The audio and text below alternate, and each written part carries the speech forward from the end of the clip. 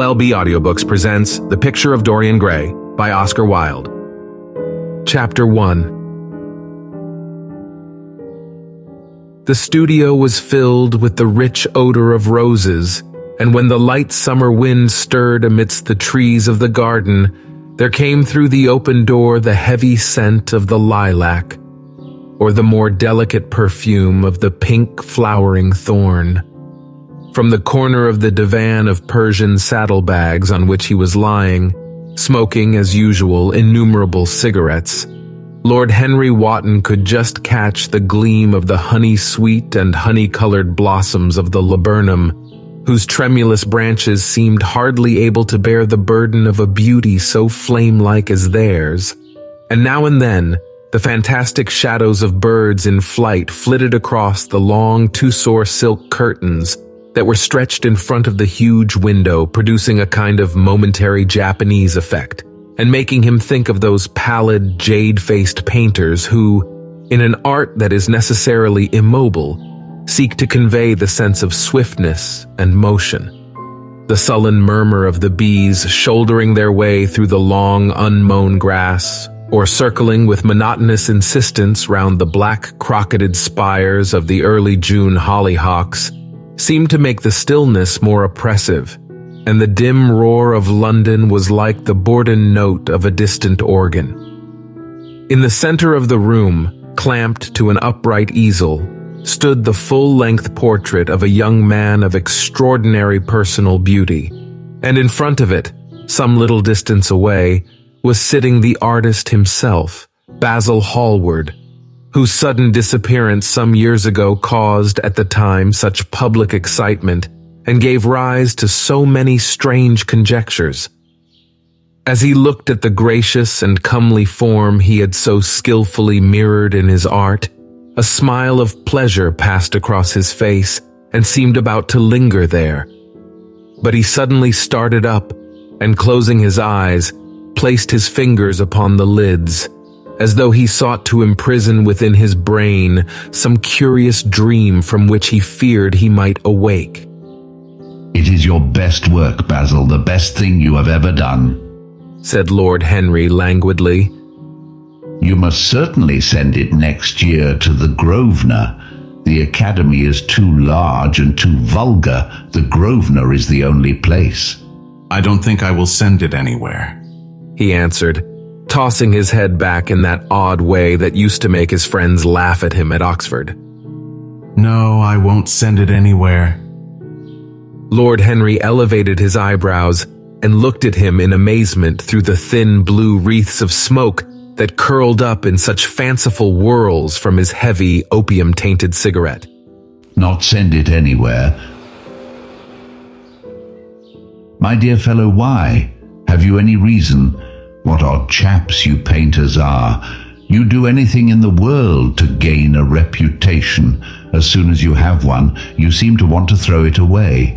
It is silly of you, for there is only one thing in the world worse than being talked about, and that is not being talked about.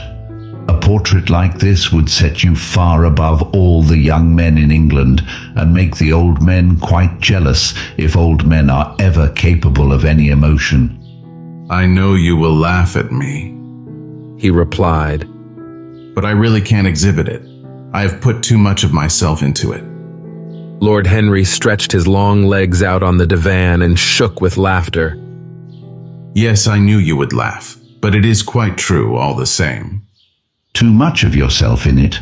Upon my word, Basil, I didn't know you were so vain. And I really can't see any resemblance between you, with your rugged, strong face and your coal-black hair, and this young Adonis, who looks as if he was made of ivory and rose leaves. Why, my dear Basil, he is a Narcissus, and you, well, of course you have an intellectual expression and all that. But beauty, real beauty, ends where an intellectual expression begins. Intellect is in itself an exaggeration and destroys the harmony of any face. The moment one sits down to think, one becomes all nose or all forehead or something horrid. Look at the successful men in any of the learned professions. How perfectly hideous they are. except of course in the church. But then in the church they don't think. A bishop keeps on saying at the age of 80 what he was told to say when he was a boy of 18, and consequently he always looks absolutely delightful. Your mysterious young friend, whose name you have never told me, but whose picture really fascinates me, never thinks. I feel quite sure of that. He is a brainless, beautiful thing who should be always here in winter when we have no flowers to look at, and always here in summer when we want something to chill our intelligence. Don't flatter yourself, Basil. You are not in the least like him. You don't understand me, Harry. Of course I am not like him. I know that perfectly well. Indeed, I should be sorry to look like him. You shrug your shoulders? I am telling you the truth. There is a fatality about all physical and intellectual distinction, the sort of fatality that seems to dog through history the faltering steps of kings. It is better not to be different from one's fellows. The ugly and the stupid have the best of it in this world. They can sit quietly and gape at the play. If they know nothing of victory, they are at least spared the knowledge of defeat. They live as we all should live, undisturbed, indifferent, and without disquiet. They neither bring ruin upon others, nor ever receive it from alien hands. Your rank and wealth, Harry, my brains, such as they are, my fame, whatever it may be worth. Dorian Gray's good looks. We will all suffer for what the gods have given us, suffer terribly. Dorian Gray, is that his name? Said Lord Henry, walking across the studio towards Basil Hallward. Yes, that is his name. I didn't intend to tell it to you. But why not? Oh, I can't explain. When I like people immensely, I never tell their names to anyone. It seems like surrendering a part of them. You know how I love secrecy. It is the only thing that can make modern life wonderful or mysterious to us. The commonest thing is delightful if one only hides it. When I leave town, I never tell my people where I am going. If I did, I would lose all my pleasure. It is a silly habit, I dare say, but somehow it seems to bring a great deal of romance into one's life. I suppose you think me awfully foolish about it. Not at all. Answered Lord Henry, laying his hand upon his shoulder. Not at all, my dear Basil. You seem to forget that I am married, and the one charm of marriage is that it makes a life of deception necessary for both parties. I never know where my wife is, and my wife never knows what I am doing. When we do meet occasionally when we dine out together or go down to the Duke's. We tell each other the most absurd stories with the most serious faces. My wife is very good at it, much better, in fact, than I am. She never gets confused over her dates, and I always do. But when she does find me out, she makes no row at all. I sometimes wish she would, but she merely laughs at me. I hate the way you talk about your married life, Harry, said Basil Hallward, shaking his hand off and strolling towards the door that led into the garden. I believe that you are really a very good husband, but that you are thoroughly ashamed of your own virtues. You are an extraordinary fellow. You never say a moral thing, and you never do a wrong thing. Your cynicism is simply a pose. Being natural is simply a pose, and the most irritating pose I know, cried Lord Henry, laughing, and the two young men went out into the garden together, and for a time they did not speak. After a long pause, Lord Henry pulled out his watch. I am afraid I must be going, Basil, he murmured. And before I go, I insist on your answering a question I put to you some time ago. What is that? Asked Basil Hallward, keeping his eyes fixed on the ground. You know quite well. I do not, Harry. Well, I will tell you what it is. Please don't. I must. I want you to explain to me why you won't exhibit Dorian Gray's picture. I want the real reason. I told you the real reason. No, you did not. You said it was because there was too much of yourself in it. Now that is childish.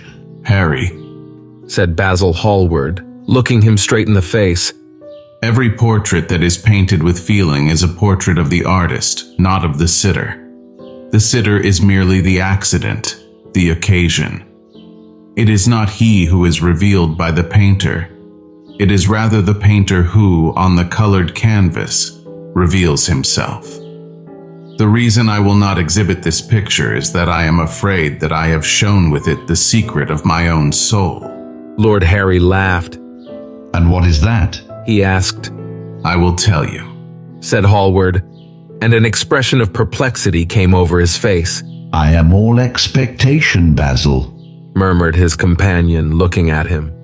Oh, there is really very little to tell, Harry, answered the young painter.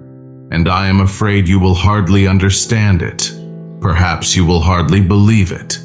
Lord Henry smiled and, leaning down, plucked a pink-petaled daisy from the grass and examined it. I'm quite sure I shall understand it, he replied, gazing intently at the little golden white feathered disc. And I can believe anything provided that it is incredible.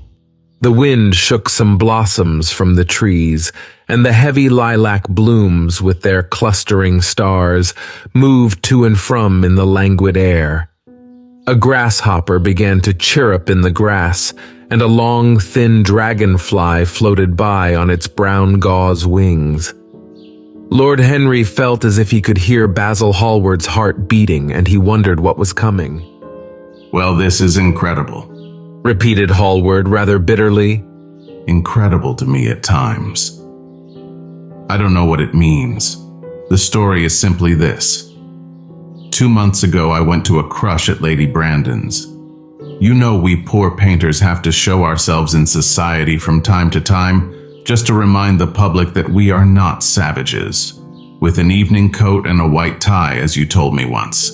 Anybody, even a stockbroker, can gain a reputation for being civilized. Well, after I had been in the room about 10 minutes talking to huge overdressed dowagers and tedious academicians, I suddenly became conscious that someone was looking at me. I turned halfway round and saw Dorian Gray for the first time. When our eyes met, I felt that I was growing pale. A curious instinct of terror came over me.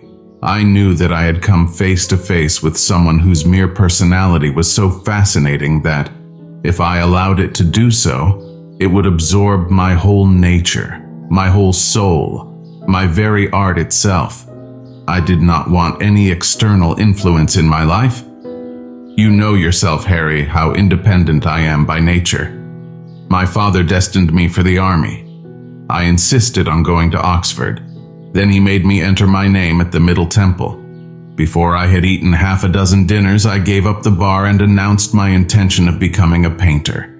I have always been my own master, had at least always been so till I met Dorian Gray. But I don't know how to explain it to you. Something seemed to tell me that I was on the verge of a terrible crisis in my life. I had a strange feeling that fate had in store for me exquisite joys and exquisite sorrows. I knew that if I spoke to Dorian, I would become absolutely devoted to him, and that I ought not to speak to him. I grew afraid and turned to quit the room. It was not conscience that made me do so. It was cowardice. I take no credit to myself for trying to escape. Conscience and cowardice are really the same things, Basil. Conscience is the trade name of the firm, that is all. I don't believe that, Harry. However, whatever was my motive, and it may have been pride, for I used to be very proud, I certainly struggled to the door. There, of course, I stumbled against Lady Brandon. You are not going to run away so soon, Mr. Hallward. She screamed out. You know her shrill, horrid voice? Yes, she is a peacock in everything but beauty, said Lord Henry, pulling the daisy to bits with his long, nervous fingers. I could not get rid of her. She brought me up to royalties and people with stars and garters, and elderly ladies with gigantic tiaras and hooked noses. She spoke of me as her dearest friend. I had only met her once before, but she took it into her head to lionize me. I believe some picture of mine had made a great success at the time, at least had been chattered about in the penny newspapers, which is the 19th century standard of immortality. Suddenly I found myself face to face with the young man whose personality had so strangely stirred me. We were quite close, almost touching. Our eyes met again. It was mad of me, but I asked Lady Brandon to introduce me to him. Perhaps it was not so mad after all. It was simply inevitable. We would have spoken to each other without any introduction. I'm sure of that. Dorian told me so afterwards. He too felt that we were destined to know each other. And how did Lady Brandon describe this wonderful young man? I know she goes in for giving a rapid précis of all her guests.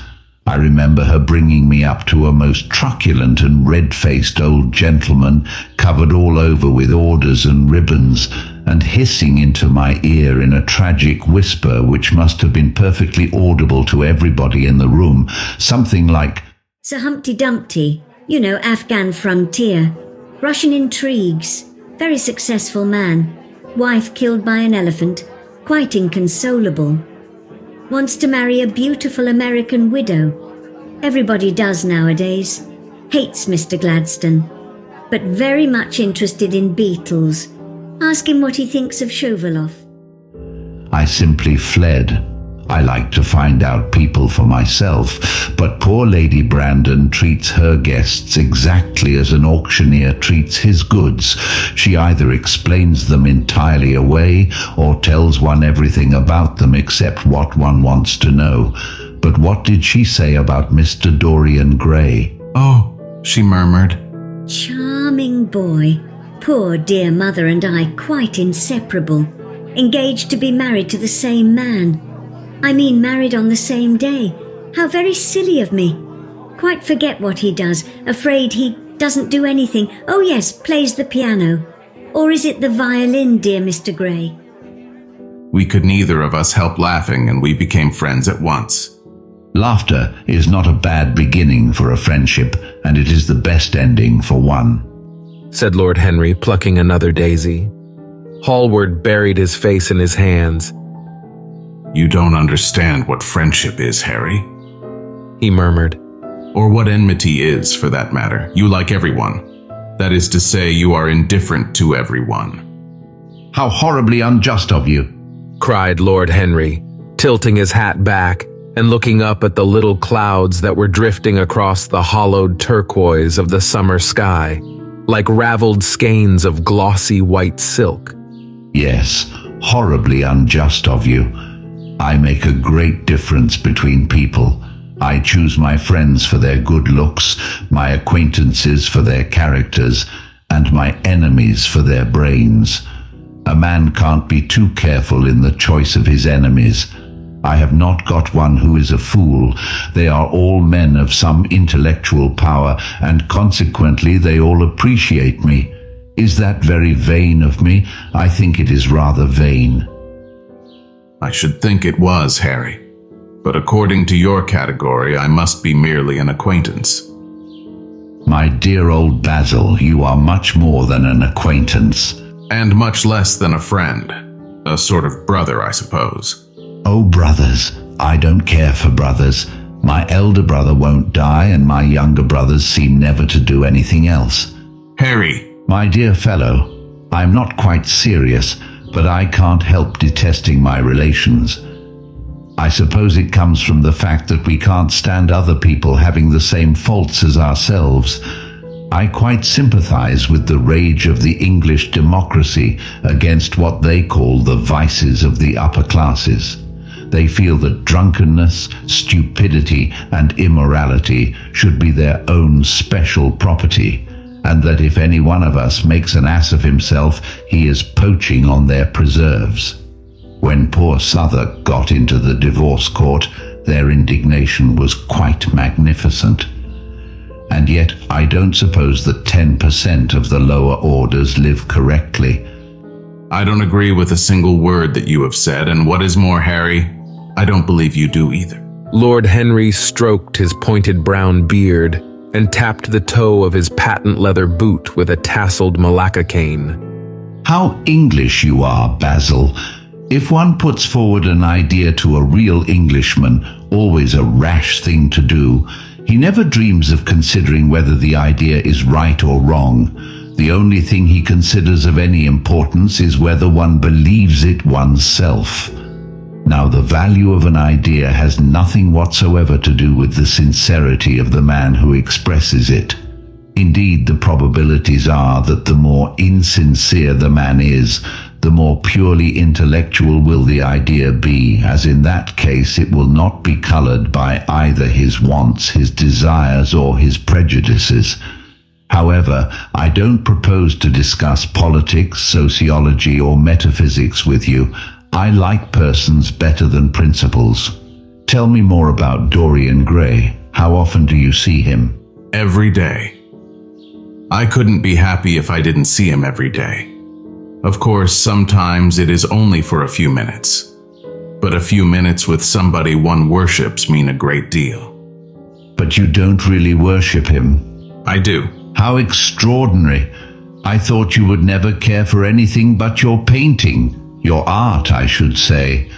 Art sounds better, doesn't it? He is all my art to me now.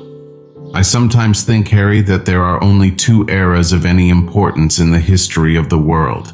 The first is the appearance of a new medium for art, and the second is the appearance of a new personality for art also. What the invention of oil painting was to the Venetians, the face of Antinous was to late Greek sculpture, and the face of Dorian Gray will someday be to me. It is not merely that I paint from him, draw from him, model from him. Of course I have done all that. He has stood as Paris in dainty armor, and as Adonis with huntsman's cloak and polished boar spear. Crowned with heavy lotus blossoms, he has sat on the prow of Adrian's barge, looking into the green, turbid Nile. He has leaned over the still pool of some Greek woodland, and seen in the water's silent silver the wonder of his own beauty. But he is much more to me than that. I won't tell you that I am dissatisfied with what I have done of him, or that his beauty is such that art cannot express it. There is nothing that art cannot express, and I know that the work I have done since I met Dorian Gray is good work, is the best work of my life. But in some curious way, I wonder will you understand me? His personality has suggested to me an entirely new manner in art, an entirely new mode of style. I see things differently. I think of them differently.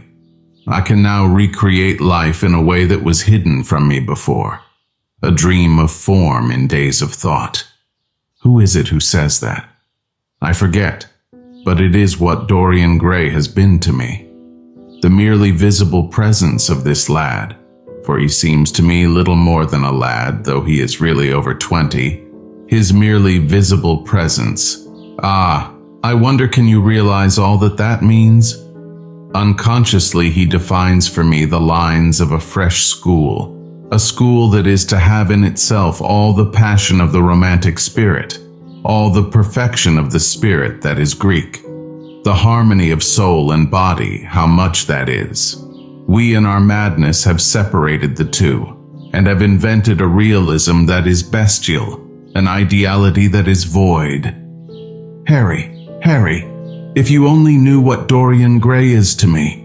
You remember that landscape of mine for which Agnew offered me such a huge price, but which I would not part with? It is one of the best things I have ever done. And why is it so? Because while I was painting it, Dorian Gray sat beside me. Basil, this is quite wonderful. I must see Dorian Gray. Hallward got up from the seat and walked up and down the garden. After some time, he came back. You don't understand, Harry, he said. Dorian Gray is merely to me a motive in art. He is never more present in my work than when no image of him is there. He is simply a suggestion, as I have said, of a new manner. I see him in the curves of certain lines, in the loveliness and the subtleties of certain colors. That is all. Then why won't you exhibit his portrait? because I have put into it all the extraordinary romance of which, of course, I have never dared to speak to him. He knows nothing about it. He will never know anything about it, but the world might guess it, and I will not bare my soul to their shallow, prying eyes. My heart shall never be put under their microscope. There is too much of myself in the thing, Harry. Too much of myself. Poets are not so scrupulous as you are. They know how useful passion is for publication. Nowadays, a broken heart will run to many editions. I hate them for it. An artist should create beautiful things, but should put nothing of his own life into them. We live in an age when men treat art as if it were meant to be a form of autobiography. We have lost the abstract sense of beauty. If I live, I will show the world what it is, and for that reason the world shall never see my portrait of Dorian Gray. I think you are wrong, Basil, but I won't argue with you. It is only the intellectually lost who ever argue. Tell me, is Dorian Gray very fond of you? Hallward considered for a few moments. He likes me, He answered after a pause. I know he likes me. Of course, I flatter him dreadfully. I find a strange pleasure in saying things to him that I know I shall be sorry for having said. I give myself away. As a rule, he is charming to me, and we walk home together from the club arm in arm, or sit in the studio and talk of 1,000 things. Now and then, however, he is horribly thoughtless, and seems to take a real delight in giving me pain. Then I feel, Harry, that I have given away my whole soul to someone who treats it as if it were a flower to put in his coat, a bit of decoration to charm his vanity, an ornament for a summer's day. Days in summer, Basil, are apt to linger. Perhaps you will tire sooner than he will. It is a sad thing to think of, but there is no doubt that genius lasts longer than beauty. That accounts for the fact that we all take such pains to overeducate ourselves. In the wild struggle for existence, we want to have something that endures, and so we fill our minds with rubbish and facts in the silly hope of keeping our place.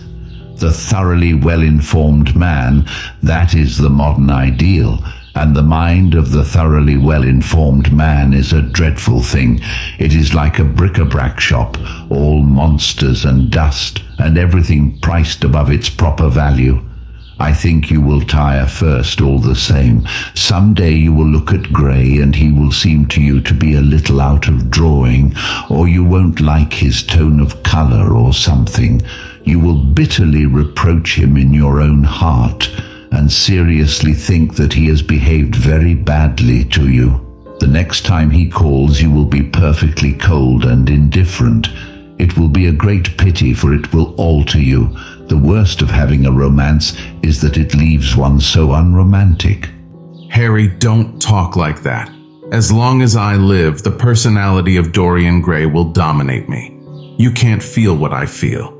You change too often. Ah, my dear Basil, that is exactly why I can feel it. Those who are faithful know only the pleasures of love. It is the faithless who know love's tragedies. And Lord Henry struck a light on a dainty silver case and began to smoke a cigarette with a self-conscious and self-satisfied air, as if he had summed up life in a phrase. There was a rustle of chirruping sparrows in the ivy, and the blue cloud shadows chased themselves across the grass like swallows. How pleasant it was in the garden, and how delightful other people's emotions were. Much more delightful than their ideas, it seemed to him.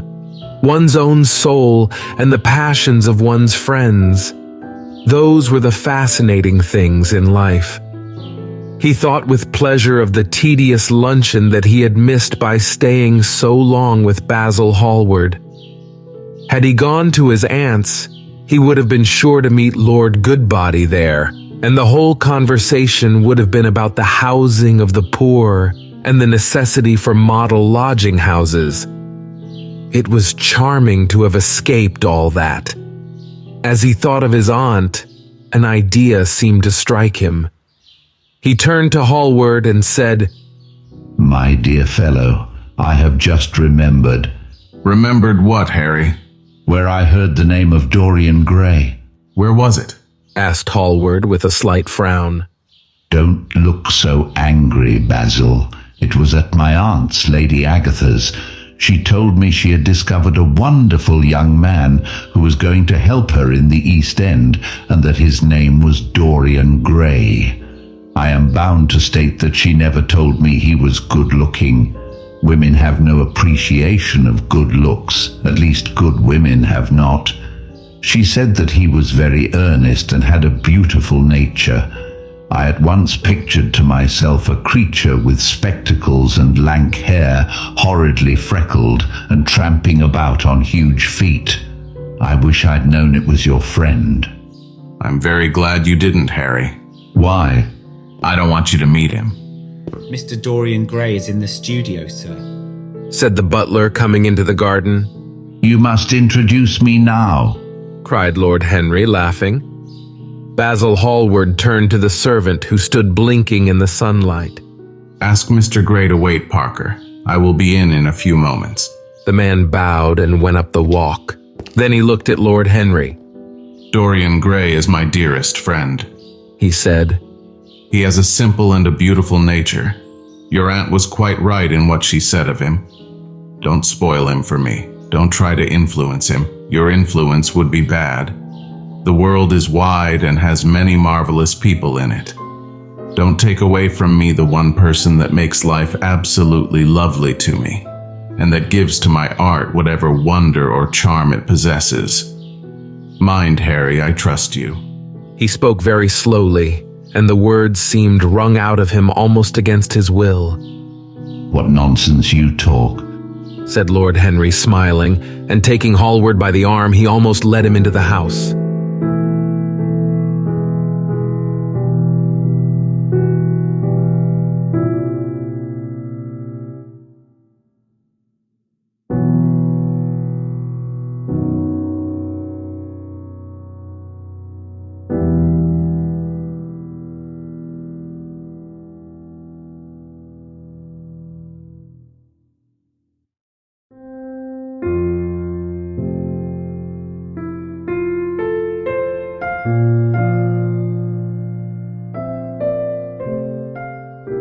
LLB Audiobook presents The Picture of Dorian Gray by Oscar Wilde.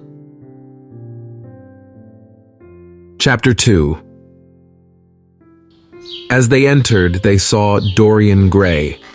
He was seated at the piano with his back to them, turning over the pages of a volume of Schumann's Forest Scenes. You must lend me these, Basil, He cried. I want to learn them. They are perfectly charming. That entirely depends on how you sit today, Dorian. Oh, I am tired of sitting, and I don't want a life-size portrait of myself, Answered the lad, swinging round on the music stool in a willful, petulant manner. When he caught sight of Lord Henry, a faint blush colored his cheeks for a moment, and he started up. I beg your pardon, Basil, but I didn't know you had anyone with you.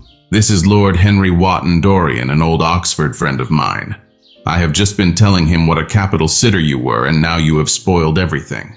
You have not spoiled my pleasure in meeting you, Mr. Gray, Said Lord Henry, stepping forward and shaking him by the hand. My aunt has often spoken to me about you. You are one of her favorites, and I am afraid one of her victims also. I am in Lady Agatha's black books at present. Answered Dorian, with a funny look of penitence. I promised to go to her club in Whitechapel with her last Tuesday, and I really forgot all about it. We were to have played a duet together. 3 duets, I believe. I don't know what she will say to me.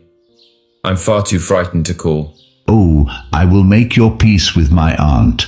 She is quite devoted to you, and I don't think it really matters about your not being there.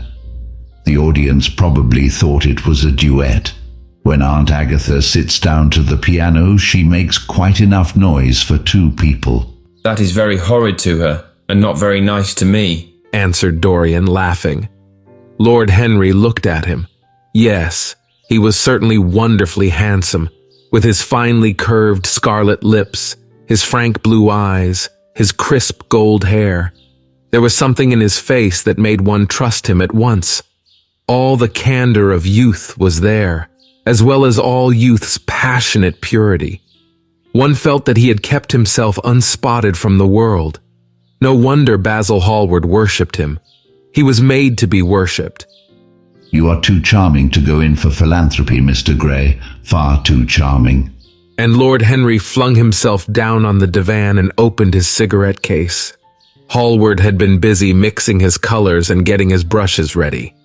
He was looking worried, and when he heard Lord Henry's last remark, he glanced at him, hesitated for a moment, and then said, Harry, I want to finish this picture today. Would you think it awfully rude of me if I asked you to go away? Lord Henry smiled and looked at Dorian Gray. Am I to go, Mr. Gray? He asked. Oh, please don't, Lord Henry. I see that Basil is in one of his sulky moods, and I can't bear him when he sulks. Besides, I want you to tell me why I should not go in for philanthropy. I don't know that I shall tell you that, Mr. Gray, but I certainly will not run away now that you have asked me to stop. You don't really mind, Basil, do you? You have often told me that you liked your sitters to have someone to chat to. Hallward bit his lip. If Dorian wishes it, of course you must stay. Dorian's whims are laws to everybody except himself. Lord Henry took up his hat and gloves. You are very pressing, Basil, but I am afraid I must go. I have promised to meet a man at the Orleans. Goodbye, Mr. Gray. Come and see me some afternoon in Curzon Street. I am nearly always at home at 5 o'clock. Write to me when you are coming. I should be sorry to miss you. Basil, cried Dorian Gray. if Lord Henry goes, I shall go too. You never open your lips while you are painting, and it is horribly dull standing on a platform and trying to look pleasant. Ask him to stay. I insist upon it. Stay, Harry, to oblige Dorian and to oblige me, said Hallward, gazing intently at his picture. It is quite true. I never talk when I am working, and never listen either, and it must be dreadfully tedious for my unfortunate sitters. I beg you to stay. But what about my man at the Orleans? Hallward laughed. I don't think there will be any difficulty about that. Sit down again, Harry. And now, Dorian, get up on the platform and don't move about too much or pay any attention to what Lord Henry says. He has a very bad influence over all his friends, with the exception of myself. Dorian stepped up on the dais with the air of a young Greek martyr and made a little moue of discontent to Lord Henry, to whom he had rather taken a fancy. He was so unlike Hallward.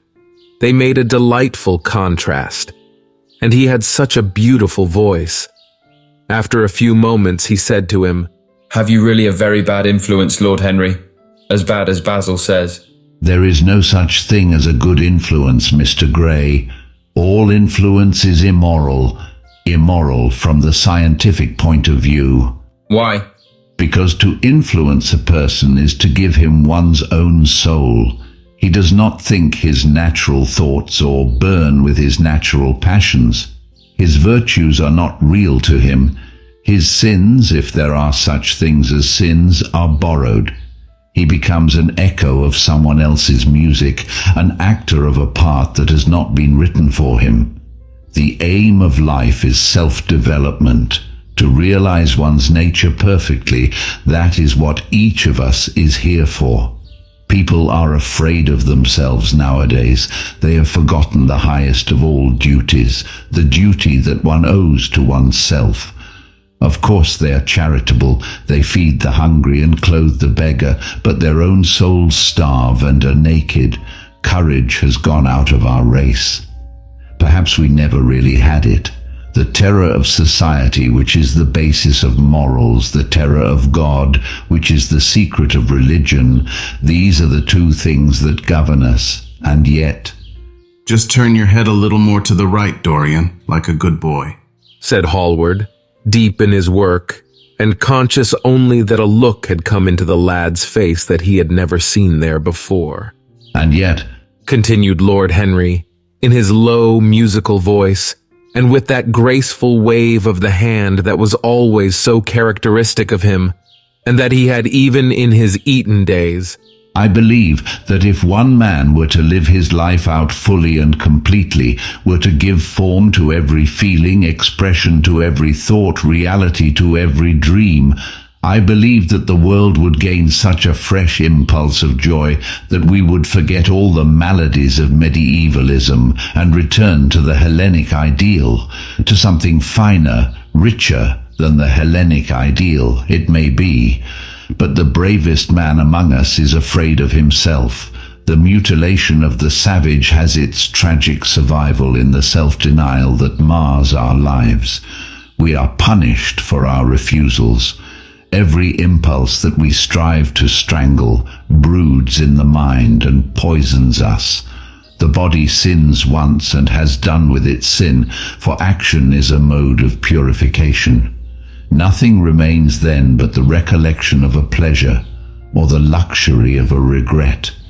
The only way to get rid of a temptation is to yield to it, resist it, and your soul grows sick with longing for the things it has forbidden to itself, with desire for what its monstrous laws have made monstrous and unlawful.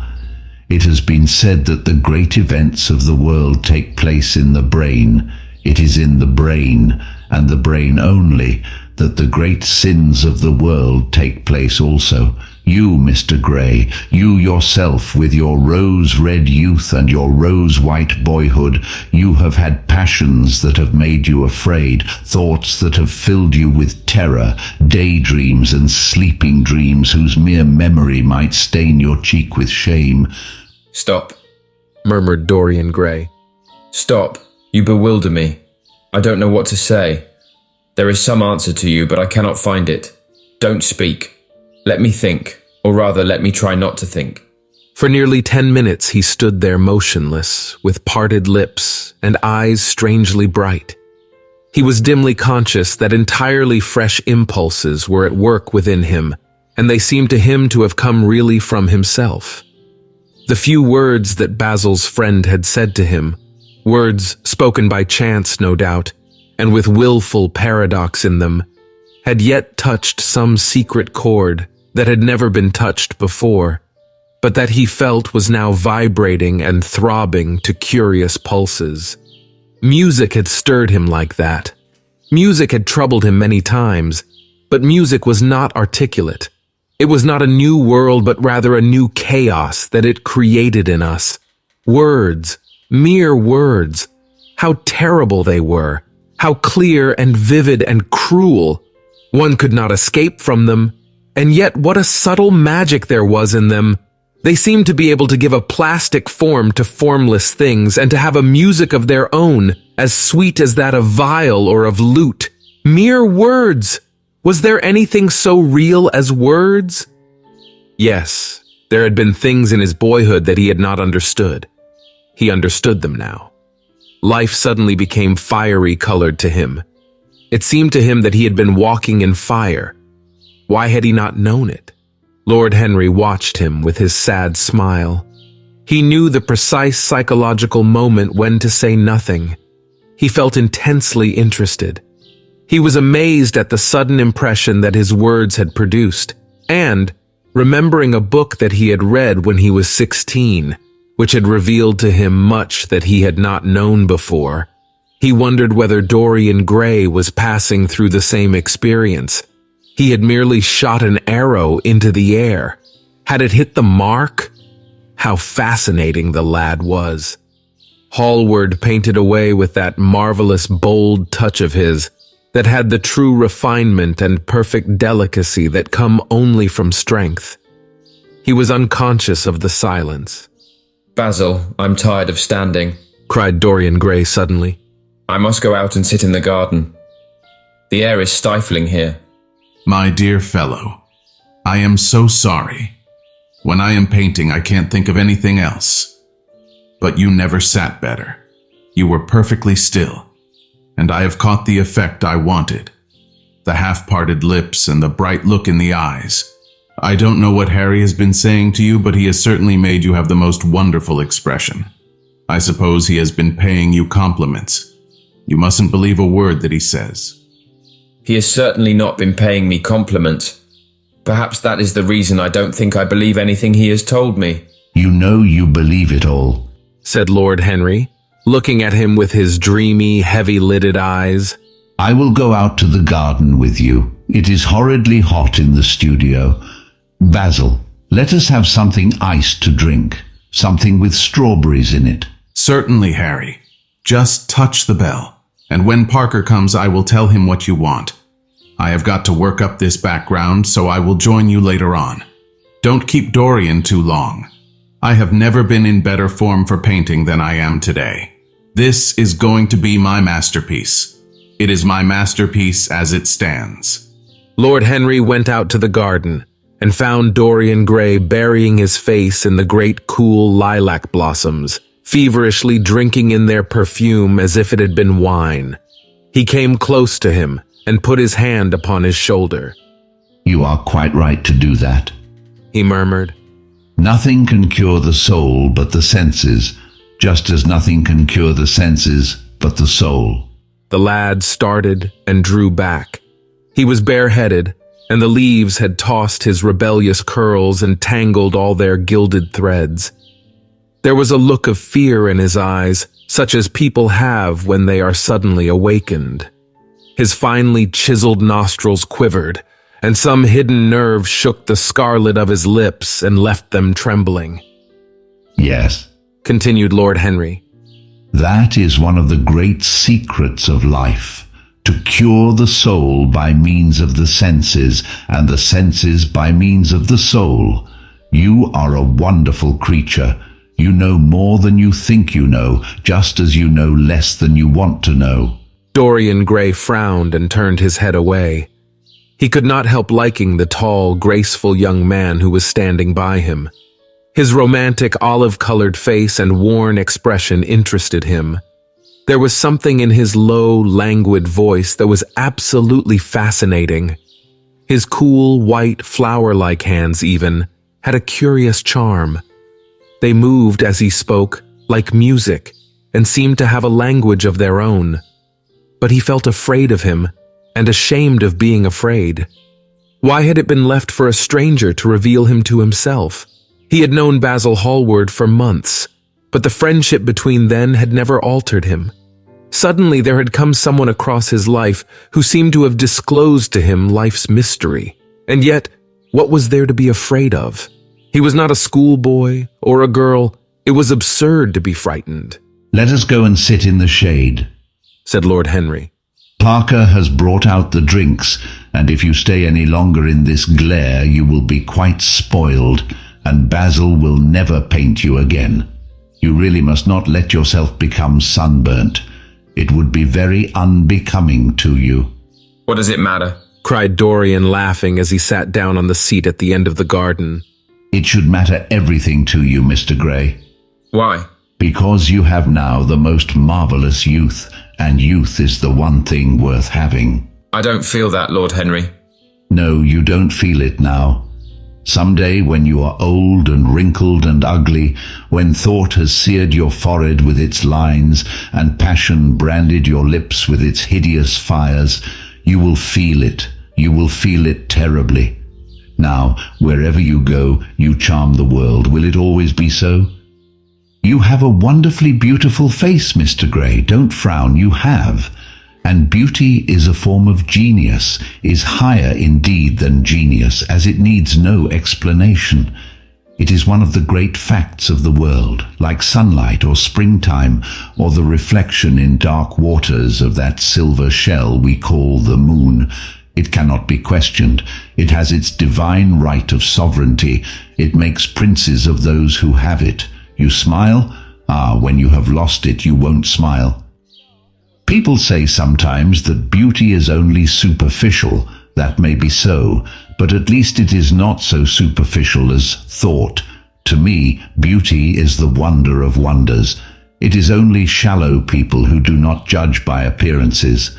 The true mystery of the world is the visible, not the invisible.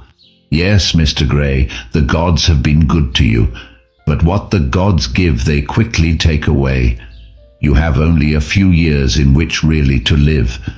When your youth goes, your beauty will go with it, and then you will suddenly discover that there are no triumphs left for you, or have to content yourself with those mean triumphs that the memory of your past will make more bitter than defeats. Every month as it wanes brings you nearer to something dreadful. Time is jealous of you, and wars against your lilies and your roses. You will become sallow and hollow-cheeked and dull-eyed. You will suffer horribly. Realize your youth while you have it. Don't squander the gold of your days listening to the tedious, trying to improve the hopeless failure, or giving away your life to the ignorant, the common and the vulgar, which are the aims, the false ideals of our age. Live the wonderful life that is in you. Let nothing be lost upon you. Be always searching for new sensations. Be afraid of nothing. A new hedonism, that is what our century wants. You might be its visible symbol. With your personality, there is nothing you could not do. The world belongs to you for a season. The moment I met you, I saw that you were quite unconscious of what you really are, what you really might be. There was so much about you that charmed me that I felt I must tell you something about yourself.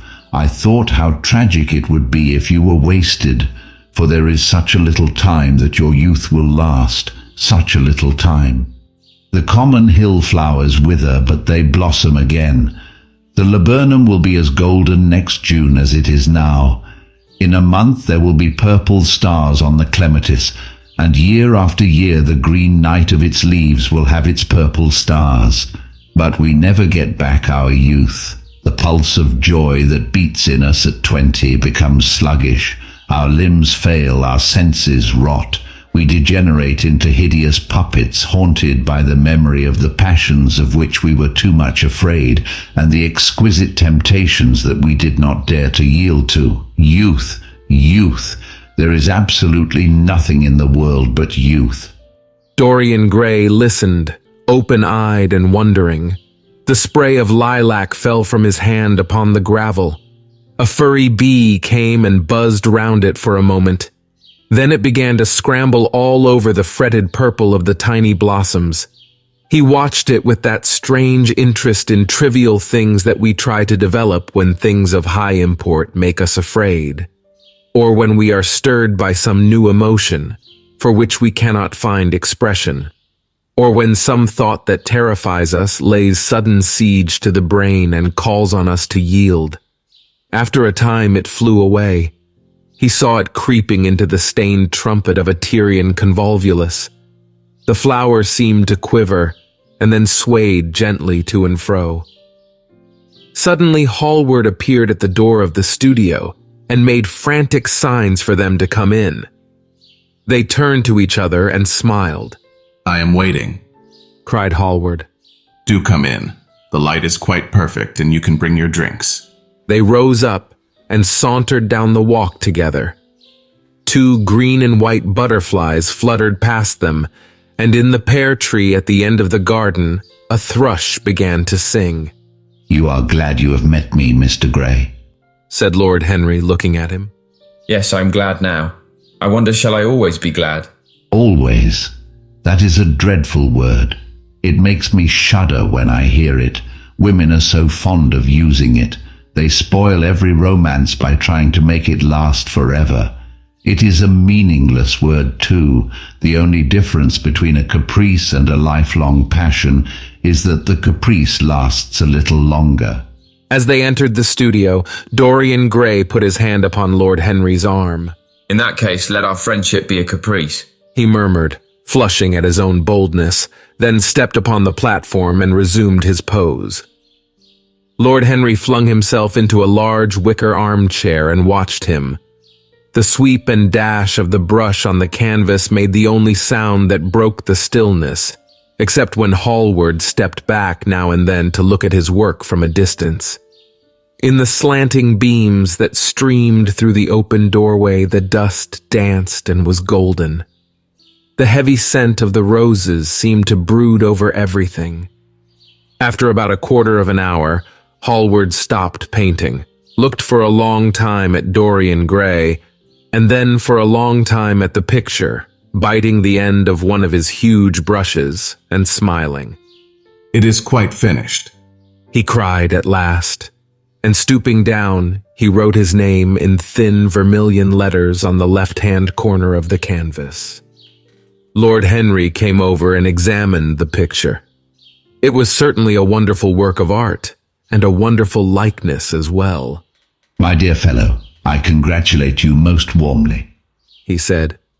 Mr. Gray, come and look at yourself. The lad started as if awakened from some dream. Is it really finished? He murmured, stepping down from the platform. Quite finished, said Hallward. And you have sat splendidly today. I am awfully obliged to you. That is entirely due to me, broke in Lord Henry. Isn't it, Mr. Gray? Dorian made no answer, but passed listlessly in front of his picture and turned towards it. When he saw it, he drew back, and his cheeks flushed for a moment with pleasure. A look of joy came into his eyes, as if he had recognized himself for the first time. He stood there motionless and in wonder, dimly conscious that Hallward was speaking to him, but not catching the meaning of his words. The sense of his own beauty came on him like a revelation. He had never felt it before. Basil Hallward's compliments had seemed to him to be merely the charming exaggerations of friendship. He had listened to them, laughed at them, forgotten them. They had not influenced his nature. Then had come Lord Henry, with his strange panegyric on youth, his terrible warning of its brevity. That had stirred him at the time, and now, as he stood gazing at the shadow of his own loveliness, the full reality of the description flashed across him. Yes, there would be a day when his face would be wrinkled and wizen, his eyes dim and colorless, the grace of his figure broken and deformed. The scarlet would pass away from his lips, and the gold steal from his hair. The life that was to make his soul would mar his body. He would become ignoble, hideous, and uncouth. As he thought of it, a sharp pang of pain struck like a knife across him, and made each delicate fiber of his nature quiver. His eyes deepened into amethyst, and a mist of tears came across them. He felt as if a hand of ice had been laid upon his heart. Don't you like it? Cried Hallward at last, stung a little by the lad's silence and not understanding what it meant. Of course he likes it, said Lord Henry. Who wouldn't like it? It is one of the greatest things in modern art. I will give you anything you like to ask for it. I must have it. It is not my property, Harry. Whose property is it? Dorian's, of course. He is a very lucky fellow. How sad it is, murmured Dorian Gray, with his eyes still fixed upon his own portrait. How sad it is. I shall grow old and horrid and dreadful. But this picture will remain always young. It will never be older than this particular day of June. If it was only the other way, if it was I who were to be always young, and the picture that were to grow old, for this I would give everything. Yes, there is nothing in the whole world I would not give. You would hardly care for that arrangement, Basil, cried Lord Henry, laughing. It would be rather hard lines on you. I should object very strongly, Harry. Dorian Gray turned and looked at him. I believe you would, Basil. You like your art better than your friends. I am no more to you than a green bronze figure. Hardly as much, I dare say. Hallward stared in amazement. It was so unlike Dorian to speak like that. What had happened? He seemed almost angry. His face was flushed and his cheeks burning. Yes, he continued. I am less to you than your ivory Hermes or your silver fawn. You will like them always. How long will you like me? Till I have my first wrinkle, I suppose. I know now that when one loses one's good looks, whatever they may be, one loses everything. Your picture has taught me that. Lord Henry is perfectly right. Youth is the only thing worth having. When I find that I am growing old, I will kill myself. Hallward turned pale and caught his hand. Dorian, he cried. Don't talk like that. I have never had such a friend as you, and I shall never have such another. You are not jealous of material things, are you? I am jealous of everything whose beauty does not die. I am jealous of the portrait you have painted of me. Why should it keep what I must lose? Every moment that passes takes something from me and gives something to it. Oh, if it was only the other way. If the picture could change, and I could be always what I am now. Why did you paint it? It will mock me someday, mock me horribly. The hot tears welled into his eyes. He tore his hand away, and flinging himself on the divan, he buried his face in the cushions, as if he was praying. This is your doing, Harry, said Hallward bitterly. My doing? Yes, yours, and you know it. Lord Henry shrugged his shoulders. It is the real Dorian Gray, that is all. He answered. It is not. If it is not, what have I to do with it? You should have gone away when I asked you. I stayed when you asked me. Harry, I can't quarrel with my two best friends at once. But between you both, you have made me hate the finest piece of work I have ever done. And I will destroy it. What is it but canvas and color? I will not let it come across our 3 lives and mar them. Dorian Gray lifted his golden head from the pillow and looked at him with pallid face and tear-stained eyes as he walked over to the deal painting table that was set beneath the large curtained window. What was he doing there? His fingers were straying about among the litter of tin tubes and dry brushes, seeking for something. Yes, it was the long palette knife with its thin blade of lithe steel. He had found it at last. He was going to rip up the canvas. With a stifled sob, he leaped from the couch and, rushing over to Hallward, tore the knife out of his hand and flung it to the end of the studio. Don't, Basil, don't, he cried. It would be murder. I am glad you appreciate my work at last, Dorian, said Hallward coldly when he had recovered from his surprise. I never thought you would. Appreciate it. I'm in love with it, Basil. It is part of myself, I feel that. Well, as soon as you are dry, you shall be varnished and framed and sent home. Then you can do what you like with yourself. And he walked across the room and rang the bell for tea. You will have tea, of course, Dorian. And so will you, Harry. Tea is the only simple pleasure left to us. I don't like simple pleasures, said Lord Henry. And I don't like scenes except on the stage. What absurd fellows you are, both of you. I wonder who it was defined man as a rational animal. It was the most premature definition ever given. Man is many things, but he is not rational. I am glad he is not, after all, though I wish you chaps would not squabble over the picture. You had much better let me have it, Basil. This silly boy doesn't really want it, and I do. If you let anyone have it but me, Basil, I will never forgive you, cried Dorian Gray. And I don't allow people to call me a silly boy. You know the picture is yours, Dorian. I gave it to you before it existed. And you know you have been a little silly, Mr. Gray, and that you don't really mind being called a boy. I should have minded very much this morning, Lord Henry. Ah, this morning. You have lived since then. There came a knock to the door, and the butler entered with the tea tray and set it down upon a small Japanese table. There was a rattle of cups and saucers and the hissing of a fluted Georgian urn. 2 globe-shaped china dishes were brought in by a page. Dorian Gray went over and poured the tea out. The 2 men sauntered languidly to the table and examined what was under the covers. Let us go to the theatre tonight, said Lord Henry. There is sure to be something on, somewhere. I have promised to dine at White's, but it is only with an old friend, so I can send him a wire and say that I am ill, or that I am prevented from coming in consequence of a subsequent engagement. I think that would be a rather nice excuse. It would have the surprise of candor. It is such a bore putting on one's dress clothes, muttered Hallward. And when one has them on, they are so horrid. Yes, answered Lord Henry dreamily. The costume of our day is detestable. It is so somber, so depressing. Sin is the only color element left in modern life. You really must not say things like that before Dorian, Harry. Before which Dorian? The one who is pouring out tea for us, or the one in the picture? Before either. I should like to come to the theatre with you, Lord Henry, said the lad. Then you shall come, and you will come too, Basil, won't you? I can't, really. I would sooner not. I have a lot of work to do. Well, then you and I will go alone, Mr. Grey. I should like that awfully. I will stay with the real Dorian, he said sadly. Is it the real Dorian? Cried the original of the portrait, running across to him. Am I really like that?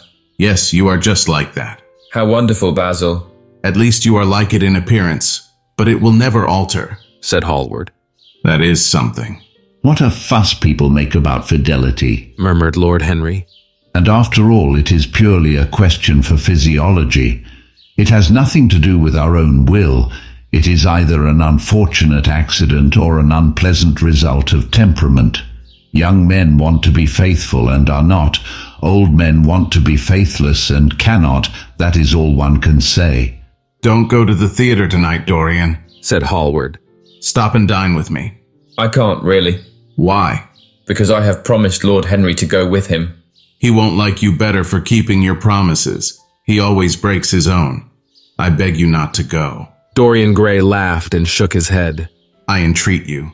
The lad hesitated and looked over at Lord Henry, who was watching them from the tea table with an amused smile. I must go, Basil, he answered. Very well, said Hallward, and he walked over and laid his cup down on the tray.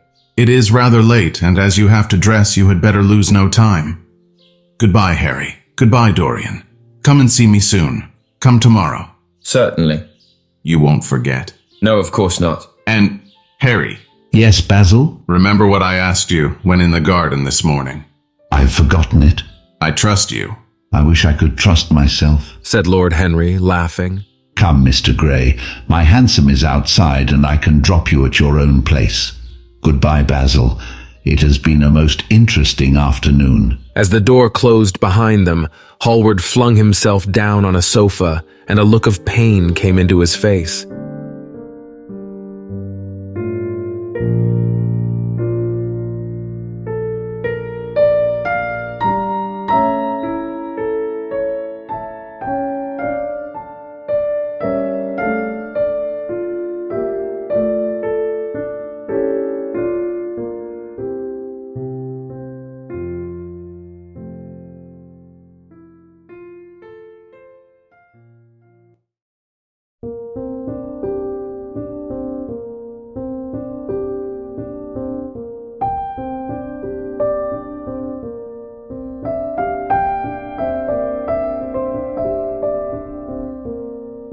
LLB Audiobook presents The Picture of Dorian Gray by Oscar Wilde. Chapter 3. One afternoon, a month later, Dorian Gray was reclining in a luxurious armchair in the little library of Lord Henry's house in Curzon Street. It was, in its way, a very charming room, with its high-paneled wainscoting of olive-stained oak, its cream-colored frieze and ceiling of raised plasterwork, and its brick-dust felt carpet strewn with long-fringed silk Persian rugs. On a tiny satinwood table stood a statuette by Clodion, and beside it lay a copy of Les Cent Nouvelles, bound for Margaret of Valois by Clovis Eve, and powdered with the gilt daisies that the Queen had selected for her device. Some large blue china jars, filled with parrot tulips, were ranged on the mantel shelf, and through the small leaded panes of the window streamed the apricot-colored light of a summer's day in London. Lord Henry had not come in yet. He was always late on principle, his principle being that punctuality is the thief of time. So the lad was looking rather sulky, as with listless fingers he turned over the pages of an elaborately illustrated edition of Manon Lescaut that he had found in one of the bookcases. The formal, monotonous ticking of the Louis XIV's clock annoyed him. Once or twice he thought of going away. At last he heard a light step outside and the door opened. How late you are, Harry, he murmured. I'm afraid it is not Harry, Mr. Gray, said a woman's voice. He glanced quickly round and rose to his feet. I beg your pardon. I thought... You thought it was my husband. It is only his wife. You must let me introduce myself. I know you quite well by your photographs. I think my husband has got 27 of them. Not 27, Lady Henry. Well, 26 then. And I saw you with him the other night at the opera. She laughed nervously as she spoke and watched him with her vague forget-me-not eyes. She was a curious woman whose dresses always looked as if they had been designed in a rage and put on in a tempest. She was always in love with somebody, and, as her passion was never returned, she had kept all her illusions. She tried to look picturesque, but only succeeded in being untidy. Her name was Victoria, and she had a perfect mania for going to church. That was at Lohengrin. Lady Henry, I think? Yes, it was at dear Lohengrin. I like Wagner's music better than any other music. It is so loud that one can talk the whole time without people hearing what one says. That is a great advantage. Don't you think so, Mr. Gray? The same nervous staccato laugh broke from her thin lips, and her fingers began to play with a long paper knife. Dorian smiled and shook his head. I'm afraid I don't think so, Lady Henry. I never talk during music, at least during good music. If one hears bad music, it is one's duty to drown it by conversation. Ah, that is one of Harry's views, isn't it, Mr. Gray? But you must not think I don't like good music. I adore it, but I am afraid of it. It makes me too romantic. I have simply worshipped pianists, 2 at a time sometimes. I don't know what it is about them. Perhaps it is that they are foreigners. They all are, aren't they? Even those that are born in England become foreigners after a time, don't they? It is so clever of them, and such a compliment to art. Makes it quite cosmopolitan, doesn't it? You have never been to any of my parties, have you, Mr. Gray? You must come.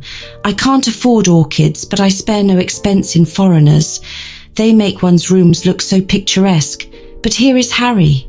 Harry, I came in to look for you, to ask you something. I forget what it was, and I found Mr. Gray here. We have had such a pleasant chat about music. We have quite the same views. No, I think our views are quite different. But he has been most pleasant. I'm so glad I've seen him.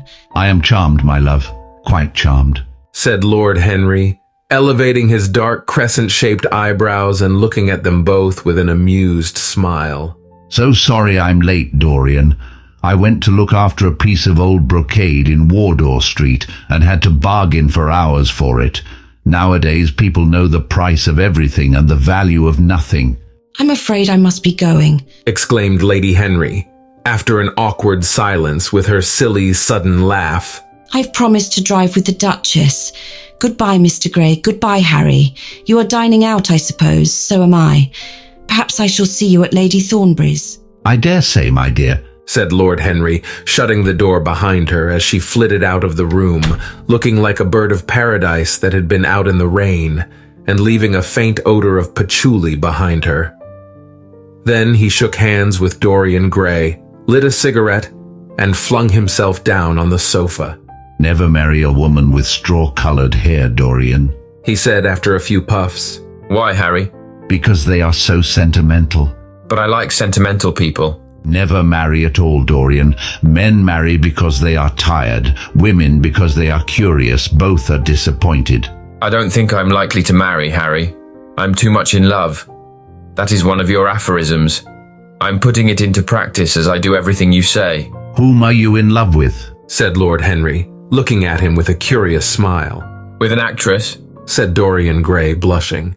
Lord Henry shrugged his shoulders. That is a rather commonplace debut, he murmured. You would not say so if you saw her, Harry. Who is she? Her name is Sybil Vane. Never heard of her. No one has. People will someday, however. She's a genius. My dear boy, no woman is a genius. Women are a decorative sex. They never have anything to say, but they say it charmingly. They represent the triumph of matter over mind, just as we men represent the triumph of mind over morals. There are only 2 kinds of women, the plain and the colored. The plain women are very useful. If you want to gain a reputation for respectability, you have merely to take them down to supper. The other women are very charming. They commit one mistake, however. They paint in order to try to look young. Our grandmothers painted in order to try to talk brilliantly. Rouge and esprit used to go together. That has all gone out now. As long as a woman can look 10 years younger than her own daughter, she is perfectly satisfied. As for conversation, there are only 5 women in London worth talking to, and 2 of these can't be admitted into decent society. However, tell me about your genius. How long have you known her? About 3 weeks. Not so much. About 2 weeks and 2 days. How did you come across her? I will tell you, Harry, but you mustn't be unsympathetic about it. After all, it never would have happened if I had not met you. You filled me with a wild desire to know everything about life. For days after I met you, something seemed to throb in my veins. As I lounged in the park or strolled down Piccadilly, I used to look at everyone who passed me and wonder with a mad curiosity what sort of lives they led. Some of them fascinated me, others filled me with terror. There was an exquisite poison in the air. I had a passion for sensations. One evening, about 7 o'clock, I determined to go out in search of some adventure. I felt that this grey, monstrous London of ours, with its myriads of people, its splendid sinners, and its sordid sins, as you once said, must have something in store for me. I fancied 1,000 things. The mere danger gave me a sense of delight.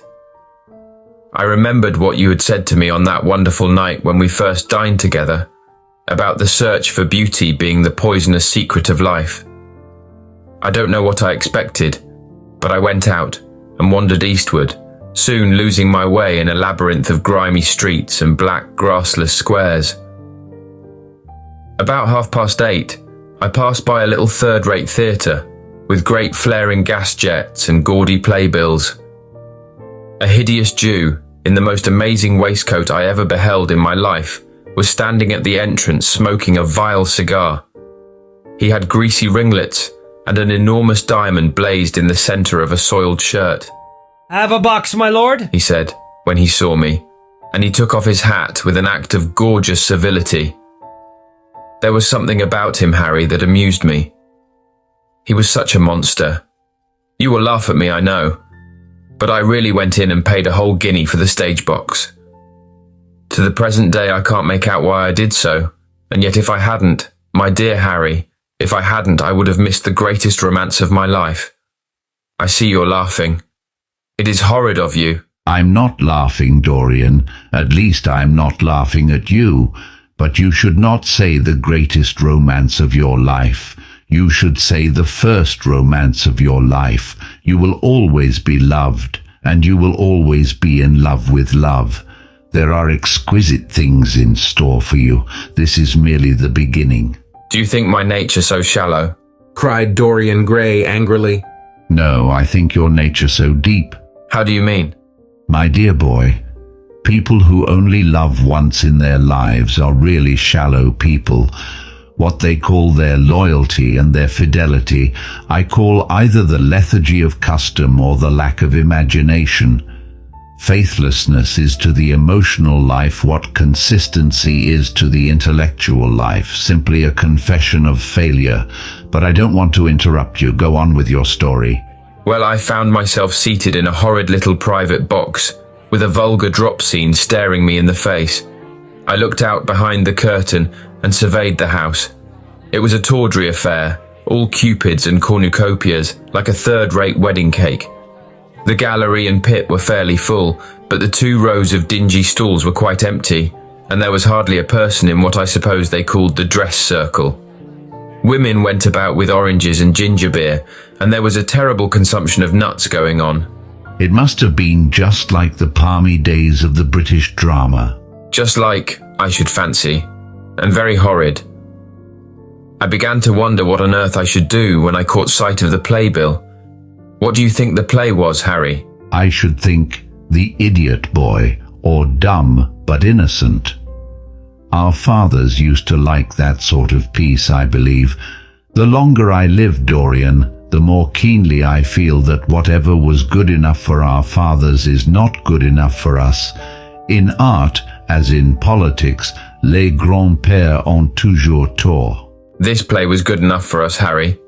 It was Romeo and Juliet.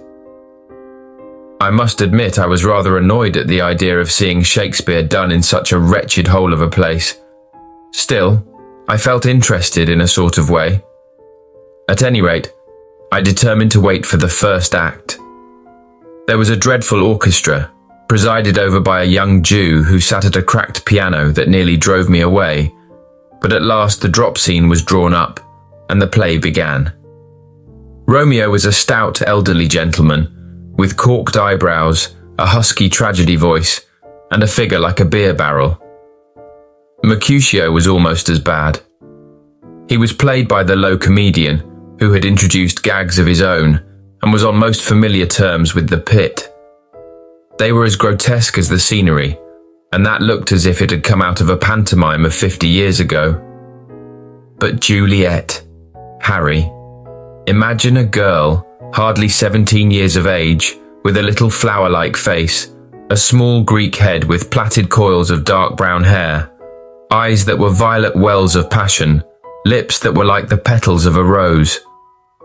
She was the loveliest thing I had ever seen in my life.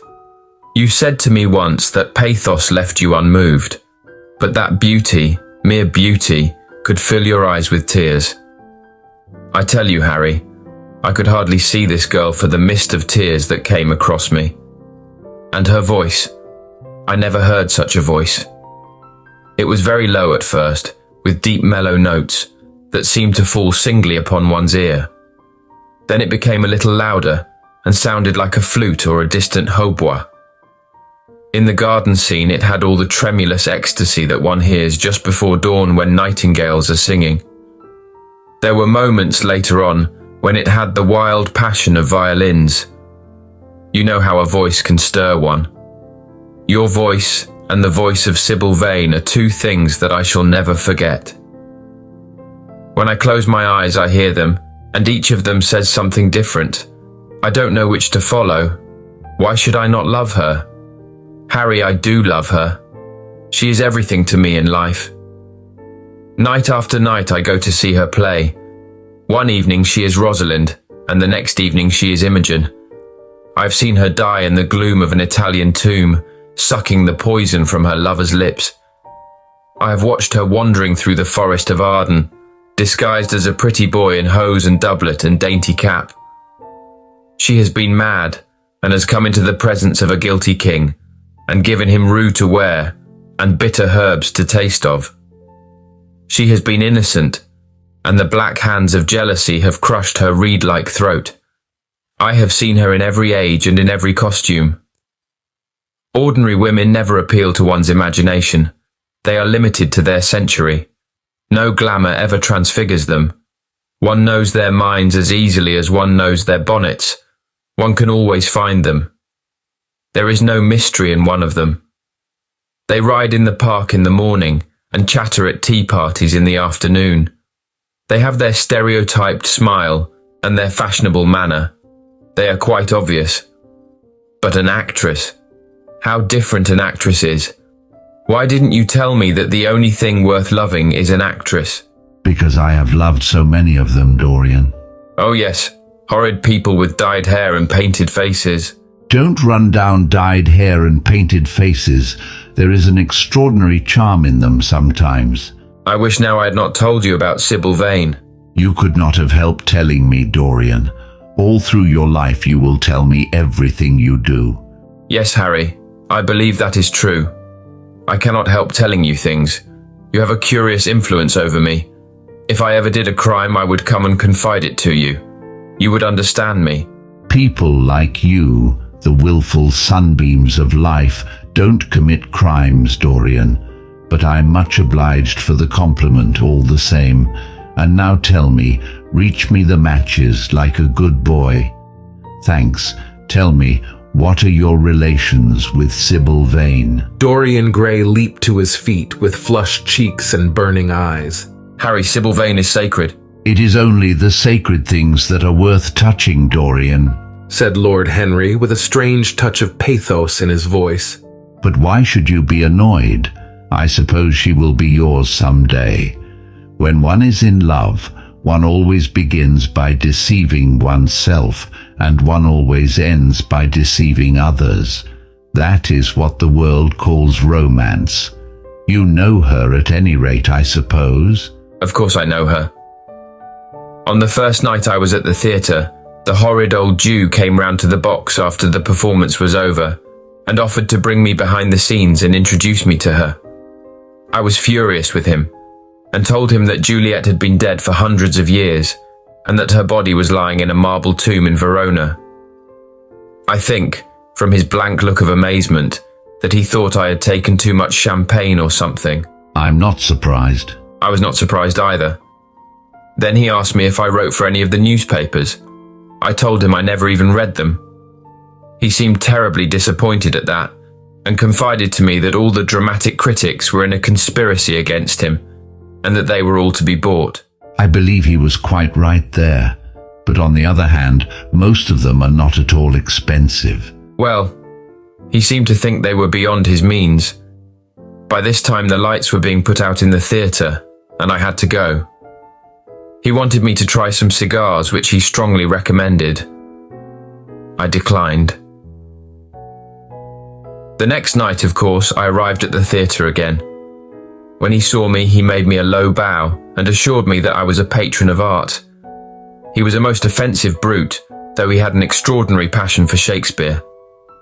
He told me once, with an air of pride, that his 3 bankruptcies were entirely due to the poet, whom he insisted on calling the Bard. He seemed to think it a distinction. It was a distinction, my dear Dorian, a great distinction. But when did you first speak to Miss Sybil Vane? The 3rd night. She had been playing Rosalind. I could not help going round. I had thrown her some flowers and she had looked at me. At least I fancied that she had. The old Jew was persistent. He seemed determined to bring me behind, so I consented. It was curious my not wanting to know her, wasn't it? No, I don't think so. My dear Harry, why? I will tell you some other time. Now I want to know about the girl. Sybil. Oh, she was so shy and so gentle. There is something of a child about her. Her eyes opened wide in exquisite wonder when I told her what I thought of her performance, and she seemed quite unconscious of her power. I think we were both rather nervous. The old Jew stood grinning at the doorway of the dusty green room, making elaborate speeches about us both, while we stood looking at each other like children. He would insist on calling me my lord. So I had to assure Sybil that I was not anything of the kind. She said quite simply to me, "You look more like a prince." Upon my word, Dorian, Miss Sybil knows how to pay compliments. You don't understand her, Harry. She regarded me merely as a person in a play. She knows nothing of life. She lives with her mother, a faded, tired woman who played Lady Capulet in a sort of magenta dressing wrapper on the first night, and who looks as if she had seen better days. I know that look. It always depresses me. The Jew wanted to tell me her history, but I said it did not interest me. You are quite right. There is always something infinitely mean about other people's tragedies. Sybil is the only thing I care about. What is it to me where she came from? From her little head to her little feet. She is absolutely and entirely divine. I go to see her act every night of my life, and every night she is more marvelous. That is the reason, I suppose, that you will never dine with me now. I thought you must have some curious romance on hand. You have, but it is not quite what I expected. My dear Harry, we either lunch or sup together every day, and I have been to the opera with you several times. You always come dreadfully late. Well, I can't help going to see Sybil play, even if it is only for an act. I get hungry for her presence, and when I think of the wonderful soul that is hidden away in that little ivory body, I am filled with awe. You can dine with me tonight, Dorian, can't you? He shook his head. Tonight she's Imogen, He answered. and tomorrow night she will be Juliet. When is she Sybil Vane? Never. I congratulate you. How horrid you are. She is all the great heroines of the world in one. She is more than an individual. You laugh, but I tell you she has genius. I love her, and I must make her love me. You, who know all the secrets of life, tell me how to charm Sybil Vane to love me. I want to make Romeo jealous. I want the dead lovers of the world to hear our laughter and grow sad. I want a breath of our passion to stir their dust into consciousness, to wake their ashes into pain. My God, Harry, how I worship her. He was walking up and down the room as he spoke. Hectic spots of red burned on his cheeks. He was terribly excited. Lord Henry watched him with a subtle sense of pleasure. How different he was now from the shy, frightened boy he had met in Basil Hallward's studio. His nature had developed like a flower, had borne blossoms of scarlet flame. Out of its secret hiding place had crept his soul, and desire had come to meet it on the way. "And what do you propose to do?" said Lord Henry at last. I want you and Basil to come with me some night and see her act. I have not the slightest fear of the result. You won't be able to refuse to recognize her genius. Then we must get her out of the Jew's hands. She is bound to him for 3 years, at least for 2 years and 8 months from the present time. I will have to pay him something, of course. When all that is settled, I will take a West End theatre and bring her out properly. She will make the world as mad as she has made me. Impossible, my dear boy. Yes, she will. She has not merely consummate art instinct in her, but she has personality also. And you have often told me that it is personalities, not principles, that move the age. Well, what night shall we go? Let me see. Today is Tuesday. Let us fix tomorrow. She plays Juliet tomorrow. All right. The Bristol at 8 o'clock, and I will get Basil. Not 8, Harry, please. 6:30. We must be there before the curtain rises. You must see her in the first act, where she meets Romeo. 6:30. What an hour! It'll be like having a meat tea. However, just as you wish, shall you see Basil between this and then, or shall I write to him? Dear Basil, I have not laid eyes on him for a week. It is rather horrid of me, as he has sent me my portrait in the most wonderful frame designed by himself, and though I am a little jealous of it for being a whole month younger than I am, I must admit that I delight in it. Perhaps you had better write to him. I don't want to see him alone. He says things that annoy me. Lord Henry smiled. He gives you good advice, I suppose. People are very fond of giving away what they need most themselves. You don't mean to say that Basil has got any passion or any romance in him? I don't know whether he has any passion, but he certainly has romance, said Lord Henry, with an amused look in his eyes. Has he never let you know that? Never. I must ask him about it. I'm rather surprised to hear it. He is the best of fellows, but he seems to me to be just a bit of a Philistine. Since I have known you, Harry, I have discovered that. Basil, my dear boy, puts everything that is charming in him into his work. The consequence is that he has nothing left for life but his prejudices, his principles, and his common sense. The only artists I have ever known who are personally delightful are bad artists. Good artists give everything to their art, and consequently are perfectly uninteresting in themselves. A great poet, a really great poet, is the most unpoetical of all creatures, but inferior poets are absolutely fascinating. The worse their rhymes are, the more picturesque they look. The mere fact of having published a book of second-rate sonnets makes a man quite irresistible. He lives the poetry that he cannot write. The others write the poetry that they dare not realize. I wonder, is that really so, Harry?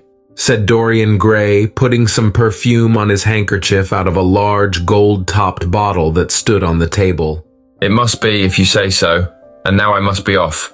Imogen is waiting for me. Don't forget about tomorrow. Goodbye. As he left the room, Lord Henry's heavy eyelids drooped, and he began to think. Certainly few people had ever interested him so much as Dorian Gray, and yet the lad's mad adoration of someone else caused him not the slightest pang of annoyance or jealousy. He was pleased by it. It made him a more interesting study. He had been always enthralled by the methods of science, but the ordinary subject matter of science had seemed to him trivial and of no import. And so he had begun by vivisecting himself, as he had ended by vivisecting others. Human life. That appeared to him the one thing worth investigating. There was nothing else of any value compared to it. It was true that as one watched life in its curious crucible of pain and pleasure, one could not wear over one's face a mask of glass, or keep the sulphurous fumes from troubling the brain and making the imagination turbid with monstrous fancies and misshapen dreams. There were poisons so subtle that to know their properties one had to sicken of them. There were maladies so strange that one had to pass through them if one sought to understand their nature. And yet, what a great reward one received. How wonderful the whole world became to one. To note the curious hard logic of passion and the emotional colored life of the intellect. To observe where they met and where they separated, at what point they became one, and at what point they were at discord. There was a delight in that. What matter what the cost was? One could never pay too high a price for any sensation. He was conscious, and the thought brought a gleam of pleasure into his brown agate eyes, that it was through certain words of his, musical words said with musical utterance, that Dorian Gray's soul had turned to this white girl and bowed in worship before her. To a large extent, the lad was his own creation. He had made him premature. That was something.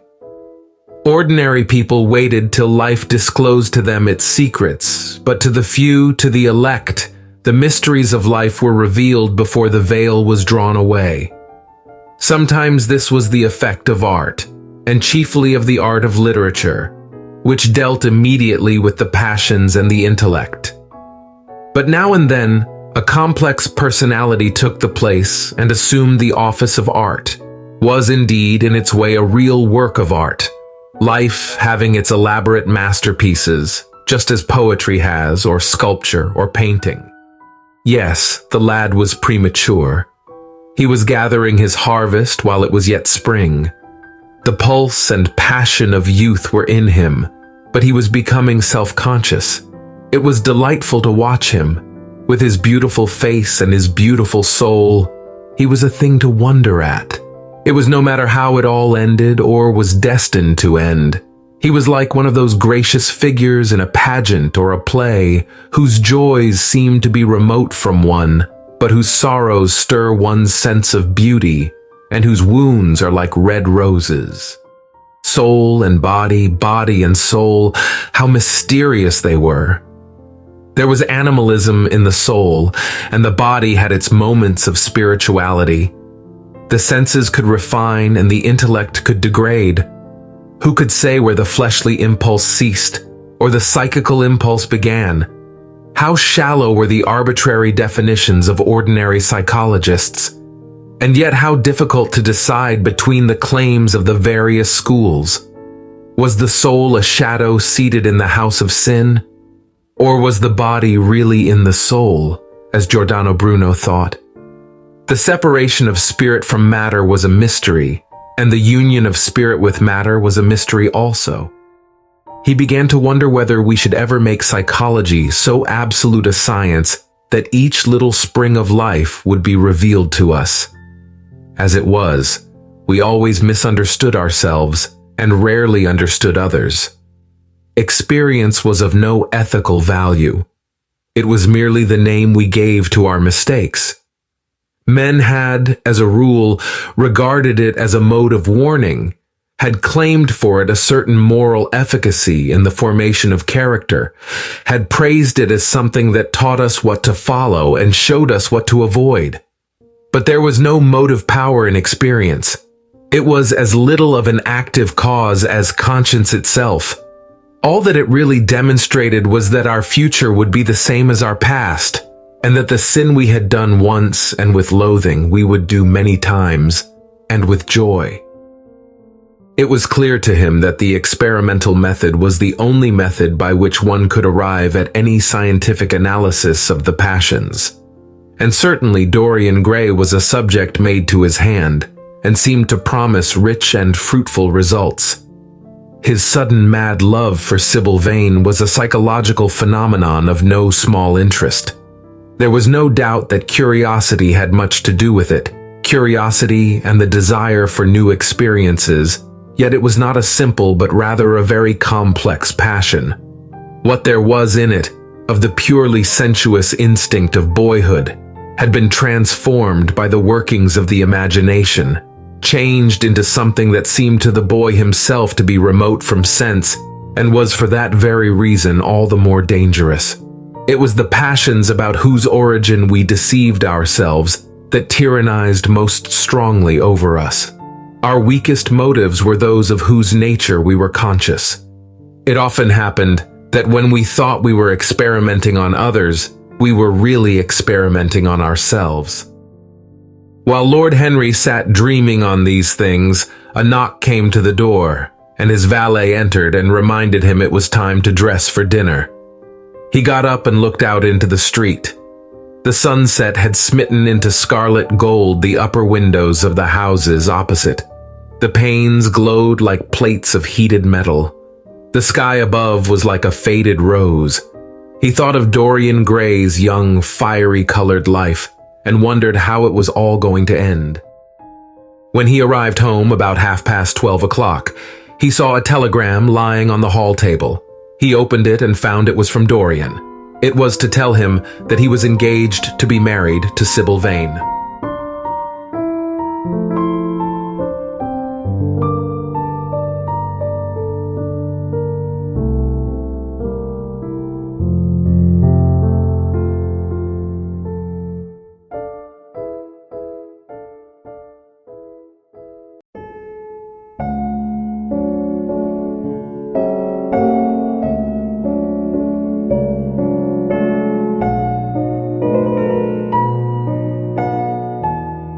LLB Audiobook presents The Picture of Dorian Gray by Oscar Wilde. Chapter 4. I suppose you have heard the news, Basil? Said Lord Henry on the following evening, as Hallward was shown into a little private room at the Bristol where dinner had been laid for 3. No, Harry. Answered Hallward, giving his hat and coat to the bowing waiter. What is it? Nothing about politics, I hope. They don't interest me. There is hardly a single person in the House of Commons worth painting, though many of them would be the better for a little whitewashing. Dorian Gray is engaged to be married, said Lord Henry, watching him as he spoke. Hallward turned perfectly pale, and a curious look flashed for a moment into his eyes, and then passed away, leaving them dull. Dorian engaged to be married, he cried. Impossible. It is perfectly true. To whom? To some little actress or other. I can't believe it. Dorian is far too sensible. Dorian is far too wise not to do foolish things now and then, my dear Basil. Marriage is hardly a thing that one can do now and then, Harry, said Hallward, smiling. Except in America. But I didn't say he was married. I said he was engaged to be married. There is a great difference. I have a distinct remembrance of being married, but I have no recollection at all of being engaged. I am inclined to think that I never was engaged. But think of Dorian's birth and position and wealth. It would be absurd for him to marry so much beneath him. If you want him to marry this girl, tell him that, Basil. He is sure to do it then. Whenever a man does a thoroughly stupid thing, it is always from the noblest motives. I hope the girl is good, Harry. I don't want to see Dorian tied to some vile creature who might degrade his nature and ruin his intellect. Oh, she is more than good. She is beautiful, murmured Lord Henry, sipping a glass of vermouth and orange bitters. Dorian says she is beautiful, and he is not often wrong about things of that kind. Your portrait of him has quickened his appreciation of the personal appearance of other people. It has had that excellent effect, among others. We are to see her tonight if that boy doesn't forget his appointment. But do you approve of it, Harry? Asked Hallward, walking up and down the room and biting his lip. You can't approve of it, really. It is some silly infatuation. I never approve or disapprove of anything now. It is an absurd attitude to take towards life. We are not sent into the world to air our moral prejudices. I never take any notice of what common people say, and I never interfere with what charming people do. If a personality fascinates me, whatever the personality chooses to do is absolutely delightful to me. Dorian Gray falls in love with a beautiful girl who acts Shakespeare and proposes to marry her. Why not? If he wedded Messalina, he would be nonetheless interesting. You know I am not a champion of marriage. The real drawback to marriage is that it makes one unselfish, and unselfish people are colorless. They lack individuality. Still, there are certain temperaments that marriage makes more complex. They retain their egotism and add to it many other egos. They are forced to have more than one life. They become more highly organized. Besides, every experience is of value, and whatever one may say against marriage, it is certainly an experience. I hope that Dorian Gray will make this girl his wife, passionately adore her for 6 months, and then suddenly become fascinated by someone else. He would be a wonderful study. You don't mean all that, Harry. You know you don't. If Dorian Gray's life were spoiled, no one would be sorrier than yourself. You are much better than you pretend to be. Lord Henry laughed. The reason we all like to think so well of others is that we are all afraid for ourselves. The basis of optimism is sheer terror. We think that we are generous because we credit our neighbor with those virtues that are likely to benefit ourselves.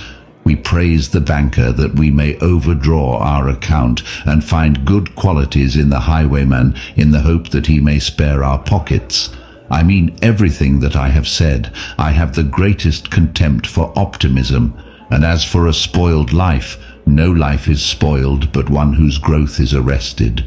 If you want to mar a nature, you have merely to reform it. But here is Dorian himself. He will tell you more than I can. My dear Harry, my dear Basil, you must both congratulate me, said the boy, throwing off his evening cape with its satin-lined wings and shaking each of his friends by the hand in turn. I have never been so happy. Of course it is sudden. All really delightful things are. And yet it seems to me to be the one thing I have been looking for all my life. He was flushed with excitement and pleasure and looked extraordinarily handsome. I hope you will always be very happy, Dorian, said Hallward. But I don't quite forgive you for not having let me know of your engagement. You let Harry know. And I don't forgive you for being late for dinner, broke in Lord Henry, putting his hand on the lad's shoulder and smiling as he spoke. Come, let us sit down and try what the new chef here is like, and then you will tell us how it all came about. There is really not much to tell, cried Dorian as they took their seats at the small round table. What happened was simply this. After I left you yesterday evening, Harry, I had some dinner at that curious little Italian restaurant in Rupert Street you introduced me to, and went down afterwards to the theatre. Sybil was playing Rosalind. Of course the scenery was dreadful, and the Orlando absurd. But Sybil, you should have seen her. When she came on in her boy's dress, she was perfectly wonderful. She wore a moss-coloured velvet jerkin with cinnamon sleeves, slim brown cross-gartered hose, a dainty little green cap with a hawk's feather caught in a jewel, and a hooded cloak lined with dull red. She had never seemed to me more exquisite. She had all the delicate grace of that Tanagra figurine that you have in your studio, Basil. Her hair clustered round her face like dark leaves round a pale rose. As for her acting, well, you will see her tonight. She is simply a born artist. I sat in the dingy box absolutely enthralled. I forgot that I was in London and in the 19th century. I was away with my love in a forest that no man had ever seen. After the performance was over, I went behind and spoke to her. As we were sitting together, suddenly there came a look into her eyes that I had never seen there before. My lips moved towards hers. We kissed each other. I can't describe to you what I felt at that moment. It seemed to me that all my life had been narrowed to one perfect point of rose-coloured joy. She trembled all over and shook like a white narcissus. Then she flung herself on her knees and kissed my hands. I feel that I should not tell you all this, but I can't help it. Of course our engagement is a dead secret. She has not even told her own mother. I don't know what my guardians will say. Lord Radley is sure to be furious. I don't care. I shall be of age in less than a year, and then I can do what I like. I have been right, Basil, haven't I? To take my love out of poetry, and to find my wife in Shakespeare's plays. Lips that Shakespeare taught to speak have whispered their secret in my ear.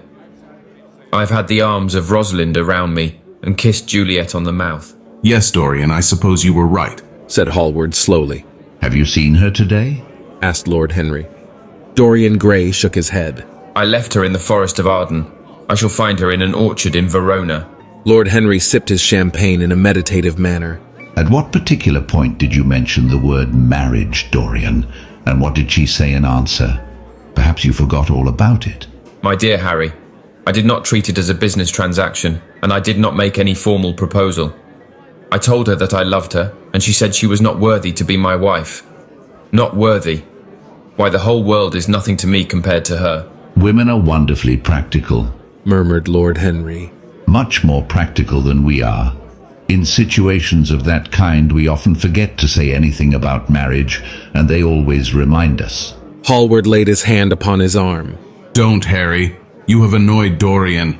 He is not like other men. He would never bring misery upon anyone. His nature is too fine for that. Lord Henry looked across the table. Dorian is never annoyed with me, he answered. I asked the question for the best reason possible, for the only reason indeed that excuses one for asking any question, simple curiosity. I have a theory that it is always the women who propose to us, and not we who propose to the women, except, of course, in middle-class life, but then the middle classes are not modern. Dorian Gray laughed and tossed his head. You are quite incorrigible, Harry, but I don't mind. It is impossible to be angry with you. When you see Sybil Vane, you will feel that the man who could wrong her would be a beast without a heart. I cannot understand how anyone can wish to shame what he loves. I love Sybil Vane.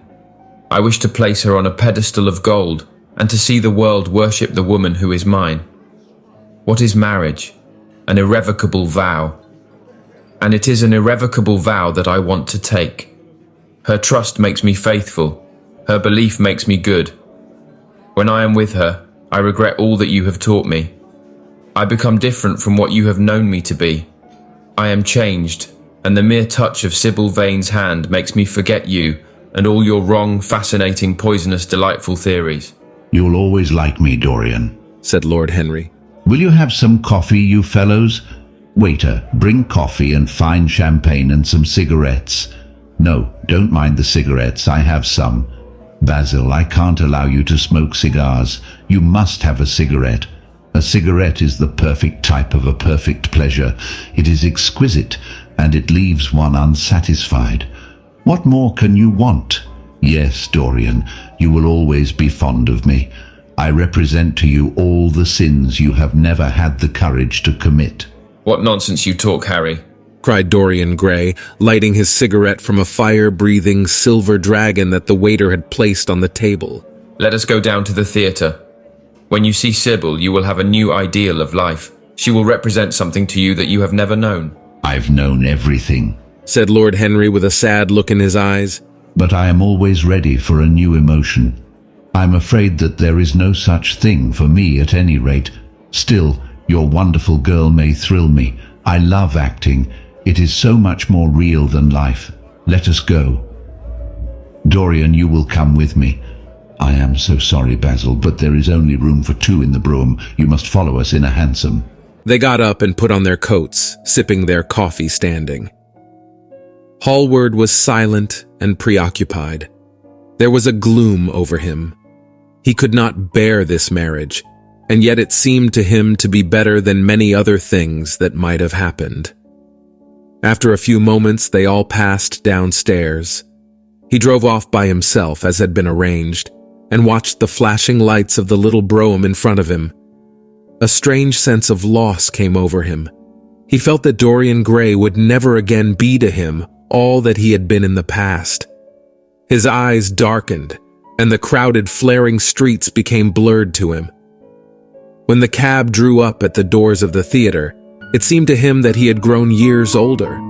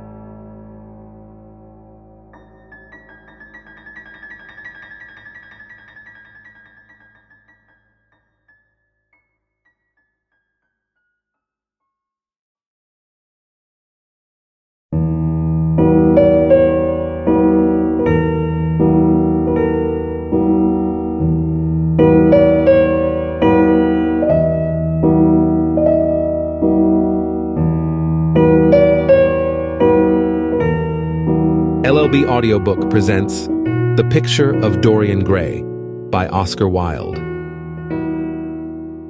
Chapter 5.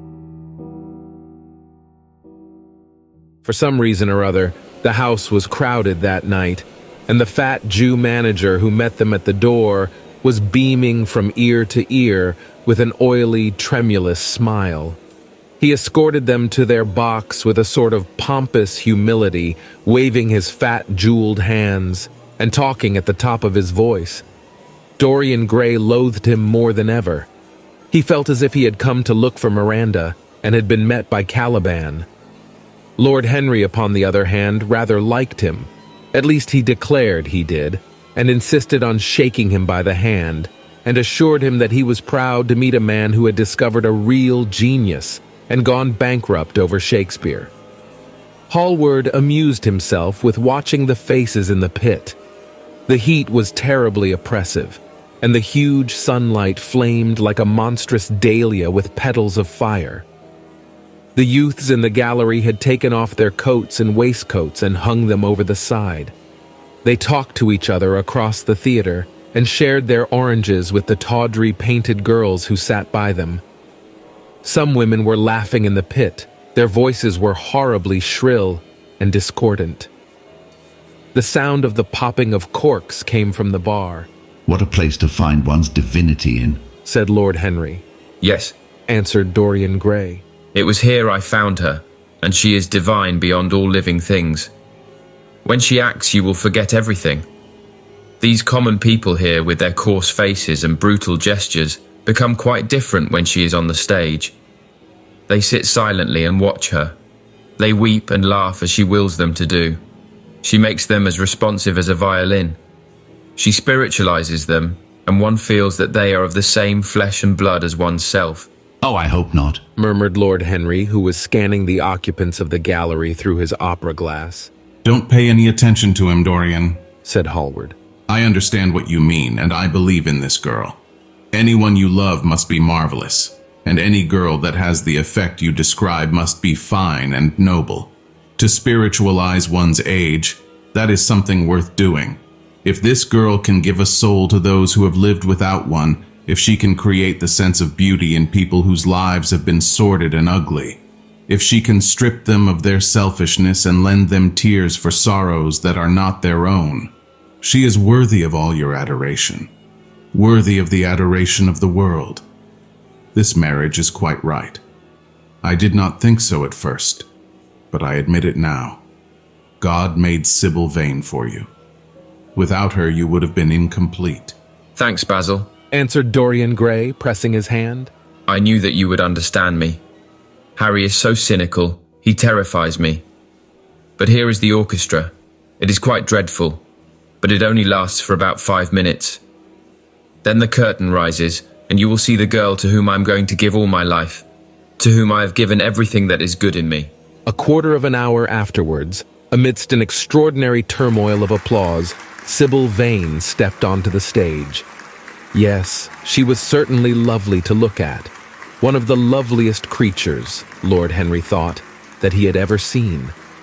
There was something of the fawn in her shy grace and startled eyes. A faint blush, like the shadow of a rose in a mirror of silver, came to her cheeks as she glanced at the crowded, enthusiastic house. She stepped back a few paces, and her lips seemed to tremble.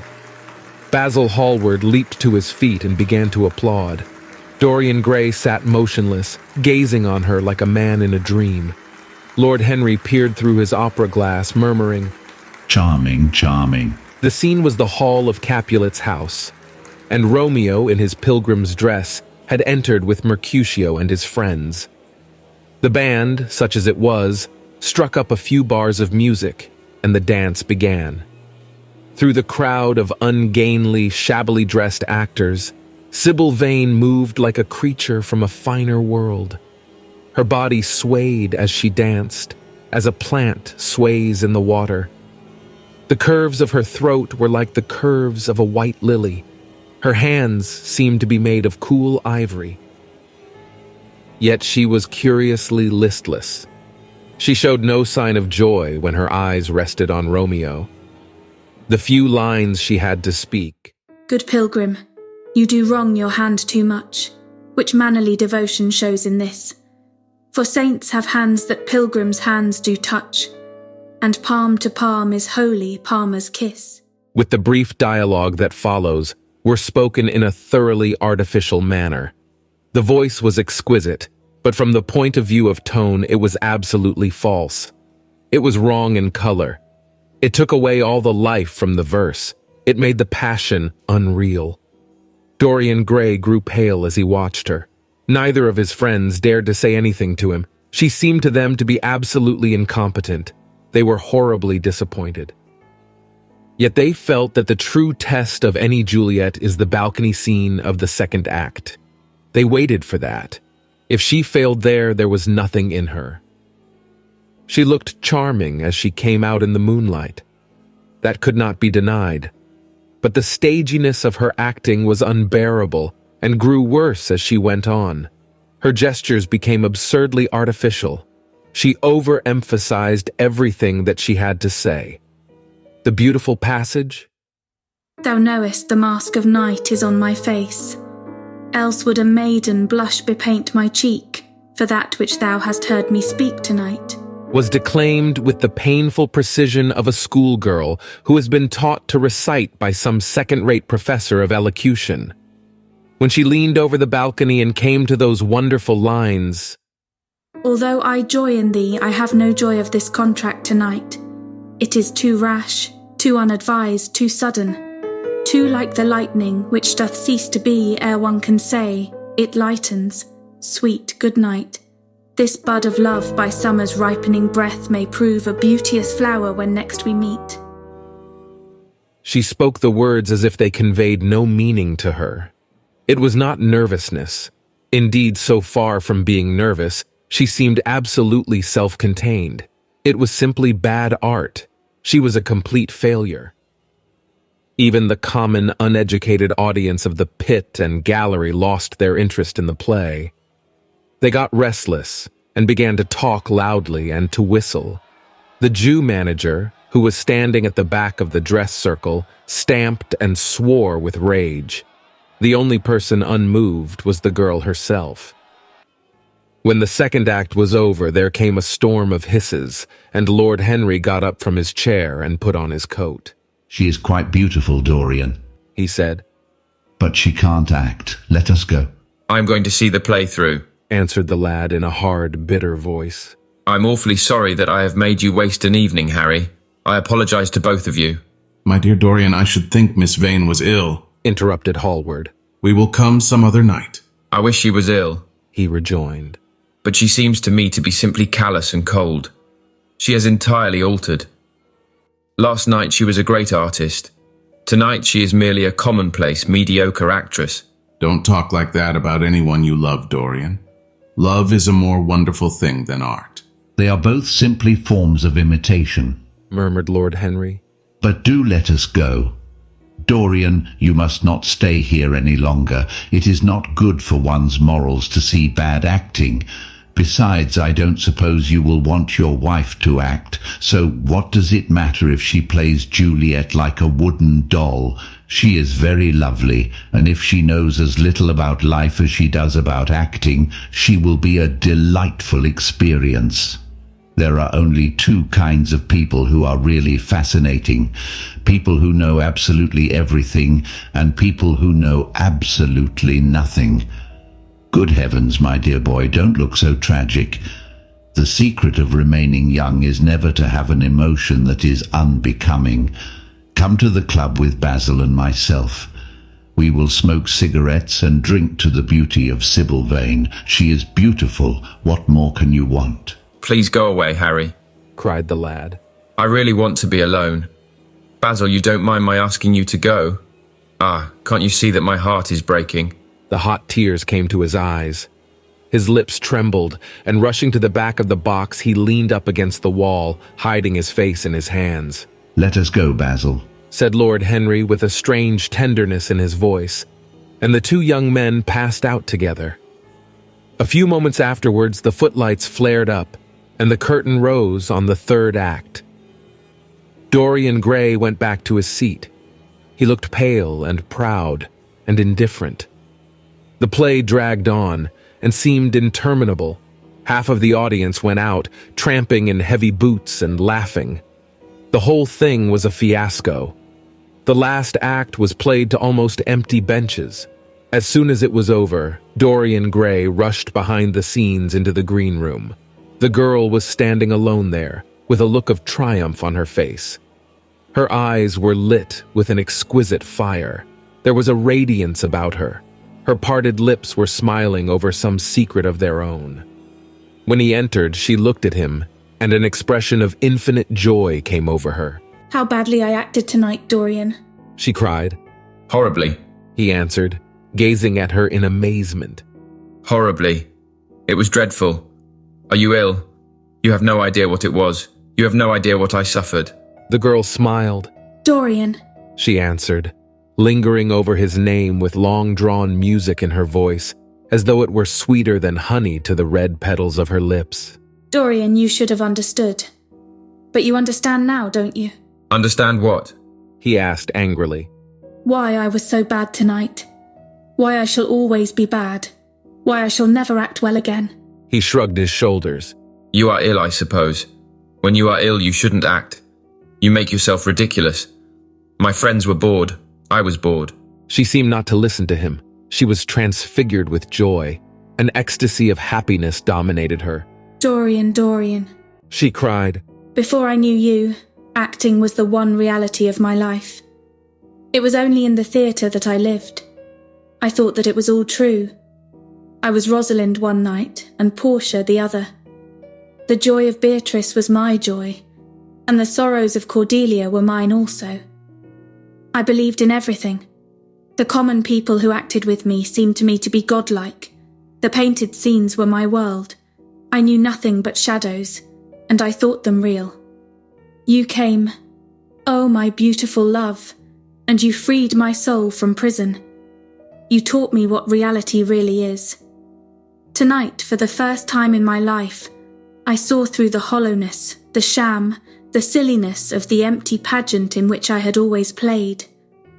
Tonight, for the first time, I became conscious that the Romeo was hideous and old and painted, that the moonlight in the orchard was false, that the scenery was vulgar, and that the words I had to speak were unreal, were not my words, not what I wanted to say. You had brought me something higher, something of which all art is but a reflection. You have made me understand what love really is. My love, my love. I am sick of shadows. You are more to me than all art can ever be. What have I to do with the puppets of a play? When I came on tonight, I could not understand how it was that everything had gone from me. Suddenly it dawned on my soul what it all meant. The knowledge was exquisite to me. I heard them hissing and I smiled. What should they know of love? Take me away, Dorian. Take me away with you where we can be quite alone. I hate the stage. I might mimic a passion that I do not feel, but I cannot mimic one that burns me like fire. Oh, Dorian, Dorian, you understand now what it all means. Even if I could do it, it would be profanation for me to play at being in love. You have made me see that. He flung himself down on the sofa and turned away his face. You have killed my love, he muttered. She looked at him in wonder and laughed. He made no answer. She came across to him and stroked his hair with her little fingers. She knelt down and pressed his hands to her lips. He drew them away, and a shudder ran through him. Then he leaped up and went to the door. Yes, he cried. You have killed my love. You used to stir my imagination. Now you don't even stir my curiosity. You simply produce no effect. I loved you because you were wonderful, because you had genius and intellect, because you realized the dreams of great poets and gave shape and substance to the shadows of art. You have thrown it all away. You are shallow and stupid. My God, how mad I was to love you. What a fool I have been. You are nothing to me now. I will never see you again. I will never think of you. I will never mention your name. You don't know what you were to me once. Why once? Oh, I can't bear to think of it. I wish I had never laid eyes upon you. You have spoiled the romance of my life. How little you can know of love if you say it mars your art. What are you without your art? Nothing. I would have made you famous, splendid, magnificent. The world would have worshipped you, and you would have belonged to me. What are you now?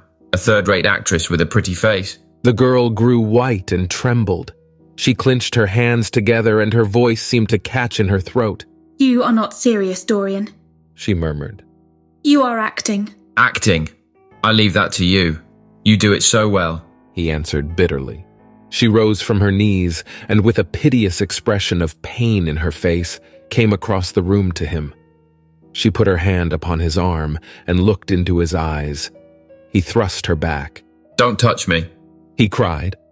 A low moan broke from her, and she flung herself at his feet and lay there like a trampled flower. Dorian, don't leave me, she whispered. I am so sorry I didn't act well. I was thinking of you all the time. But I will try, indeed, I will try. It came so suddenly across me, my love for you. I think I should never have known it if you had not kissed me. If we had not kissed each other. Kiss me again, my love. Don't go away from me. I couldn't bear it. Can't you forgive me for tonight? I will work so hard and try to improve. Don't be cruel to me because I love you better than anything in the world. After all, it is only once that I have not pleased you. But you are quite right, Dorian. I should have shown myself more of an artist. It was foolish of me, and yet I couldn't help it. Oh, don't leave me, don't leave me. A fit of passionate sobbing choked her. She crouched on the floor like a wounded thing, and Dorian Gray, with his beautiful eyes, looked down at her, and his chiseled lips curled in exquisite disdain. There is always something ridiculous about the passions of people whom one has ceased to love. Sybil Vane seemed to him to be absurdly melodramatic. Her tears and sobs annoyed him. I am going, he said at last in his calm, clear voice. I don't wish to be unkind, but I can't see you again. You have disappointed me. She wept silently and made no answer, but crept nearer to him. Her little hands stretched blindly out and appeared to be seeking for him. He turned on his heel and left the room. In a few moments he was out of the theater. Where he went to, he hardly knew. He remembered wandering through dimly lit streets with gaunt, black-shadowed archways and evil-looking houses. Women with hoarse voices and harsh laughter had called after him. Drunkards had reeled by cursing and chattering to themselves like monstrous apes. He had seen grotesque children huddled upon doorsteps and had heard shrieks and oaths from gloomy courts. When the dawn was just breaking, he found himself at Covent Garden. Huge carts filled with nodding lilies rumbled slowly down the polished, empty street. The air was heavy with the perfume of the flowers, and their beauty seemed to bring him an anodyne for his pain. He followed into the market and watched the men unloading their wagons. A white-smocked carter offered him some cherries. He thanked him, wondered why he refused to accept any money for them, and began to eat them listlessly. They had been plucked at midnight, and the coldness of the moon had entered into them. A long line of boys carrying crates of striped tulips and of yellow and red roses defiled in front of him, threading their way through the huge jade-green piles of vegetables. Under the portico, with its gray, sun-bleached pillars, loitered a troop of draggled, bare-headed girls, waiting for the auction to be over. After some time, he hailed a hansom and drove home. The sky was pure opal now, and the roofs of the houses glistened like silver against it. As he was passing through the library towards the door of his bedroom, his eye fell upon the portrait Basil Hallward had painted of him. He started back in surprise, and then went over to it and examined it. In the dim, arrested light that struggled through the cream-colored silk blinds, the face seemed to him to be a little changed. The expression looked different. One would have said that there was a touch of cruelty in the mouth. It was certainly curious. He turned round and, walking to the window, drew the blinds up. The bright dawn flooded the room and swept the fantastic shadows into dusky corners where they lay shuddering. But the strange expression that he had noticed in the face of the portrait seemed to linger there, to be more intensified even. The quivering, ardent sunlight showed him the lines of cruelty round the mouth as clearly as if he had been looking into a mirror after he had done some dreadful thing. He winced, and taking up from the table an oval glass framed in ivory cupids that Lord Henry had given him, he glanced hurriedly into it. No line like that warped his red lips. What did it mean? He rubbed his eyes and came close to the picture and examined it again. There were no signs of any change when he looked into the actual painting, and yet there was no doubt that the whole expression had altered. It was not a mere fancy of his own. The thing was horribly apparent. He threw himself into a chair and began to think. Suddenly there flashed across his mind what he had said in Basil Hallward's studio the day the picture had been finished. Yes, he remembered it perfectly. He had uttered a mad wish that he himself might remain young and the portrait grow old, that his own beauty might be untarnished, and the face on the canvas bear the burden of his passions and his sins, that the painted image might be seared with the lines of suffering and thought, and that he might keep all the delicate bloom and loveliness of his then just conscious boyhood. Surely his prayer had not been answered. Such things were impossible. It seemed monstrous even to think of them. And yet, there was the picture before him, with the touch of cruelty in the mouth. Cruelty. Had he been cruel? It was the girl's fault, not his. He had dreamed of her as a great artist, had given his love to her because he had thought her great. Then she had disappointed him. She had been shallow and unworthy. And yet, a feeling of infinite regret came over him as he thought of her lying at his feet sobbing like a little child. He remembered with what callousness he had watched her. Why had he been made like that? Why had such a soul been given to him? But he had suffered also. During the 3 terrible hours that the play had lasted, he had lived centuries of pain, eon upon eon of torture. His life was well worth hers. She had marred him for a moment, if he had wounded her for an age. Besides, women were better suited to bear sorrow than men. They lived on their emotions. They only thought of their emotions. When they took lovers, it was merely to have someone with whom they could have scenes. Lord Henry had told him that, and Lord Henry knew what women were. Why should he trouble about Sybil Vane? She was nothing to him now. But the picture, what was he to say of that? It held the secret of his life and told his story. It had taught him to love his own beauty. Would it teach him to loathe his own soul? Would he ever look at it again? No. It was merely an illusion wrought on the troubled senses. The horrible night that he had passed had left phantoms behind it. Suddenly there had fallen upon his brain that tiny scarlet speck that makes men mad. The picture had not changed. It was folly to think so. Yet it was watching him, with its beautiful marred face and its cruel smile. Its bright hair gleamed in the early sunlight. Its blue eyes met his own. A sense of infinite pity, not for himself, but for the painted image of himself, came over him. It had altered already and would alter more. Its gold would wither into gray. Its red and white roses would die. For every sin that he committed, a stain would fleck and wreck its fairness.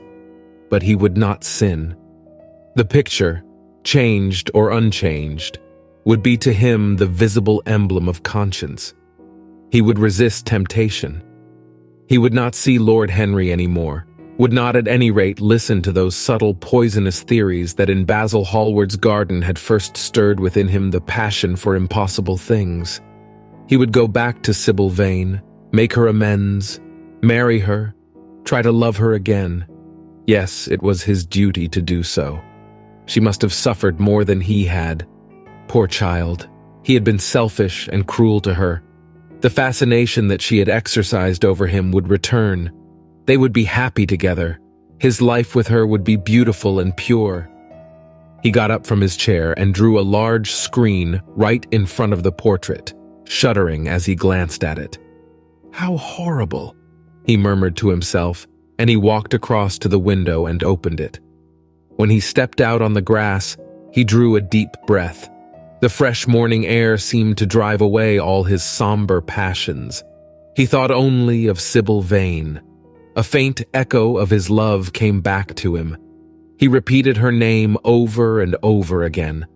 The birds that were singing in the dew-drenched garden seemed to be telling the flowers about her.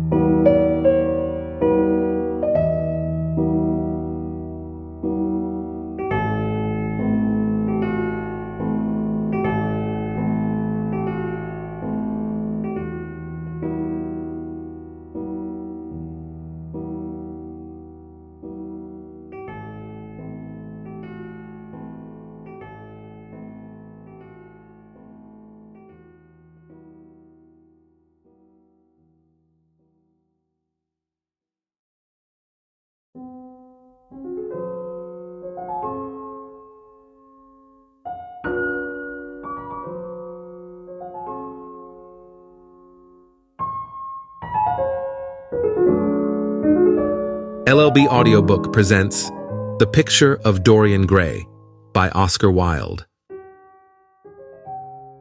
Chapter 6. It was long past noon when he awoke. His valet had crept several times into the room on tiptoe to see if he was stirring, and had wondered what made his young master sleep so late. Finally, his bell sounded, and Victor came in softly with a cup of tea and a pile of letters on a small tray of old Sèvres china, and drew back the olive satin curtains with their shimmering blue lining that hung in front of the 3 tall windows. Monsieur has well slept this morning, he said, smiling. What o'clock is it, Victor? Asked Dorian Gray sleepily. 1 hour and a quarter, monsieur. How late it was. He sat up, and having sipped some tea, turned over his letters. One of them was from Lord Henry, and had been brought by hand that morning. He hesitated for a moment, and then put it aside. The others he opened listlessly. They contained the usual collection of cards, invitations to dinner, tickets for private views, programs of charity concerts and the like, that are showered on fashionable young men every morning during the season. There was a rather heavy bill for a chaste silver Louis XV toilet set that he had not yet had the courage to send on to his guardians, who were extremely old-fashioned people and did not realize that we live in an age when only unnecessary things are absolutely necessary to us. And there were several very courteously worded communications from Jermyn Street moneylenders offering to advance any sum of money at a moment's notice and at the most reasonable rates of interest. After about 10 minutes he got up, and throwing on an elaborate dressing gown, passed into the onyx-paved bathroom. The cool water refreshed him after his long sleep. He seemed to have forgotten all that he had gone through. A dim sense of having taken part in some strange tragedy came to him once or twice, but there was the unreality of a dream about it.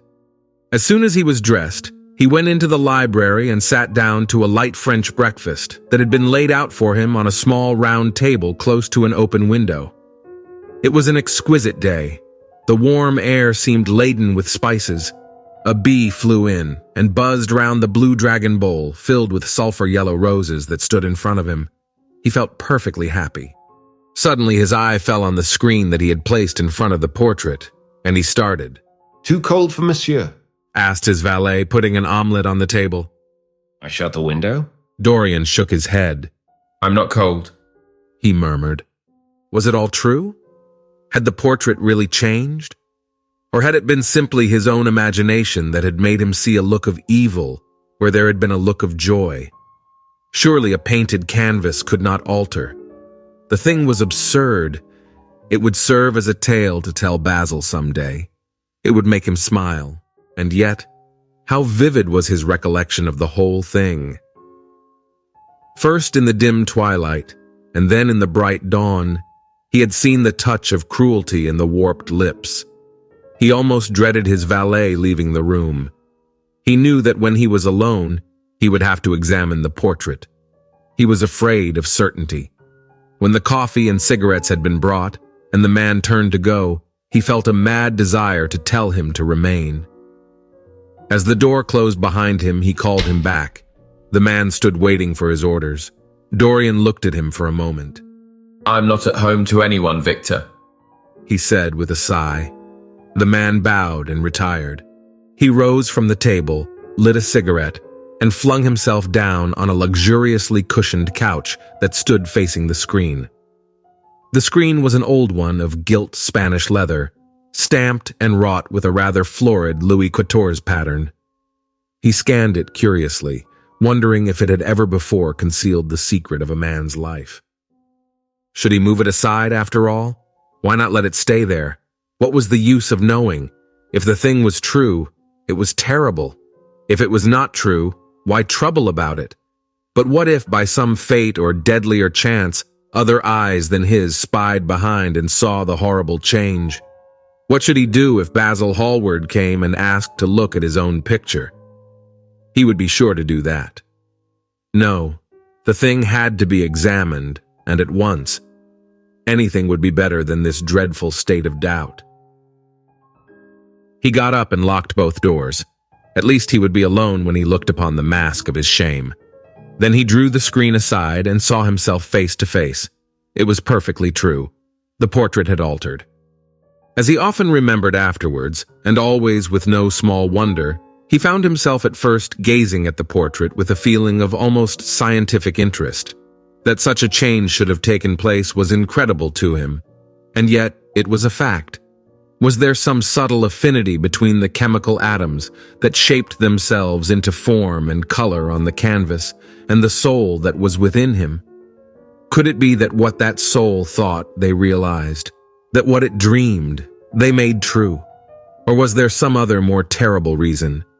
He shuddered and felt afraid, and going back to the couch, lay there, gazing at the picture in sickened horror. One thing, however, he felt that it had done for him. It had made him conscious how unjust, how cruel he had been to Sybil Vane. It was not too late to make reparation for that. She could still be his wife. His unreal and selfish love would yield to some higher influence, would be transformed into some nobler passion. And the portrait that Basil Hallward had painted of him would be a guide to him through life, would be to him what holiness was to some, and conscience to others, and the fear of God to us all. There were opiates for remorse, drugs that could lull the moral sense to sleep. But here was a visible symbol of the degradation of sin. Here was an ever-present sign of the ruin men brought upon their souls. 3 o'clock struck, and 4, and 4:30, but he did not stir. He was trying to gather up the scarlet threads of life, and to weave them into a pattern, to find his way through the sanguine labyrinth of passion through which he was wandering. He did not know what to do or what to think. Finally, he went over to the table and wrote a passionate letter to the girl he had loved, imploring her forgiveness and accusing himself of madness. He covered page after page with wild words of sorrow and wilder words of pain. There is a luxury in self-reproach. When we blame ourselves, we feel that no one else has a right to blame us. It is the confession, not the priest, that gives us absolution. When Dorian Gray had finished the letter, he felt that he had been forgiven. Suddenly there came a knock to the door, and he heard Lord Henry's voice outside. My dear Dorian, I must see you. Let me in at once. I can't bear your shutting yourself up like this. He made no answer at first, but remained quite still. The knocking still continued and grew louder. Yes, it was better to let Lord Henry in, and to explain to him the new life he was going to lead, to quarrel with him if it became necessary to quarrel, to part if parting was inevitable. He jumped up, drew the screen hastily across the picture, and unlocked the door. I am so sorry for it all, my dear boy, said Lord Henry, coming in. But you must not think about it too much. Do you mean about Sybil Vane? Asked Dorian. Yes, of course, answered Lord Henry, sinking into a chair and slowly pulling his gloves off. It is dreadful from one point of view, but it was not your fault. Tell me, did you go behind and see her after the play was over? Yes. I felt sure you had. Did you make a scene with her? I was brutal, Harry. Perfectly brutal. But it is all right now. I am not sorry for anything that has happened. It has taught me to know myself better. Ah, Dorian, I'm so glad you take it in that way. I was afraid I would find you plunged in remorse and tearing your nice hair. I've got through all that, said Dorian, shaking his head and smiling. I am perfectly happy now. I know what conscience is to begin with. It is not what you told me it was. It is the divinest thing in us. Don't sneer at it, Harry, anymore, at least not before me. I want to be good. I can't bear the idea of my soul being hideous. A very charming artistic basis for ethics, Dorian. I congratulate you on it. But how are you going to begin? By marrying Sybil Vane. Marrying Sybil Vane? Cried Lord Henry, standing up and looking at him in perplexed amazement. But my dear Dorian... Yes, Harry, I know what you're going to say. Something dreadful about marriage. Don't say it. Don't ever say things of that kind to me again. 2 days ago I asked Sybil to marry me. I'm not going to break my word to her. She is to be my wife. Your wife, Dorian, didn't you get my letter? I wrote to you this morning and sent the note down by my own man. Your letter? Oh yes, I remember. I have not read it yet, Harry. I was afraid there might be something in it that I wouldn't like. Lord Henry walked across the room, and sitting down by Dorian Gray, took both his hands in his and held them tightly. Dorian, he said, my letter, don't be frightened, was to tell you that Sybil Vane is dead. A cry of pain rose from the lad's lips, and he leaped to his feet, tearing his hands away from Lord Henry's grasp. Dead? Sybil dead? It is not true. It is a horrible lie. It is quite true, Dorian, said Lord Henry gravely. It is in all the morning papers. I wrote down to you to ask you not to see anyone till I came. There will have to be an inquest, of course, and you must not be mixed up in it. Things like that make a man fashionable in Paris. But in London, people are so prejudiced. Here, one should never make one's debut with a scandal. One should reserve that to give an interest to one's old age. I don't suppose they know your name at the theatre. If they don't, it is all right. Did anyone see you going round to her room? That is an important point. Dorian did not answer for a few moments. He was dazed with horror. Finally, he murmured in a stifled voice, Harry, did you say an inquest? What did you mean by that? Did Sybil... Oh, Harry, I can't bear it. But be quick. Tell me everything at once. I have no doubt it was not an accident, Dorian, though it must be put in that way to the public. As she was leaving the theatre with her mother, about 12:30 or so, she said she had forgotten something upstairs. They waited some time for her, but she did not come down again. They ultimately found her lying dead on the floor of her dressing room. She had swallowed something by mistake, some dreadful thing they use at theatres. I don't know what it was, but it had either prussic acid or white lead in it. I should fancy it was prussic acid, as she seems to have died instantaneously. It is very tragic, of course, but you must not get yourself mixed up in it. I see by the standard that she was 17. I should have thought she was almost younger than that. She looked such a child, and seemed to know so little about acting. Dorian, you mustn't let this thing get on your nerves. You must come and dine with me. and afterwards we will look in at the opera. It is a patty night, and everybody will be there. You can come to my sister's box. She has got some smart women with her." "So I have murdered Sybil Vane," said Dorian Gray half to himself. "Murdered her as certainly as if I had cut her little throat with a knife. And the roses are not less lovely for all that. The birds sing just as happily in my garden. And tonight I am to dine with you, and then go on to the opera, and sup somewhere, I suppose, afterwards. How extraordinarily dramatic life is.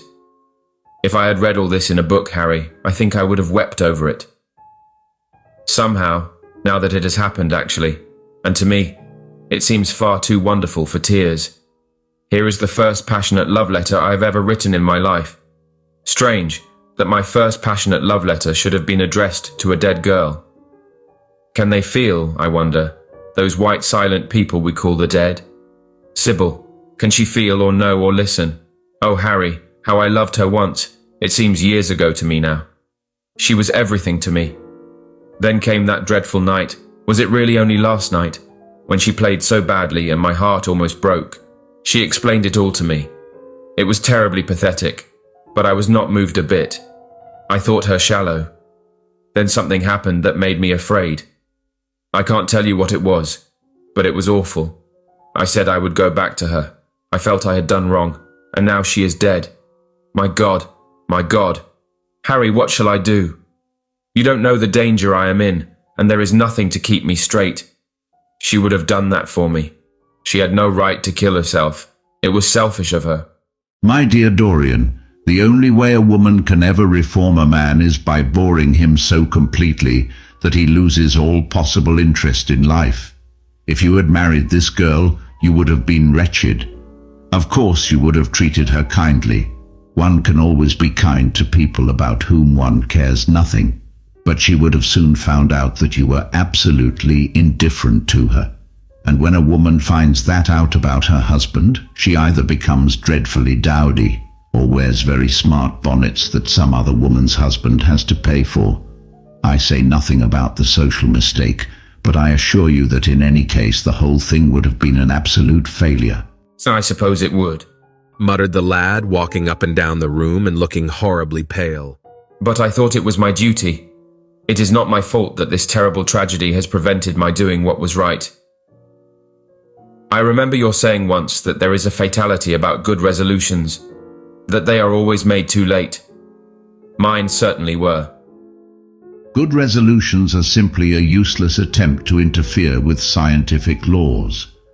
Their origin is pure vanity. Their result is absolutely nil.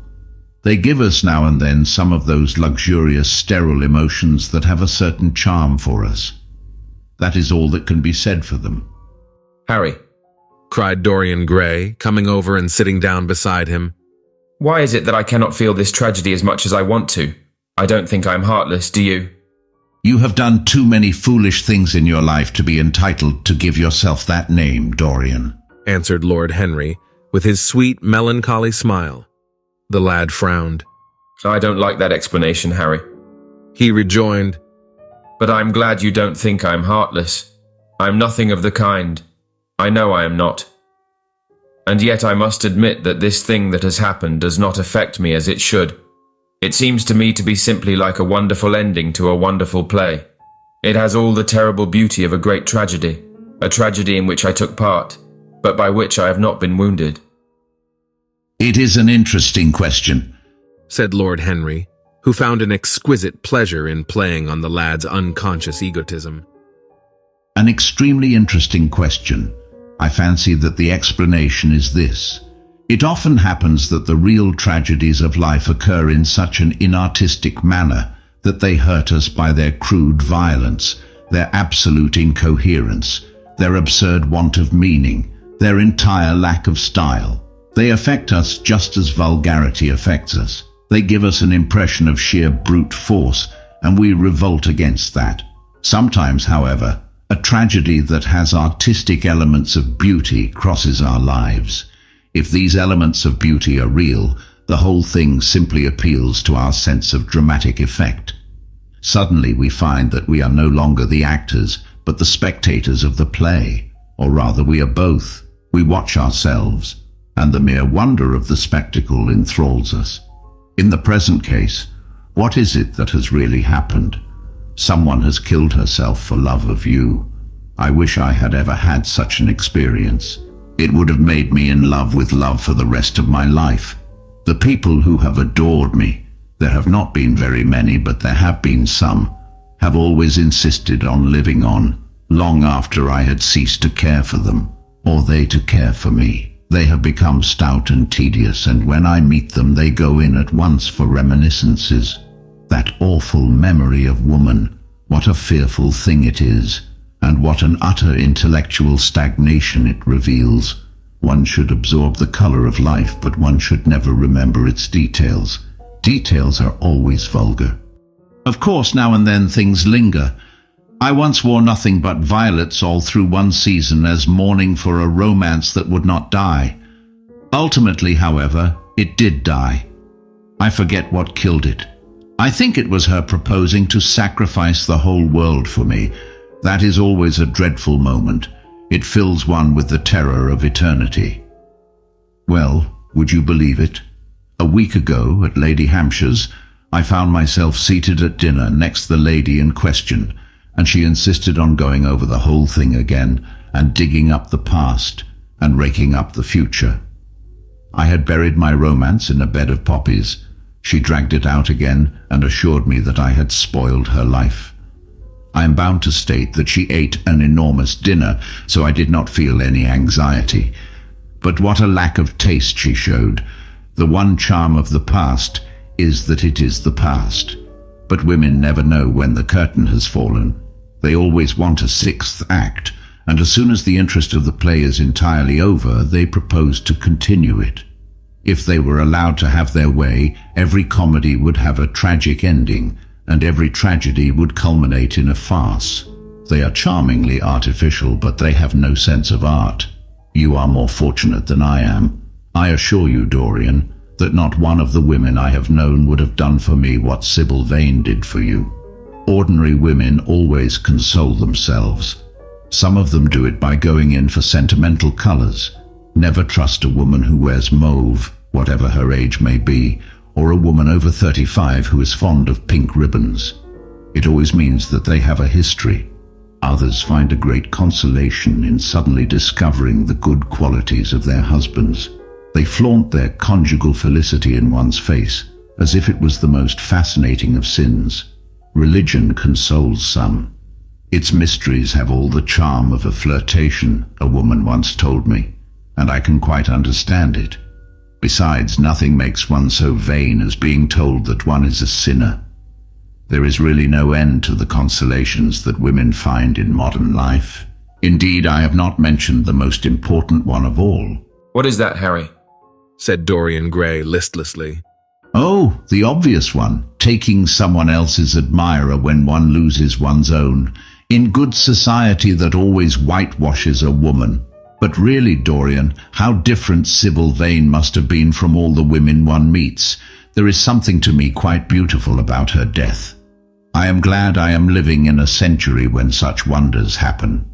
They make one believe in the reality of the things that shallow, fashionable people play with, such as romance, passion, and love. I was terribly cruel to her. You forget that. I believe that women appreciate cruelty more than anything else. They have wonderfully primitive instincts. We have emancipated them, but they remain slaves looking for their masters all the same. They love being dominated. I am sure you were splendid. I have never seen you angry, but I can fancy how delightful you looked. And after all, you said something to me the day before yesterday that seemed to me at the time to be merely fanciful, but that I see now was absolutely true, and it explains everything. What was that, Harry?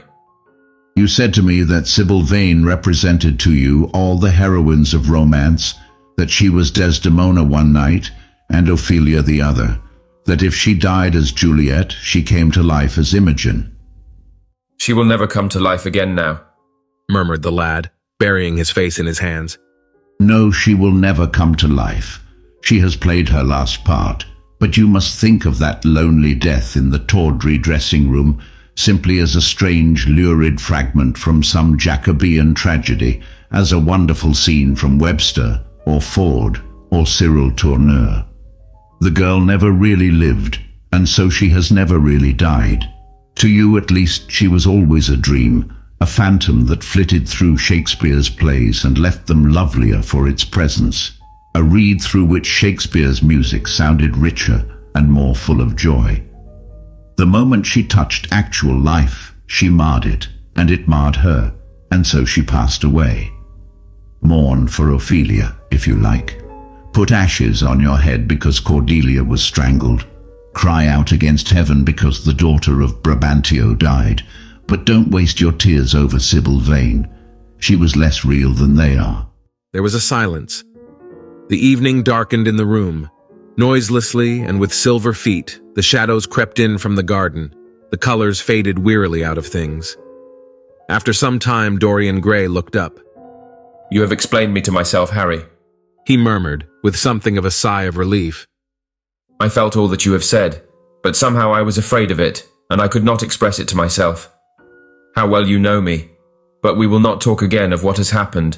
It has been a marvelous experience, that is all. I wonder if life has still in store for me anything as marvelous." Life has everything in store for you, Dorian. There is nothing that you, with your extraordinary good looks, will not be able to do. "But suppose, Harry, I became haggard and grey and wrinkled. What then?" Then, said Lord Henry, rising to go. Then, my dear Dorian, you would have to fight for your victories. As it is, they are brought to you. No, you must keep your good looks. We live in an age that reads too much to be wise and that thinks too much to be beautiful. We cannot spare you. And now you had better dress and drive down to the club. We are rather late as it is. "I think I shall join you at the opera, Harry. I feel too tired to eat anything. What is the number of your sister's box?" 27, I believe. It is on the grand tier. You will see her name on the door, but I am sorry you won't come and dine. "I don't feel up to it," said Dorian wearily. "But I am awfully obliged to you for all that you have said to me. You are certainly my best friend. No one has ever understood me as you have." We are only at the beginning of our friendship, Dorian, answered Lord Henry, shaking him by the hand. Goodbye. I shall see you before 9:30, I hope. Remember, Patty is singing. As he closed the door behind him, Dorian Gray touched the bell, and in a few minutes Victor appeared with the lamps and drew the blinds down. He waited impatiently for him to go. The man seemed to take an interminable time about everything. As he closed the door behind him, Dorian Gray touched the bell, and in a few minutes Victor appeared with the lamps and drew the blinds down. He waited impatiently for him to go. The man seemed to take an interminable time about everything. As soon as he had left, he rushed to the screen and drew it back. No, there was no further change in the picture. It had received the news of Sybil Vane's death before he had known of it himself. It was conscious of the events of life as they occurred. The vicious cruelty that marred the fine lines of the mouth had no doubt appeared at the very moment that the girl had drunk the poison, whatever it was. Or was it indifferent to results? Did it merely take cognizance of what passed within the soul? He wondered, and hoped that someday he would see the change taking place before his very eyes, shuddering as he hoped it. Poor Sybil, what a romance it had all been. She had often mimicked death on the stage, and at last death himself had touched her and brought her with him. How had she played that dreadful scene? Had she cursed him as she died? No, she had died for love of him, and love would always be a sacrament to him now. She had atoned for everything, by the sacrifice she had made of her life. He would not think any more of what she had made him go through, that horrible night at the theater. When he thought of her, it would be as a wonderful tragic figure to show love had been a great reality. A wonderful tragic figure. Tears came to his eyes as he remembered her childlike look and winsome, fanciful ways and shy, tremulous grace. He wiped them away hastily and looked again at the picture. He felt that the time had really come for making his choice, or had his choice already been made? Yes, life had decided that for him. Life, and his own infinite curiosity about life. Eternal youth, infinite passion, pleasures subtle and secret, wild joys and wilder sins. He was to have all these things. The portrait was to bear the burden of his shame. That was all. A feeling of pain came over him as he thought of the desecration that was in store for the fair face on the canvas.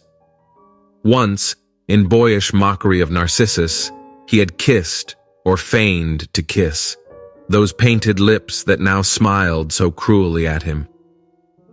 Morning after morning, he had sat before the portrait wondering at its beauty, almost enamored of it, as it seemed to him at times. Was it to alter now with every mood to which he yielded? Was it to become a hideous and loathsome thing, to be hidden away in a locked room, to be shut out from the sunlight that had so often touched to brighter gold the waving wonder of the hair? The pity of it, the pity of it. For a moment he thought of praying that the horrible sympathy that existed between him and the picture might cease. It had changed in answer to a prayer. Perhaps in answer to a prayer it might remain unchanged. And yet, who, that knew anything about life, would surrender the chance of remaining always young, however fantastic that chance might be, or with what fateful consequences it might be fraught? Besides, was it really under his control? Had it indeed been prayer that had produced the substitution? Might there not be some curious scientific reason for it all? If thought could exercise its influence upon a living organism, might not thought exercise an influence upon dead and inorganic things? Nay, without thought or conscious desire, might not things external to ourselves vibrate in unison with our moods and passions, atom calling to atom, in secret love or strange affinity? But the reason was of no importance. He would never again tempt by a prayer any terrible power. If the picture was to alter, it was to alter. That was all.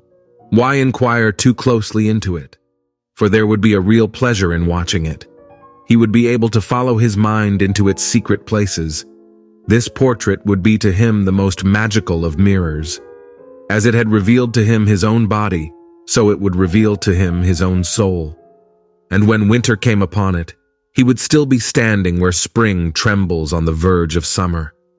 When the blood crept from its face and left behind a pallid mask of chalk with leaden eyes, he would keep the glamour of boyhood. Not one blossom of his loveliness would ever fade. Not one pulse of his life would ever weaken. Like the gods of the Greeks, he would be strong and fleet and joyous. What did it matter what happened to the colored image on the canvas? He would be safe, that was everything. He drew the screen back into its former place in front of the picture, smiling as he did so, and passed into his bedroom, where his valet was already waiting for him. An hour later, he was at the opera, and Lord Henry was leaning over his chair.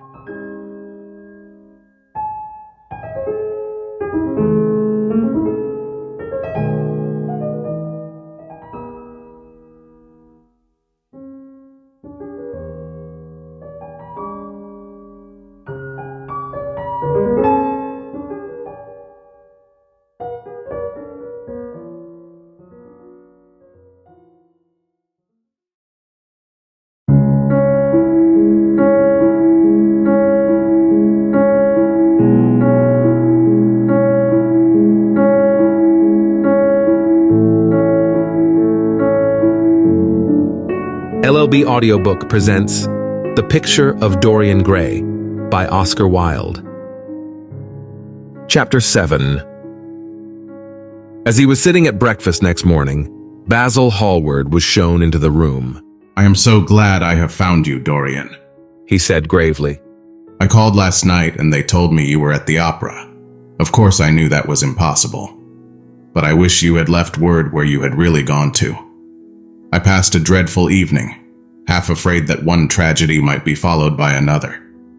I think you might have telegraphed for me when you heard of it first. I read of it quite by chance in a late edition of the Globe that I picked up at the club. I came here at once and was miserable at not finding you.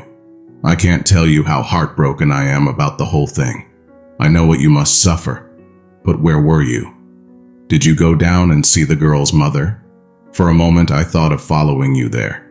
They gave the address in the paper. Somewhere in the Euston Road, isn't it? But I was afraid of intruding upon a sorrow that I could not lighten. Poor woman, what a state she must be in. And her only child, too. What did she say about it all? My dear Basil, how do I know? Murmured Dorian, sipping some pale yellow wine from a delicate gold-beaded bubble of Venetian glass, and looking dreadfully bored. I was at the opera. You should have come on there. I met Lady Gwendolen, Harry's sister, for the first time. We were in her box. She is perfectly charming, and Patty sang divinely. Don't talk about horrid subjects. If one doesn't talk about a thing, it has never happened. It is simply expression, as Harry says, that gives reality to things. Tell me about yourself and what you are painting. You went to the opera, said Hallward, speaking very slowly and with a strained touch of pain in his voice. You went to the opera while Sybil Vane was lying dead in some sordid lodging?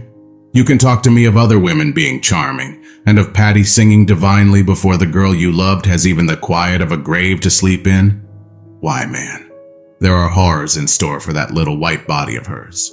Stop, Basil. I won't hear it, cried Dorian, leaping to his feet. You must not tell me about things. What is done is done. What is past is past. You call yesterday the past? What has the actual lapse of time got to do with it? It is only shallow people who require years to get rid of an emotion. A man who is master of himself can end a sorrow as easily as he can invent a pleasure. I don't want to be at the mercy of my emotions. I want to use them, to enjoy them, and to dominate them. Dorian, this is horrible. Something has changed you completely. You look exactly the same wonderful boy who used to come down to my studio day after day to sit for his picture. But you were simple, natural, and affectionate then. You were the most unspoiled creature in the whole world. Now I don't know what has come over you. You talk as if you had no heart, no pity in you. It is all Harry's influence. I see that. The lad flushed up and, going to the window, looked out on the green, flickering garden for a few moments. I owe a great deal to Harry, Basil, he said at last. More than I owe to you. You only taught me to be vain. Well, I am punished for that, Dorian, or shall be someday. I don't know what you mean, Basil, he exclaimed, turning round. I don't know what you want. What do you want? I want the Dorian Gray I used to know. Basil, said the lad, going over to him and putting his hand on his shoulder. You have come too late. Yesterday when I heard that Sybil Vane had killed herself. Killed herself? Good heavens, is there no doubt about that? Cried Hallward, looking up at him with an expression of horror. My dear Basil, surely you don't think it was a vulgar accident. Of course she killed herself. It is one of the great romantic tragedies of the age. As a rule, people who act lead the most commonplace lives. They are good husbands or faithful wives, or something tedious. You know what I mean. Middle-class virtue, and all that kind of thing. How different Sybil was. She lived her finest tragedy. She was always a heroine. The last night she played, the night you saw her, she acted badly because she had known the reality of love. When she knew its unreality, she died, as Juliet might have died. She passed again into the sphere of art. There is something of the martyr about her. Her death has all the pathetic uselessness of martyrdom, all its wasted beauty. But as I was saying, you must not think I have not suffered. If you had come in yesterday at a particular moment, about 5:30 perhaps, or 5:45, you would have found me in tears. Even Harry, who was here, who brought me the news in fact, had no idea what I was going through. I suffered immensely, then it passed away. I cannot repeat an emotion. No one can except sentimentalists, and you're awfully unjust, Basil. You come down here to console me. That is charming of you. You find me consoled and you are furious.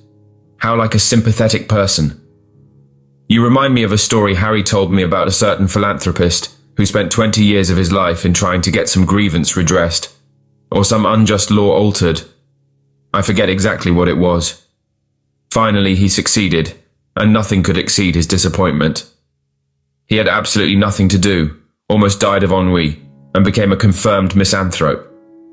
And besides, my dear old Basil, if you really want to console me, Teach me rather to forget what has happened, or to see it from a proper artistic point of view. Was it not Gautier who used to write about La Consolation des Arts? I remember picking up a little vellum-covered book in your studio one day, and chancing on that delightful phrase. Well, I am not like that young man you told me of when we were down at Marlow together. The young man who used to say that yellow satin could console one for all the miseries of life. I love beautiful things that one can touch and handle. Old brocades, green bronzes, lacquer work, carved ivories, exquisite surroundings, luxury pomp. There is much to be got from all these. But the artistic temperament that they create, or at any rate reveal, is still more to me. To become the spectator of one's own life, as Harry says, is to escape the suffering of life. I know you are surprised at my talking to you like this. You have not realized how I have developed. I was a schoolboy when you knew me. I am a man now. I have new passions, new thoughts, new ideas. I am different, but you must not like me less. I am changed, but you must always be my friend. Of course I am very fond of Harry. But I know that you are better than he is. You are not stronger. You are too much afraid of life, but you are better. And how happy we used to be together. Don't leave me, Basil, and don't quarrel with me. I am what I am. There is nothing more to be said. Hallward felt strangely moved. Rugged and straightforward as he was, there was something in his nature that was purely feminine in its tenderness. The lad was infinitely dear to him, and his personality had been the great turning point in his art. He could not bear the idea of reproaching him anymore. After all, his indifference was probably merely a mood that would pass away. There was so much in him that was good, so much in him that was noble. Well, Dorian, he said at length with a sad smile, I won't speak to you again about this horrible thing after today. I only trust your name won't be mentioned in connection with it.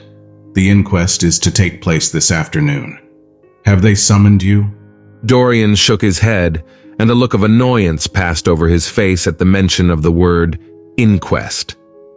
There was something so crude and vulgar about everything of the kind. They don't know my name, he answered. But surely she did. Only my Christian name, and that I am quite sure she never mentioned to anyone. She told me once that they were all rather curious to learn who I was, and that she invariably told them my name was Prince Charming. It was pretty of her. You must do me a drawing of her, Basil. I should like to have something more of her than the memory of a few kisses and some broken, pathetic words. I will try and do something, Dorian, if it would please you. But you must come and sit to me yourself again. I can't get on without you. I will never sit to you again, Basil. It is impossible, he exclaimed, starting back. Hallward stared at him. My dear boy, what nonsense, he cried. Do you mean to say you don't like what I did of you? Where is it? Why have you pulled the screen in front of it? Let me look at it. It is the best thing I have ever painted. Do take that screen away, Dorian. It is simply horrid of your servant hiding my work like that. I felt the room looked different as I came in. My servant has nothing to do with it, Basil. You don't imagine I let him arrange my room for me. He settles my flowers for me sometimes, that is all. No, I did it myself. The light was too strong on the portrait. Too strong? Impossible, my dear fellow. It is an admirable place for it. Let me see it. And Hallward walked towards the corner of the room. A cry of terror broke from Dorian Gray's lips, and he rushed between Hallward and the screen. Basil, he said, looking very pale. You must not look at it. I don't wish you to. Not look at my own work. You are not serious. Why shouldn't I look at it? Exclaimed Hallward, laughing. If you try to look at it, Basil, on my word of honor, I will never speak to you again as long as I live. I am quite serious. I don't offer any explanation, and you are not to ask for any. But remember, if you touch this screen, everything is over between us. Hallward was thunderstruck. He looked at Dorian Gray in absolute amazement. He had never seen him like this before. The lad was absolutely pallid with rage. His hands were clenched, and the pupils of his eyes were like discs of blue fire. He was trembling all over. Dorian. Don't speak. But what is the matter?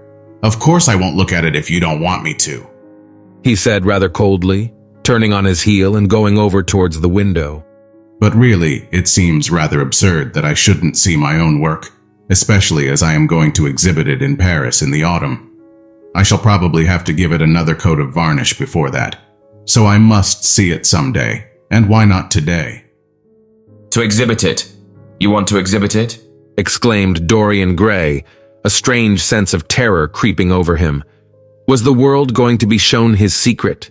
Were people to gape at the mystery of his life? That was impossible. Something, he did not know what, had to be done at once. Yes, I don't suppose you will object to that.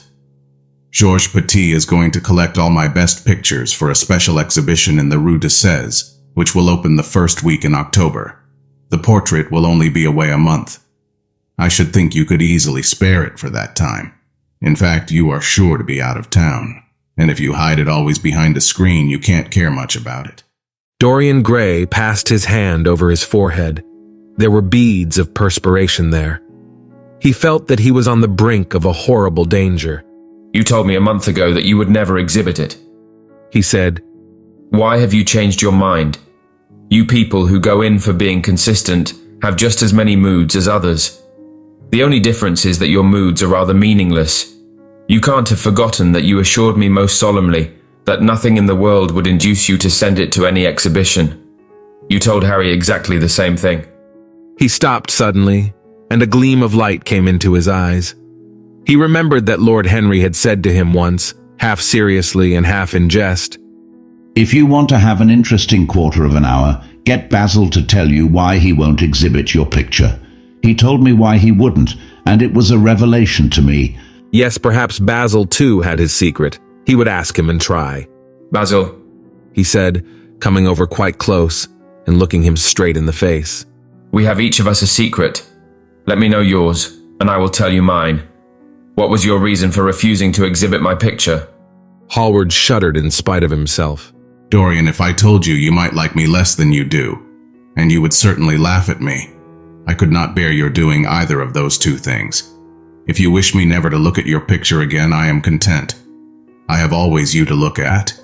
If you wish the best work I have ever done to be hidden from the world, I am satisfied.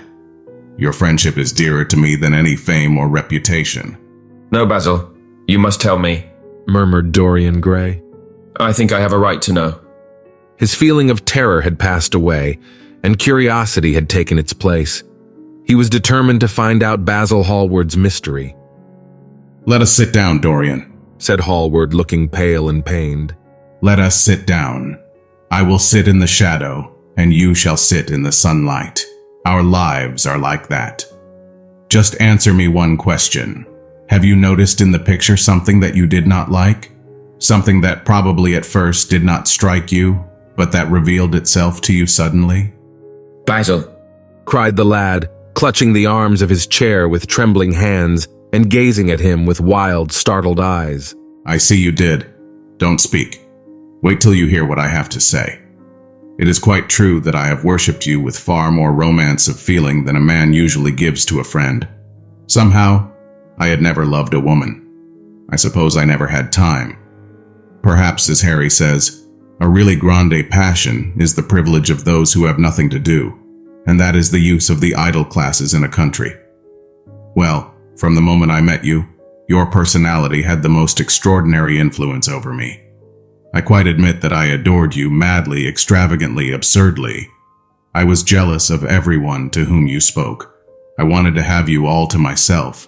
I was only happy when I was with you. When I was away from you, you were still present in my art. It was all wrong and foolish. It is all wrong and foolish still. Of course, I never let you know anything about this. It would have been impossible. You would not have understood it. I did not understand it myself.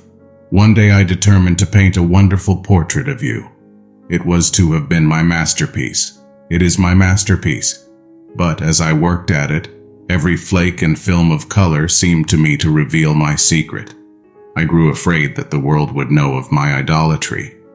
I felt, Dorian, that I had told too much. Then it was that I resolved never to allow the picture to be exhibited. You were a little annoyed, but then you did not realize all that it meant to me. Harry, to whom I talked about it, laughed at me. But I did not mind that. When the picture was finished and I sat alone with it, I felt that I was right. Well, after a few days, the portrait left my studio, and as soon as I had got rid of the intolerable fascination of its presence, it seemed to me that I had been foolish in imagining that I had said anything in it, more than that you were extremely good-looking and that I could paint. Even now, I cannot help feeling that it is a mistake to think that the passion one feels in creation is ever really shown in the work one creates. Art is more abstract than we fancy. Form and color tell us of form and color. That is all. It often seems to me that art conceals the artist far more completely than it ever reveals him. And so when I got this offer from Paris, I determined to make your portrait the principal thing in my exhibition. It never occurred to me that you would refuse. I see now that you were right. The picture must not be shown. You must not be angry with me, Dorian, for what I have told you. As I said to Harry once, you are made to be worshipped. Dorian Gray drew a long breath. The color came back to his cheeks, and a smile played about his lips. The peril was over. He was safe for the time. Yet he could not help feeling infinite pity for the young man who had just made this strange confession to him. He wondered if he would ever be so dominated by the personality of a friend. Lord Harry had the charm of being very dangerous, but that was all. He was too clever and too cynical to be really fond of. Would there ever be someone who would fill him with a strange idolatry? Was that one of the things that life had in store? It is extraordinary to me, Dorian, said Hallward, that you should have seen this in the picture. Did you really see it? Of course I did. Well, you don't mind my looking at it now? Dorian shook his head. You must not ask me that, Basil. I could not possibly let you stand in front of that picture. You will someday, surely. Never. Well, perhaps you are right. And now goodbye, Dorian. You have been the one person in my life of whom I have been really fond. I don't suppose I shall often see you again. You don't know what it cost me to tell you all that I have told you. My dear Basil, cried Dorian. What have you told me? Simply that you felt that you liked me too much. That is not even a compliment. It was not intended as a compliment. It was a confession. A very disappointing one. Why, what did you expect, Dorian? You didn't see anything else in the picture, did you? There was nothing else to see? No, there was nothing else to see. Why do you ask? But you mustn't talk about not meeting me again, or anything of that kind. You and I are friends, Basil, and we must always remain so.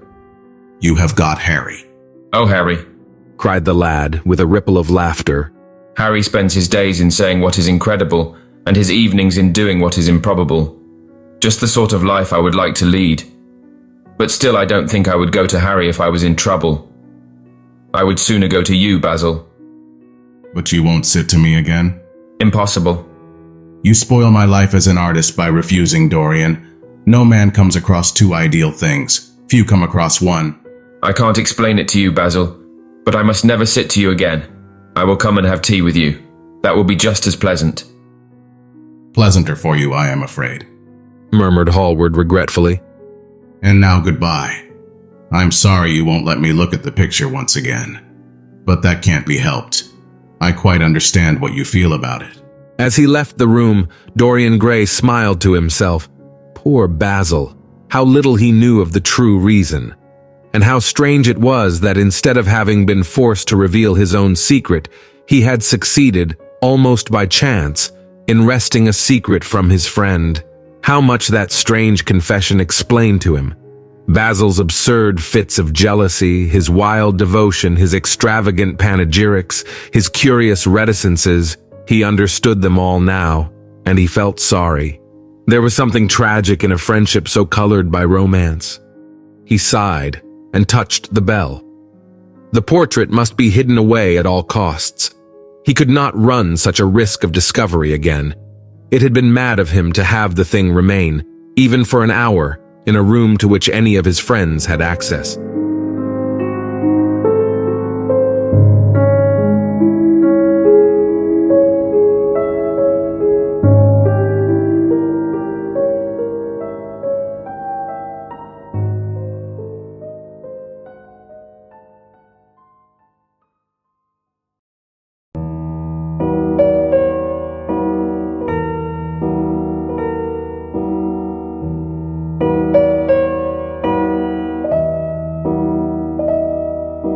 LLB Audiobook presents The Picture of Dorian Gray by Oscar Wilde.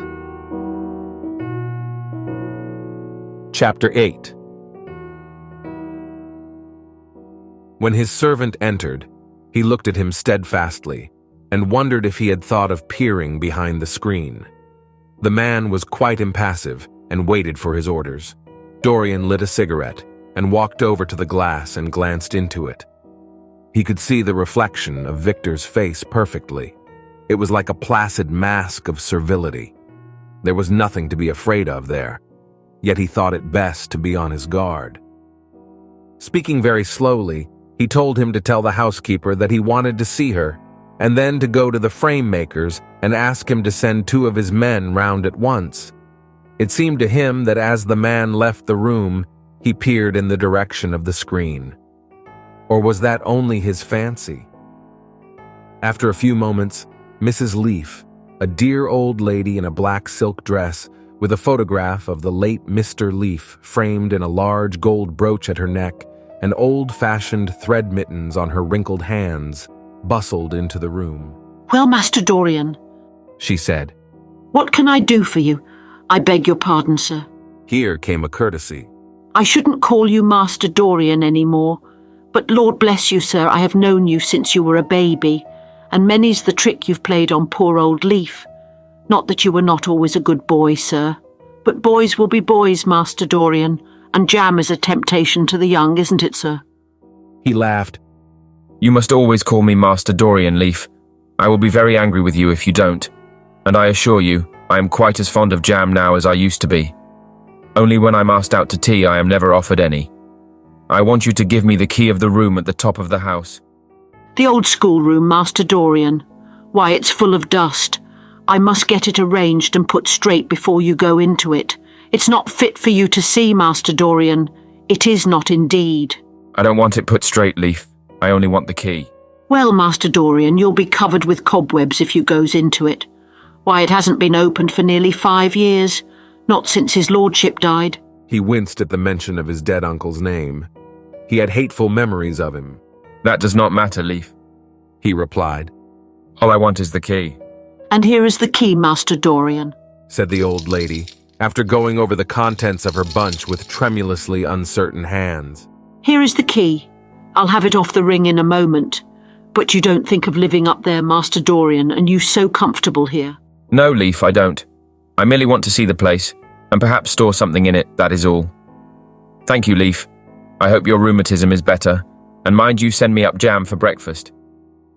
Mrs. Leaf shook her head. "Them foreigners doesn't understand jam, Master Dorian.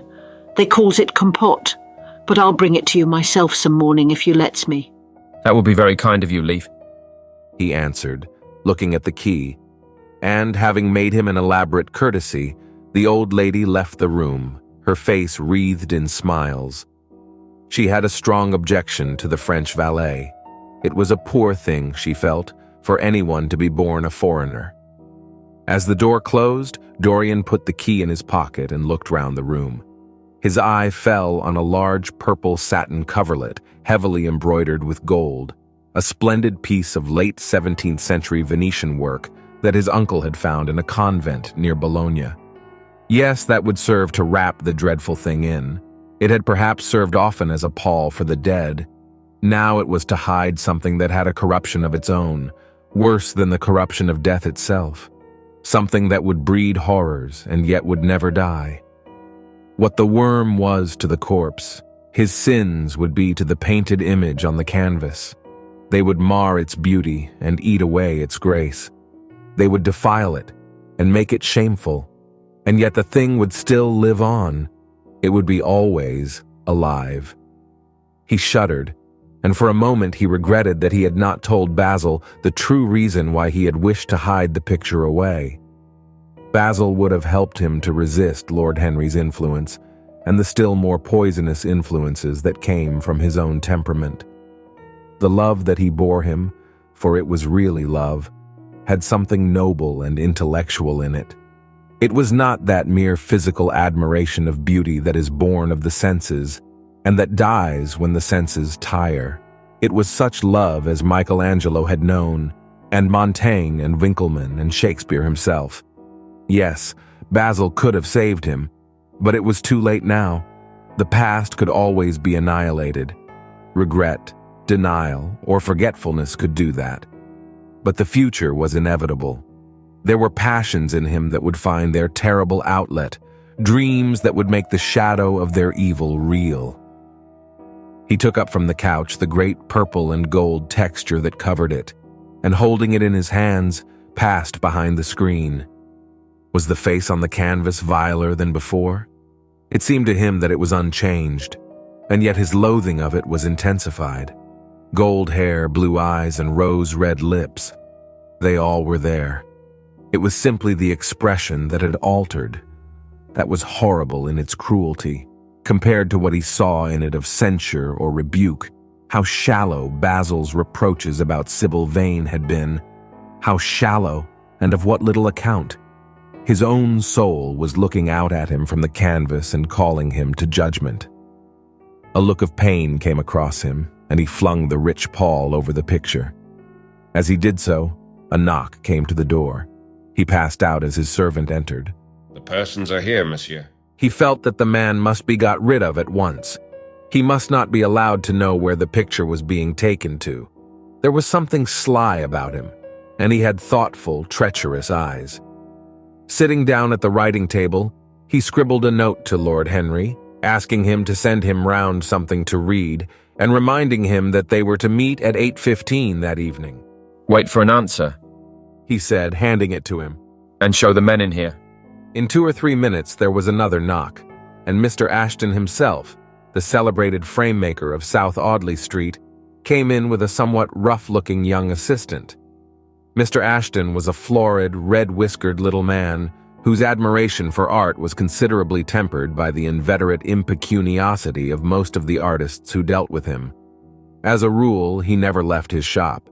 He waited for people to come to him, but he always made an exception in favor of Dorian Gray. There was something about Dorian that charmed everybody. It was a pleasure even to see him. "What can I do for you, Mr. Gray?" he said, rubbing his fat, freckled hands. "I thought I would do myself the honor of coming round in person. I've just got a beauty of a frame, sir. Picked it up at a sale. Old Florentine. Came from Fonthill, I believe. Admirably suited for a religious picture, Mr. Gray." I'm so sorry you have given yourself the trouble of coming round, Mr. Ashton. I will certainly drop in and look at the frame, though I don't go in much for religious art. But today, I only want a picture carried to the top of the house for me.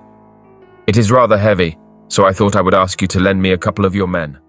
"No trouble at all, Mr. Gray. I am delighted to be of any service to you. Which is the work of art, sir?" This, replied Dorian, moving the screen back. Can you move it, covering and all, just as it is? I don't want it to get scratched going upstairs. "There will be no difficulty, sir," said the genial frame-maker, beginning with the aid of his assistant to unhook the picture from the long brass chains by which it was suspended. "And now, where shall we carry it to, Mr. Gray?" I will show you the way, Mr. Ashton, if you will kindly follow me. Or perhaps you had better go in front. I'm afraid it is right at the top of the house. We will go up by the front staircase, as it is wider. He held the door open for them, and they passed out into the hall and began the ascent. The elaborate character of the frame had made the picture extremely bulky, and now and then, in spite of the obsequious protests of Mr. Ashton, who had a true tradesman's dislike of seeing a gentleman doing anything useful, Dorian put his hand to it so as to help them. "Something of a load to carry, sir," gasped the little man when they reached the top landing, and he wiped his shiny forehead. A terrible load to carry, murmured Dorian, as he unlocked the door that opened into the room that was to keep for him the curious secret of his life and hide his soul from the eyes of men. He had not entered the place for more than 4 years, not indeed since he had used it first as a playroom when he was a child, and then as a study when he grew somewhat older. It was a large, well-proportioned room, which had been specially built by the last Lord Sherard for the use of the little nephew, whom, being himself childless, and perhaps for other reasons, he had always hated and desired to keep at a distance. It did not appear to Dorian to have much changed. There was the huge Italian cassone, with its fantastically painted panels and its tarnished gilt moldings, in which he had so often hidden himself as a boy. There was the satinwood bookcase filled with his dog-eared schoolbooks. On the wall behind it was hanging the same ragged Flemish tapestry where a faded king and queen were playing chess in a garden, while a company of hawkers rode by, carrying hooded birds on their gauntleted wrists. How well he recalled it all. Every moment of his lonely childhood came back to him as he looked round. He remembered the stainless purity of his boyish life, and it seemed horrible to him that it was here that the fatal portrait was to be hidden away. How little he had thought in those dead days of all that was in store for him. But there was no other place in the house so secure from prying eyes as this. He had the key, and no one else could enter it. Beneath its purple pall, the face painted on the canvas could grow bestial, sodden, and unclean. What did it matter? No one could see it. He himself would not see it. Why should he watch the hideous corruption of his soul? He kept his youth. That was enough. And besides, might not his nature grow finer after all? There was no reason that the future should be so full of shame. Some love might come across his life and purify him, and shield him from those sins that seemed to be already stirring in spirit and in flesh, those curious unpictured sins whose very mystery lent them their subtlety and their charm. Perhaps someday the cruel look would have passed away from the scarlet sensitive mouth, and he might show to the world Basil Hallward's masterpiece.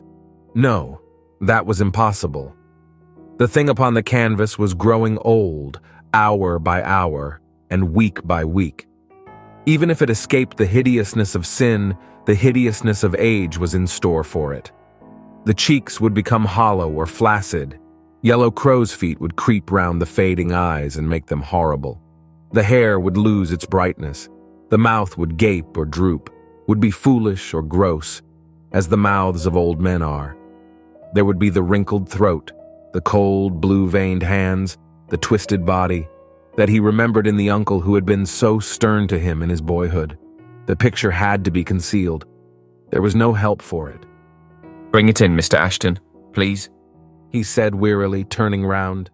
"I'm sorry I kept you so long. I was thinking of something else." Always glad to have a rest, Mr. Gray, answered the frame maker, who was still gasping for breath. Where shall we put it, sir? "Oh, anywhere here. This will do. I don't want to have it hung up. Just lean it against the wall. Thanks." Might one look at the work of art, sir? Dorian started. "It would not interest you, Mr. Ashton," he said, keeping his eye on the man. He felt ready to leap upon him and fling him to the ground if he dared to lift the gorgeous hanging that concealed the secret of his life. "I won't trouble you any more now. I am much obliged for your kindness in coming round." Not at all, Mr. Gray. Ever ready to do anything for you, sir?" And Mr. Ashton tramped downstairs, followed by the assistant, who glanced back at Dorian with a look of shy wonder in his rough, uncomely face. He had never seen anyone so marvelous. When the sound of their footsteps had died away, Dorian locked the door and put the key in his pocket. He felt safe now. No one would ever look on the horrible thing. No eye but his would ever see his shame. On reaching the library, he found that it was just after 5 o'clock, and that the tea had been already brought up. On a little table of dark perfumed wood, thickly encrusted with nacre, a present from his guardian's wife, Lady Radley, who had spent the preceding winter in Cairo, was lying a note from Lord Henry, and beside it was a book bound in yellow paper, the cover slightly torn and the edges soiled. A copy of the 3rd edition of the St. James's Gazette had been placed on the tea tray. It was evident that Victor had returned. He wondered if he had met the men in the hall as they were leaving the house and had wormed out of them what they had been doing. He would be sure to miss the picture, had no doubt missed it already, while he had been laying the tea things. The screen had not been replaced, and the blank space on the wall was visible. Perhaps some night he might find him creeping upstairs and trying to force the door of the room. It was a horrible thing to have a spy in one's house. He had heard of rich men who had been blackmailed all their lives by some servant who had read a letter, or overheard a conversation, or picked up a card with an address, or found beneath a pillow a withered flower or a bit of crumpled lace. He sighed, and having poured himself out some tea, opened Lord Henry's note. It was simply to say that he sent him round the evening paper, and a book that might interest him, and that he would be at the club at 8:15. He opened the St. James's languidly and looked through it. A red pencil mark on the 5th page caught his eye. He read the following paragraph. Inquest on an actress. An inquest was held this morning at the Bell Tavern, Hoxton Road, by Mr. Danby, the district coroner, on the body of Sybil Vane, a young actress recently engaged at the Royal Theatre, Holborn. A verdict of death by misadventure was returned. Considerable sympathy was expressed for the mother of the deceased, who was greatly affected during the giving of her own evidence, and that of Dr. Birrell, who had made the post-mortem examination of the deceased. He frowned slightly, and tearing the paper in two, went across the room and flung the pieces into a gilt basket. How ugly it all was, and how horribly real ugliness made things. He felt a little annoyed with Lord Henry for having sent him the account, and it was certainly stupid of him to have marked it with red pencil. Victor might have read it. The man knew more than enough English for that. Perhaps he had read it, and had begun to suspect something. And yet what did it matter? What had Dorian Gray to do with Sybil Vane's death? There was nothing to fear. Dorian Gray had not killed her. His eye fell on the yellow book that Lord Henry had sent him. What was it? He wondered. He went towards the little pearl-colored octagonal stand that had always looked to him like the work of some strange Egyptian bees who wrought in silver, and took the volume up. He flung himself into an armchair and began to turn over the leaves. After a few minutes, he became absorbed. It was the strangest book he had ever read. It seemed to him that in exquisite raiment, and to the delicate sound of flutes, the sins of the world were passing in dumb show before him. Things that he had dimly dreamed of were suddenly made real to him. Things of which he had never dreamed were gradually revealed. It was a novel without a plot, and with only one character, being indeed simply a psychological study of a certain young Parisian who spent his life trying to realize in the 19th century all the passions and modes of thought that belonged to every century except his own, and to sum up, as it were, in himself the various moods through which the world spirit had ever passed, loving for their mere artificiality those renunciations that men have unwisely called virtue, as much as those natural rebellions that wise men still call sin. The style in which it was written was that curious jeweled style, vivid and obscure at once, full of argot and of archaisms, of technical expressions and of elaborate paraphrases, that characterizes the work of some of the finest artists of the French school of decadence. There were in it metaphors as monstrous as orchids, and as evil in color. The life of the senses was described in the terms of mystical philosophy. One hardly knew at times whether one was reading the spiritual ecstasies of some medieval saint or the morbid confessions of a modern sinner. It was a poisonous book. The heavy odor of incense seemed to cling about its pages and to trouble the brain. The mere cadence of the sentences, the subtle monotony of their music, so full as it was of complex refrains and movements elaborately repeated, produced in the mind of the lad, as he passed from chapter to chapter, a form of reverie, a malady of dreaming, that made him unconscious of the falling day and the creeping shadows. Cloudless and pierced by one solitary star, a copper-green sky gleamed through the windows. He read on by its wan light till he could read no more. Then, after his valet had reminded him several times of the lateness of the hour, he got up, and going into the next room, placed the book on the little Florentine table that always stood at his bedside. and began to dress for dinner. It was almost 9 o'clock before he reached the club, where he found Lord Henry sitting alone in the morning room, looking very bored. "I'm so sorry, Harry," he cried. "but really it is entirely your fault. That book you sent me so fascinated me that I forgot what the time was." I thought you would like it, replied his host, rising from his chair. "I didn't say I liked it, Harry. I said it fascinated me. There is a great difference." "Ah, if you have discovered that, you have discovered a great deal," murmured Lord Henry with his curious smile. "Come, let us go in to dinner.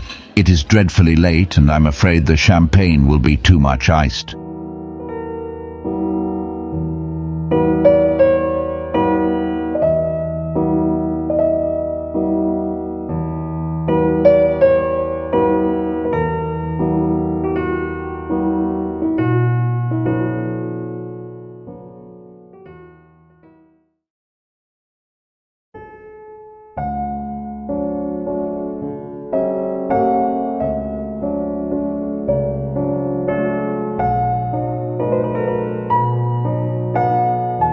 LLB Audiobook presents The Picture of Dorian Gray by Oscar Wilde.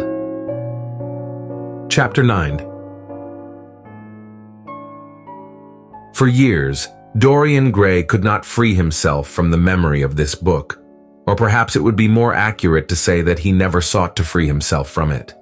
He procured from Paris no less than 5 large paper copies of the first edition, and had them bound in different colors, so that they might suit his various moods and the changing fancies of a nature over which he seemed, at times, to have almost entirely lost control.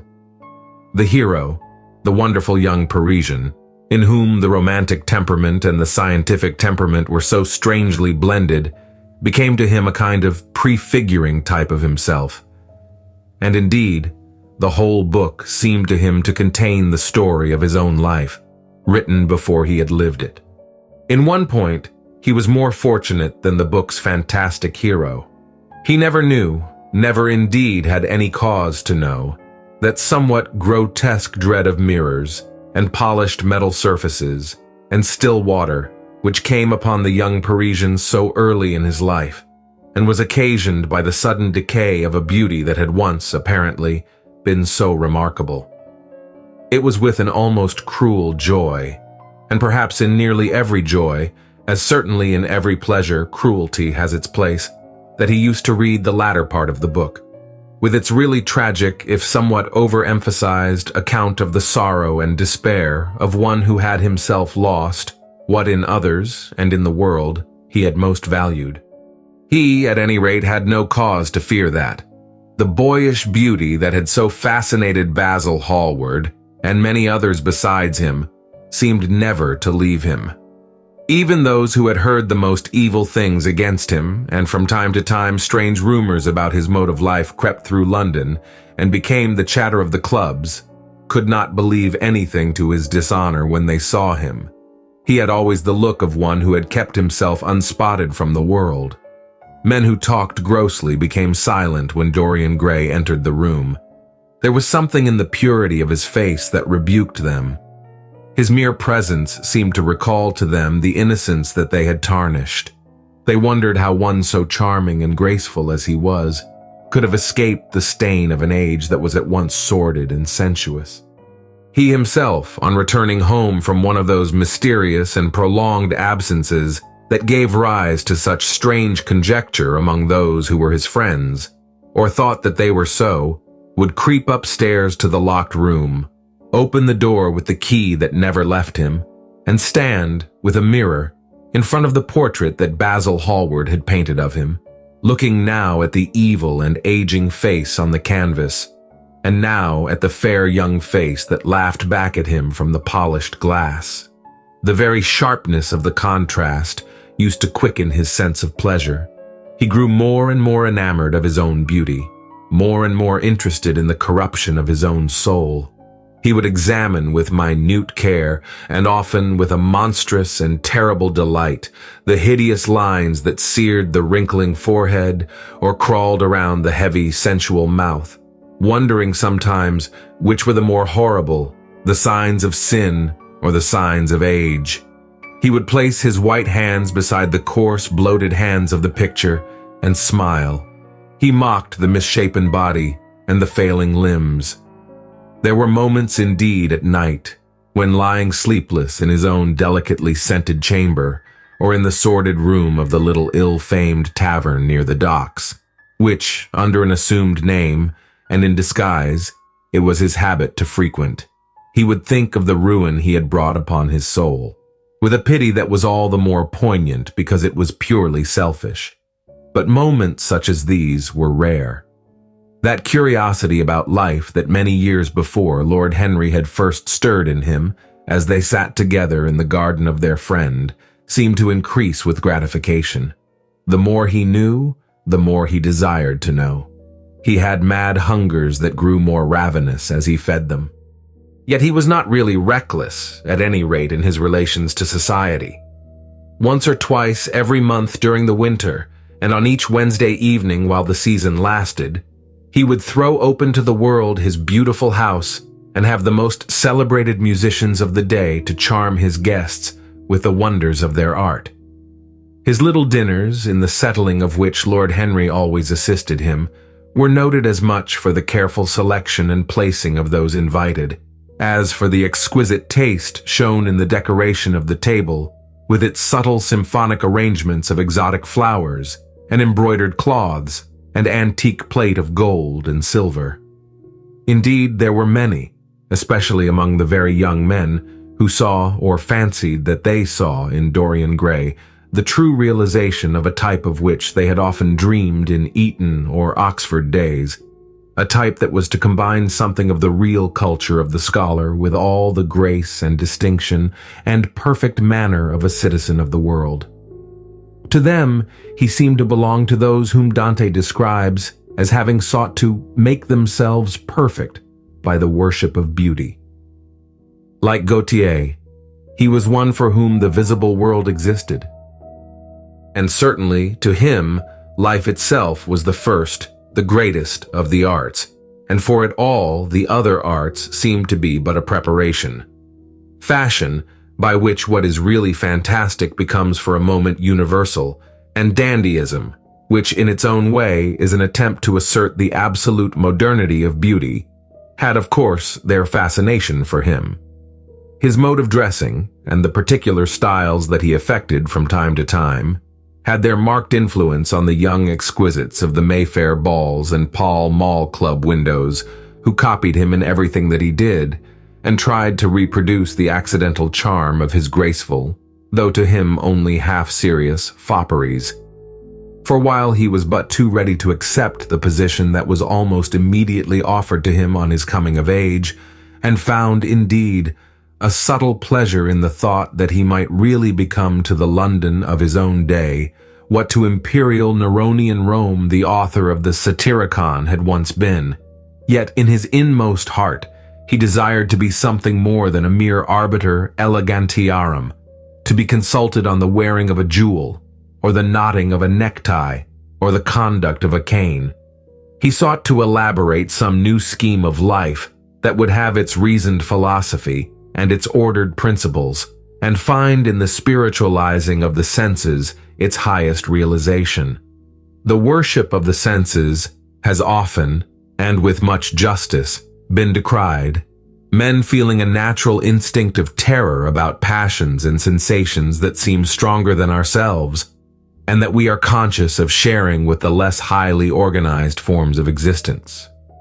But it appeared to Dorian Gray that the true nature of the senses had never been understood, and that they had remained savage and animal merely because the world had sought to starve them into submission or to kill them by pain, instead of aiming at making them elements of a new spirituality, of which a fine instinct for beauty was to be the dominant characteristic. As he looked back upon man moving through history, he was haunted by a feeling of loss. So much had been surrendered, and to such little purpose.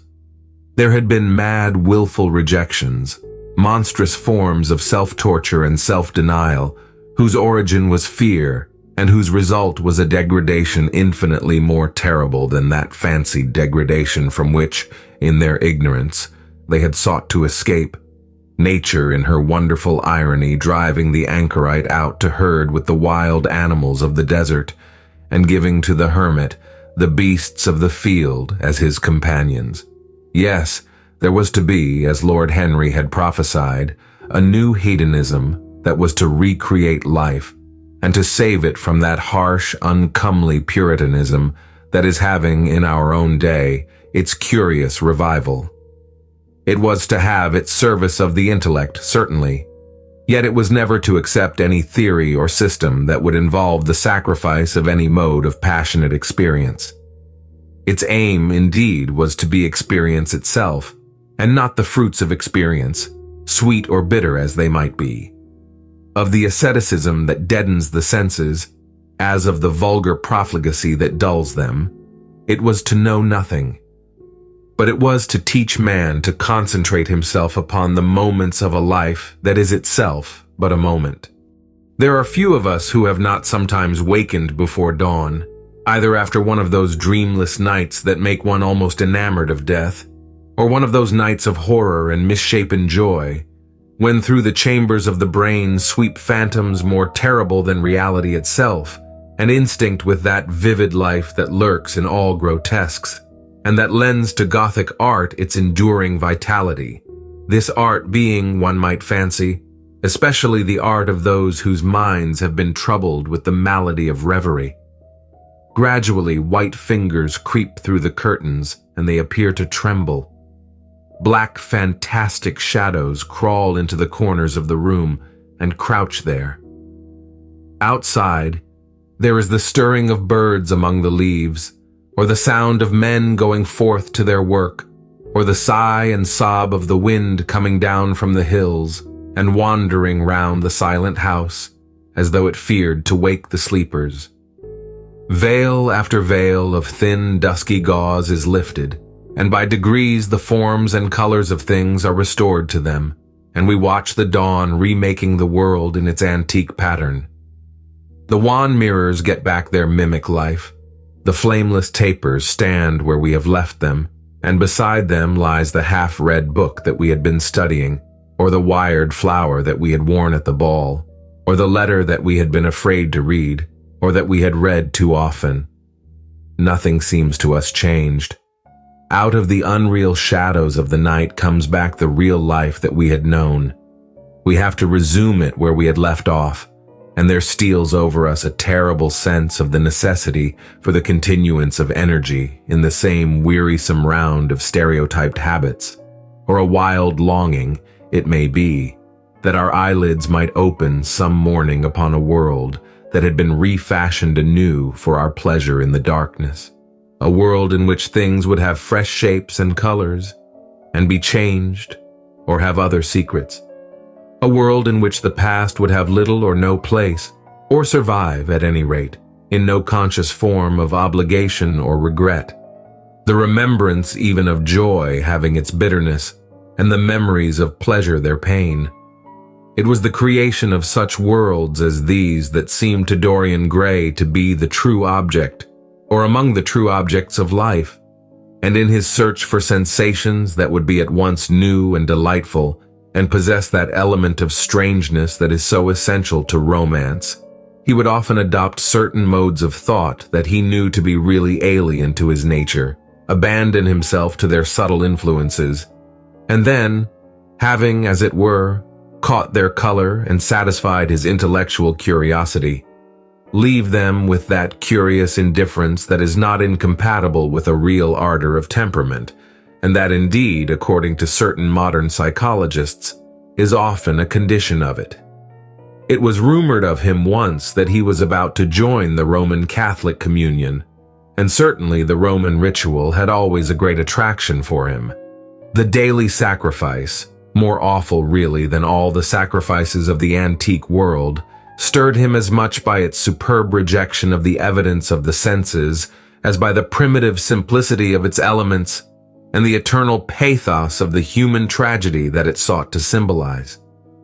He loved to kneel down on the cold marble pavement, and with the priest, in his stiff, flowered cope, slowly and with white hands moving aside the veil of the tabernacle, and raising aloft the jeweled lantern-shaped monstrance with that pallid wafer that at times one would fain think is indeed the panis caelestis, the bread of angels, or, robed in the garments of the Passion of Christ, breaking the host into the chalice and smiting his breast for his sins. The fuming censers that the grave boys, in their lace and scarlet, tossed into the air like great gilt flowers, had their subtle fascination for him. As he passed out, he used to look with wonder at the black confessionals and long to sit in the dim shadow of one of them and listen to men and women whispering through the tarnished grating the true story of their lives. But he never fell into the error of arresting his intellectual development by any formal acceptance of creed or system, or of mistaking for a house in which to live, an inn that is but suitable for the sojourn of a night, or for a few hours of a night in which there are no stars and the moon is in travail. Mysticism, with its marvelous power of making common things strange to us, and the subtle antinomianism that always seems to accompany it, moved him for a season. And for a season he inclined to the materialistic doctrines of the Darwinismus movement in Germany and found a curious pleasure in tracing the thoughts and passions of men to some pearly cell in the brain or some white nerve in the body, delighting in the conception of the absolute dependence of the spirit on certain physical conditions, morbid or healthy, normal or diseased. Yet, as has been said of him before, no theory of life seemed to him to be of any importance compared with life itself. He felt keenly conscious of how barren all intellectual speculation is when separated from action and experiment. He knew that the senses, no less than the soul, have their mysteries to reveal. And so he would now study perfumes and the secrets of their manufacture, distilling heavily scented oils and burning odorous gums from the East. He saw that there was no mood of the mind that had not its counterpart in the sensuous life, and set himself to discover their true relations, wondering what there was in frankincense that made one mystical, and in ambergris that stirred one's passions, and in violets that woke the memory of dead romances, and in musk that troubled the brain, and in champak that stained the imagination, and seeking often to elaborate a real psychology of perfumes, and to estimate the several influences of sweet-smelling roots, and scented pollen-laden flowers, of aromatic balms, and of dark and fragrant woods, of spikenard that sickens, of hovenia that makes men mad, and of aloes that are said to be able to expel melancholy from the soul. At another time he devoted himself entirely to music, and in a long latticed room, with a vermilion and gold ceiling and walls of olive green lacquer, he used to give curious concerts in which mad gypsies tore wild music from little zithers, or grave yellow-shawled Tunisians plucked at the strained strings of monstrous lutes, while grinning Negroes beat monotonously upon copper drums, or turbaned Indians, crouching upon scarlet mats, blew through long pipes of reed or brass, and charmed, or feigned to charm, great hooded snakes and horrible horned adders. The harsh intervals and shrill discords of barbaric music stirred him at times when Schubert's Grace and Chopin's Beautiful Sorrows and the mighty harmonies of Beethoven himself fell unheeded on his ear. He collected together from all parts of the world the strangest instruments that could be found, either in the tombs of dead nations or among the few savage tribes that have survived contact with Western civilizations and loved to touch and try them. He had the mysterious Juruparis of the Rio Negro Indians that women are not allowed to look at, and that even youths may not see till they have been subjected to fasting and scourging, and the earthen jars of the Peruvians that have the shrill cries of birds, and flutes of human bones, such as Alfonso de Oval heard in Chile, and the sonorous green stones that are found near Cuzco, and give forth a note of singular sweetness. He had painted gourds filled with pebbles that rattled when they were shaken, the long clarin of the Mexicans, into which the performer does not blow, but through which he inhales the air, the harsh turay of the Amazon tribes, that is sounded by the sentinels who sit all day long in trees, and that can be heard, it is said, at a distance of 3 leagues, the teponaztli, that has 2 vibrating tongues of wood, and is beaten with sticks that are smeared with an elastic gum obtained from the milky juice of plants, the yodel bells of the Aztecs, that are hung in clusters like grapes, and a huge cylindrical drum covered with the skins of great serpents, like the one that Bernal Diaz saw when he went with Cortez into the Mexican temple, and of whose doleful sound he has left us so vivid a description. The fantastic character of these instruments fascinated him, and he felt a curious delight in the thought that art, like nature, has her monsters, things of bestial shape and with hideous voices. Yet after some time he wearied of them, and would sit in his box at the opera, either alone or with Lord Henry, listening in rapt pleasure to Tannhäuser, and seeing in that great work of art a presentation of the tragedy of his own soul.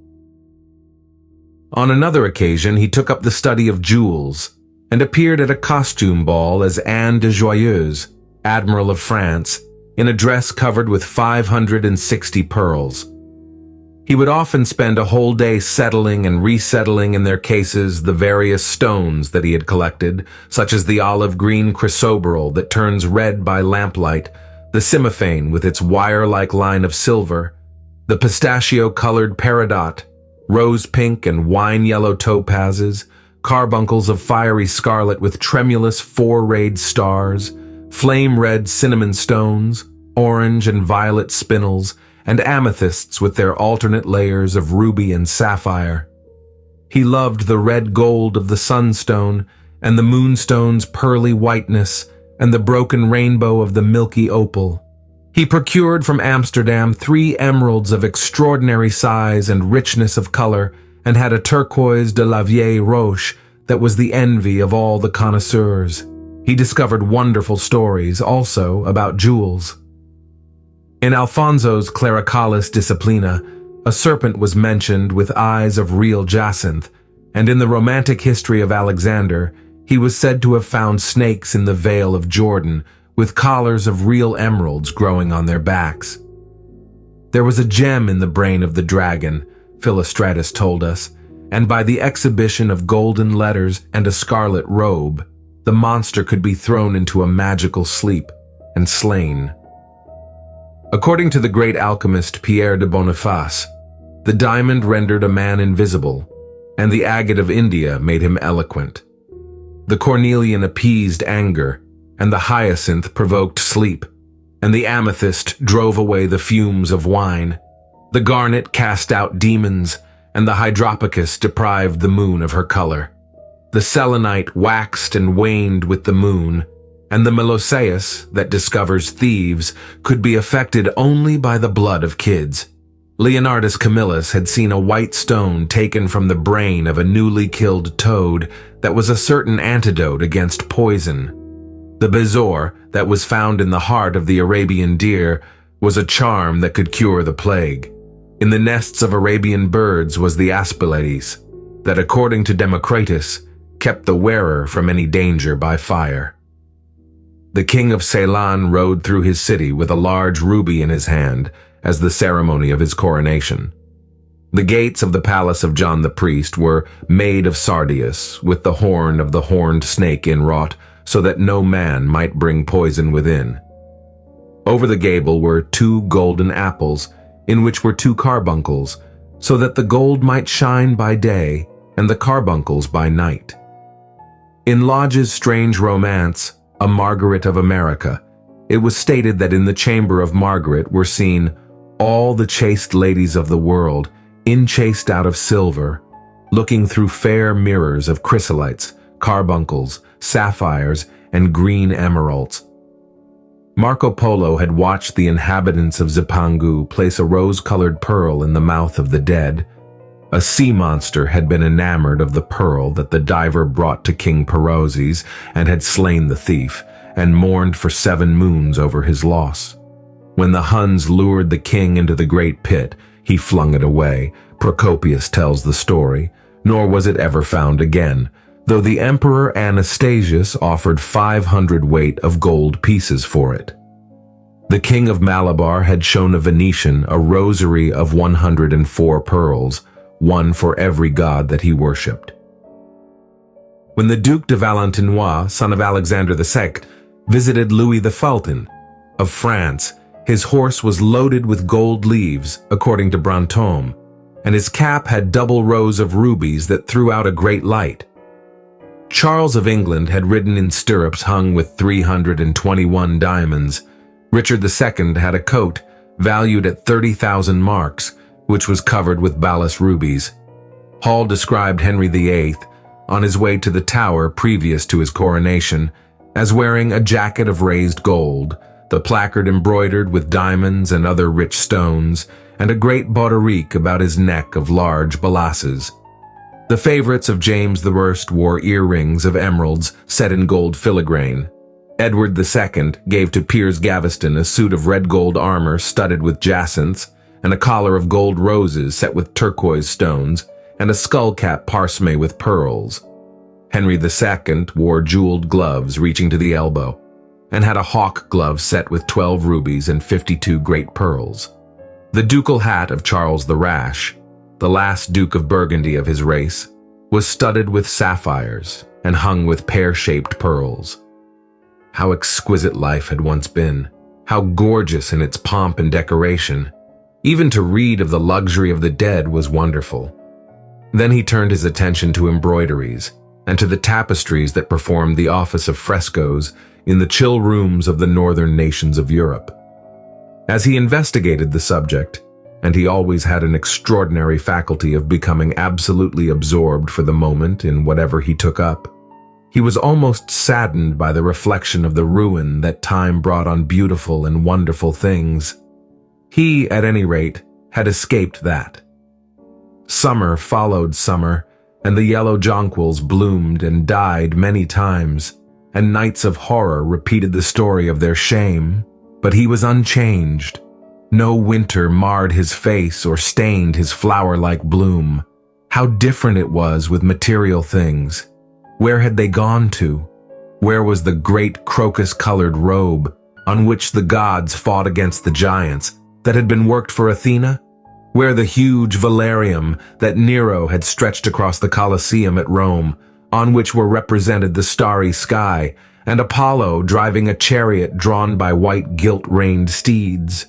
He longed to see the curious table napkins wrought for Elagabalus, on which were displayed all the dainties and viands that could be wanted for a feast, the mortuary cloth of King Chilperic with its 300 golden bees, the fantastic robes that excited the indignation of the Bishop of Pontus and were figured with lions, panthers, bears, dogs, forests, rocks, hunters, all, in fact, that a painter can copy from nature, and the coat that Charles of Orléans once wore, on the sleeves of which were embroidered the verses of a song beginning, Madame, je suis tout joyeux, the musical accompaniment of the words being wrought in gold thread, and each note a square shape in those days, formed with 4 pearls.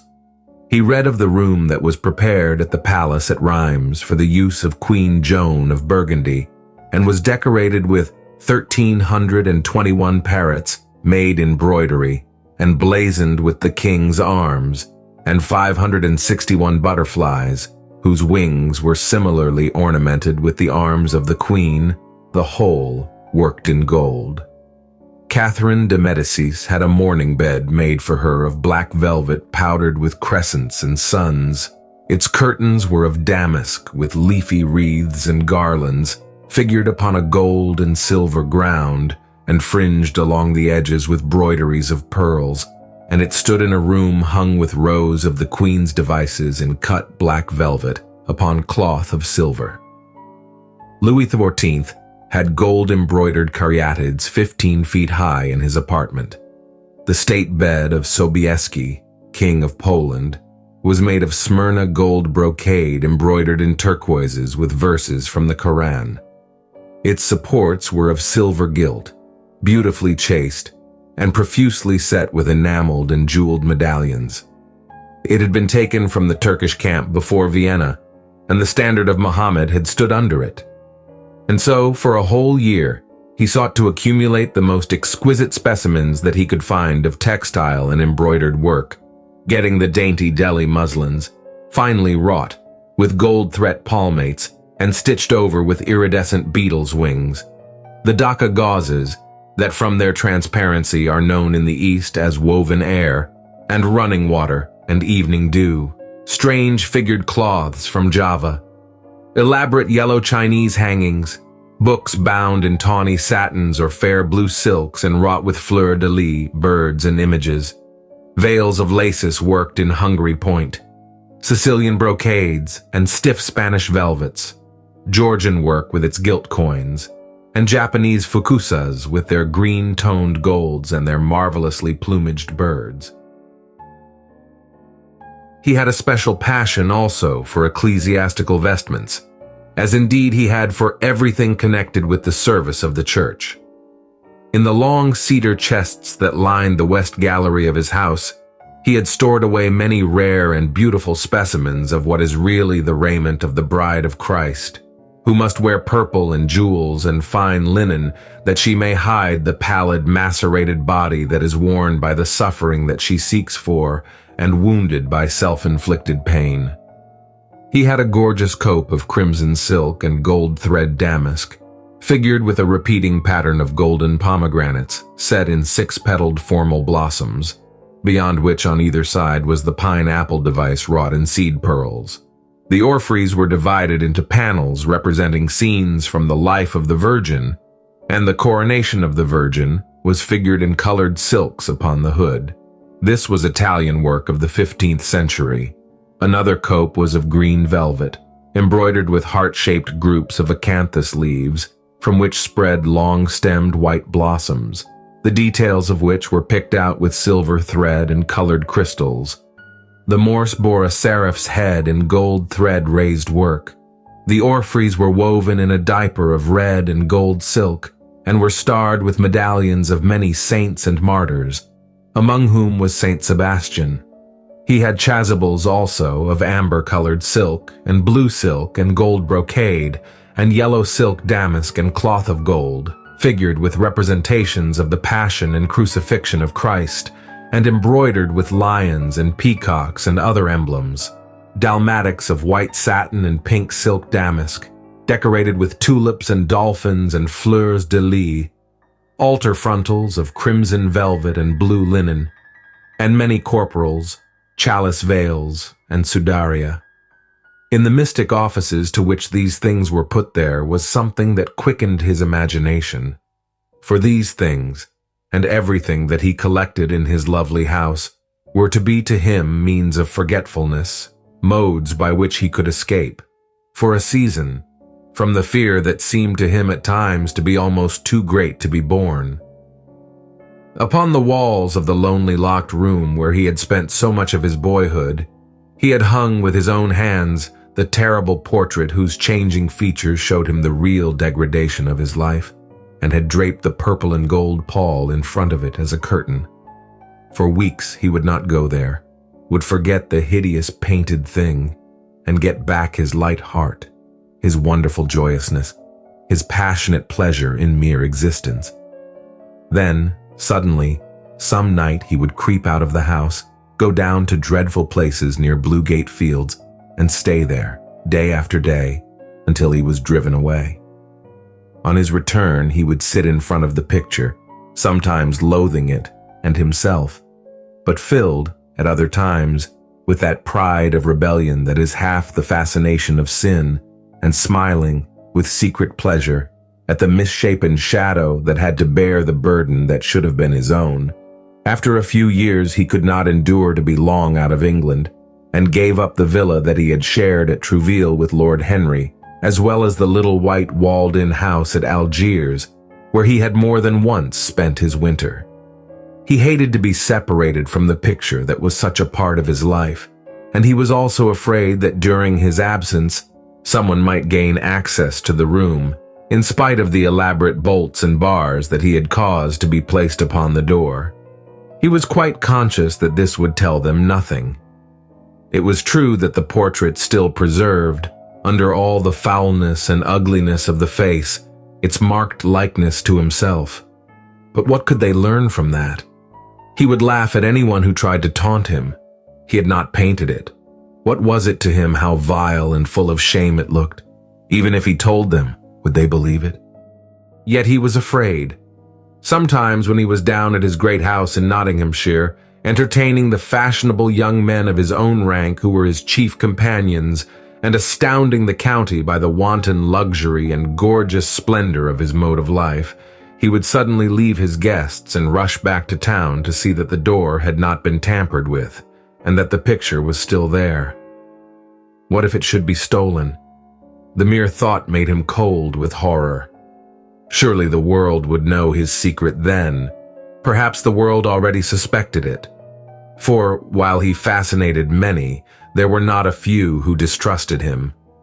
He was blackballed at a West End club, of which his birth and social position fully entitled him to become a member, and on one occasion, when he was brought by a friend into the smoking room of the Carlton, the Duke of Berwick and another gentleman got up in a marked manner and went out.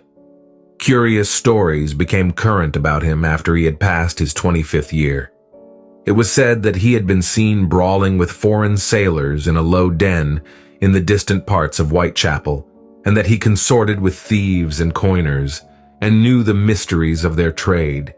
His extraordinary absences became notorious, and, when he used to reappear again in society, men would whisper to each other in corners, or pass him with a sneer, or look at him with cold, searching eyes, as if they were determined to discover his secret. Of such insolences and attempted slights, he, of course, took no notice, and in the opinion of most people his frank, debonair manner, his charming, boyish smile, and the infinite grace of that wonderful youth that seemed never to leave him, were in themselves a sufficient answer to the calumnies, for so they called them, that were circulated about him. It was remarked, however, that those who had been most intimate with him appeared, after a time, to shun him. Of all his friends, or so-called friends, Lord Henry Wotton was the only one who remained loyal to him. Women who had wildly adored him, and for his sake had braved all social censure and set convention at defiance, were seen to grow pallid with shame or horror if Dorian Gray entered the room. Yet these whispered scandals only lent him, in the eyes of many, his strange and dangerous charm. His great wealth was a certain element of security. Society, civilized society at least, is never very ready to believe anything to the detriment of those who are both rich and charming. It feels instinctively that manners are of more importance than morals, and the highest respectability is of less value in its opinion than the possession of a good chef. And after all, it is a very poor consolation to be told that the man who has given one a bad dinner or poor wine is irreproachable in his private life. Even the cardinal virtues cannot atone for cold entrees, as Lord Henry remarked once in a discussion on the subject, and there is possibly a good deal to be said for his view. For the canons of good society are, or should be, the same as the canons of art. Form is absolutely essential to it. It should have the dignity of a ceremony as well as its unreality, and should combine the insincere character of a romantic play with the wit and beauty that make such plays charming. Is insincerity such a terrible thing? I think not. It is merely a method by which we can multiply our personalities. Such, at any rate, was Dorian Gray's opinion. He used to wonder at the shallow psychology of those who conceive the ego in man as a thing simple, permanent, reliable, and of one essence. To him, man was a being with myriad lives and myriad sensations, a complex, multiform creature that bore within itself strange legacies of thought and passion, and whose very flesh was tainted with the monstrous maladies of the dead. He loved to stroll through the gaunt, cold picture gallery of his country house and look at the various portraits of those whose blood flowed in his veins. Here was Philip Herbert, described by Francis Osborne in his Memoirs on the Reigns of Queen Elizabeth and King James, as one who was caressed by the court for his handsome face, which kept him not long company. Was it young Herbert's life that he sometimes led? Had some strange, poisonous germ crept from body to body till it had reached his own? Was it some dim sense of that ruined grace that had made him so suddenly, and almost without cause, give utterance in Basil Hallward's studio to that mad prayer that had so changed his life? Here, in gold-embroidered red doublet, jeweled surcoat, and gilt-edged ruff and wristbands, stood Sir Anthony Sherard, with his silver and black armor piled at his feet. What had this man's legacy been? Had the lover of Giovanna of Naples bequeathed him some inheritance of sin and shame? Were his own actions merely the dreams that the dead man had not dared to realize? Here, from the fading canvas, smiled Lady Elizabeth Devereux, in her gauze hood, pearl stomacher, and pink slashed sleeves. A flower was in her right hand, and her left clasped an enameled collar of white and damask roses. On a table by her side lay a mandolin and an apple. There were large green rosettes upon her little pointed shoes. He knew her life, and the strange stories that were told about her lovers. Had he something of her temperament in him? Those oval, heavy-lidded eyes seemed to look curiously at him. What of George Willoughby, with his powdered hair and fantastic patches? How evil he looked! The face was saturnine and swarthy, and the sensual lips seemed to be twisted with disdain. Delicate lace ruffles fell over the lean, yellow hands that were so overladen with rings. He had been a macaroni of the 18th century, and the friend, in his youth, of Lord Ferrars. What of the second Lord Sherard, the companion of the Prince Regent in his wildest days, and one of the witnesses at the secret marriage with Mrs. Fitzherbert? How proud and handsome he was, with his chestnut curls and insolent pose. What passions had he bequeathed? The world had looked upon him as infamous. He had led the orgies at Carlton House. The Star of the Garter glittered upon his breast. Beside him hung the portrait of his wife, a pallid, thin-lipped woman in black. Her blood also stirred within him. How curious it all seemed. Yet one had ancestors in literature, as well as in one's own race. Nearer perhaps in type and temperament, many of them, and certainly with an influence of which one was more absolutely conscious. There were times when it seemed to Dorian Gray that the whole of history was merely the record of his own life, not as he had lived it in act and circumstance, but as his imagination had created it for him, as it had been in his brain and in his passions. He felt that he had known them all, those strange, terrible figures that had passed across the stage of the world and made sin so marvelous and evil so full of wonder. It seemed to him that in some mysterious way their lives had been his own. The hero of the dangerous novel that had so influenced his life had himself had this curious fancy.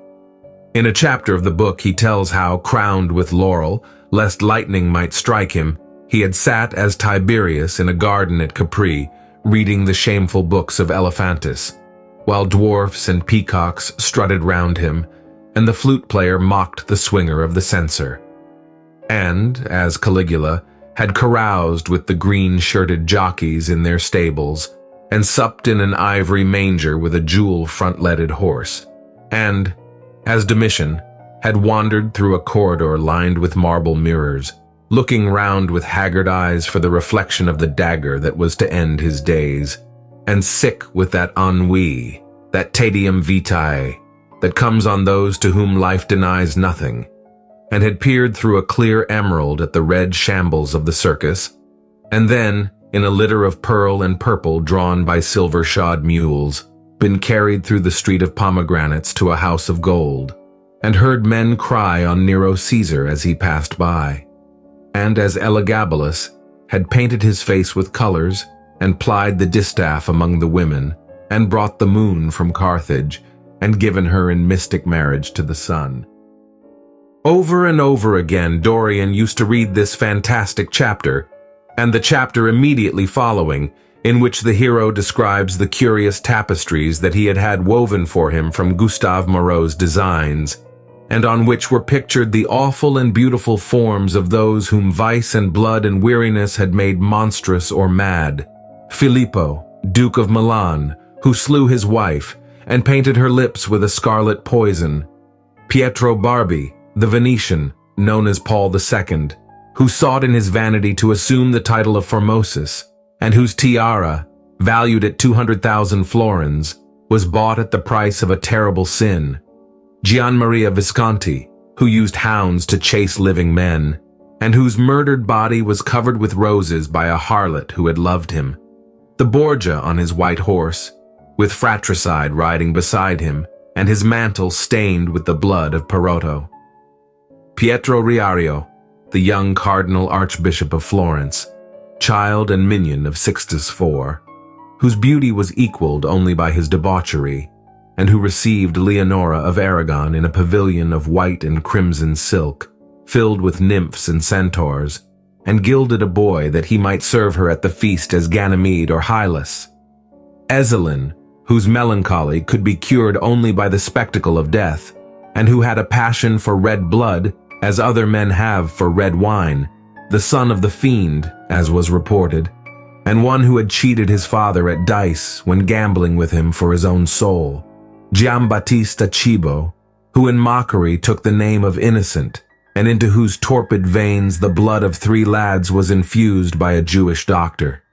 Sigismondo Malatesta, the lover of Isota, and the Lord of Rimini, whose effigy was burned at Rome as the enemy of God and man, who strangled Polissena with a napkin and gave poison to Ginevra d'Este in a cup of emerald, and in honor of a shameful passion built a pagan church for Christian worship. Charles VI, who had so wildly adored his brother's wife that a leper had warned him of the insanity that was coming on him, and who could only be soothed by Saracen cards painted with the images of love and death and madness. And, in his trimmed jerkin and jeweled cap and acanthus-like curls, Griffonetto Baglioni, who slew Astore with his bride, and Simonetto with his page, and whose comeliness was such that, as he lay dying in the yellow piazza of Perugia, those who had hated him could not choose but weep, and Atalanta, who had cursed him, blessed him. There was a horrible fascination in them all. He saw them at night, and they troubled his imagination in the day. The Renaissance knew of strange manners of poisoning by a helmet and a lighted torch, by an embroidered glove and a jeweled fan, by a gilded pomander and by an amber chain. Dorian Gray had been poisoned by a book. There were moments when he looked on evil simply as a mode through which he could realize his conception of the beautiful.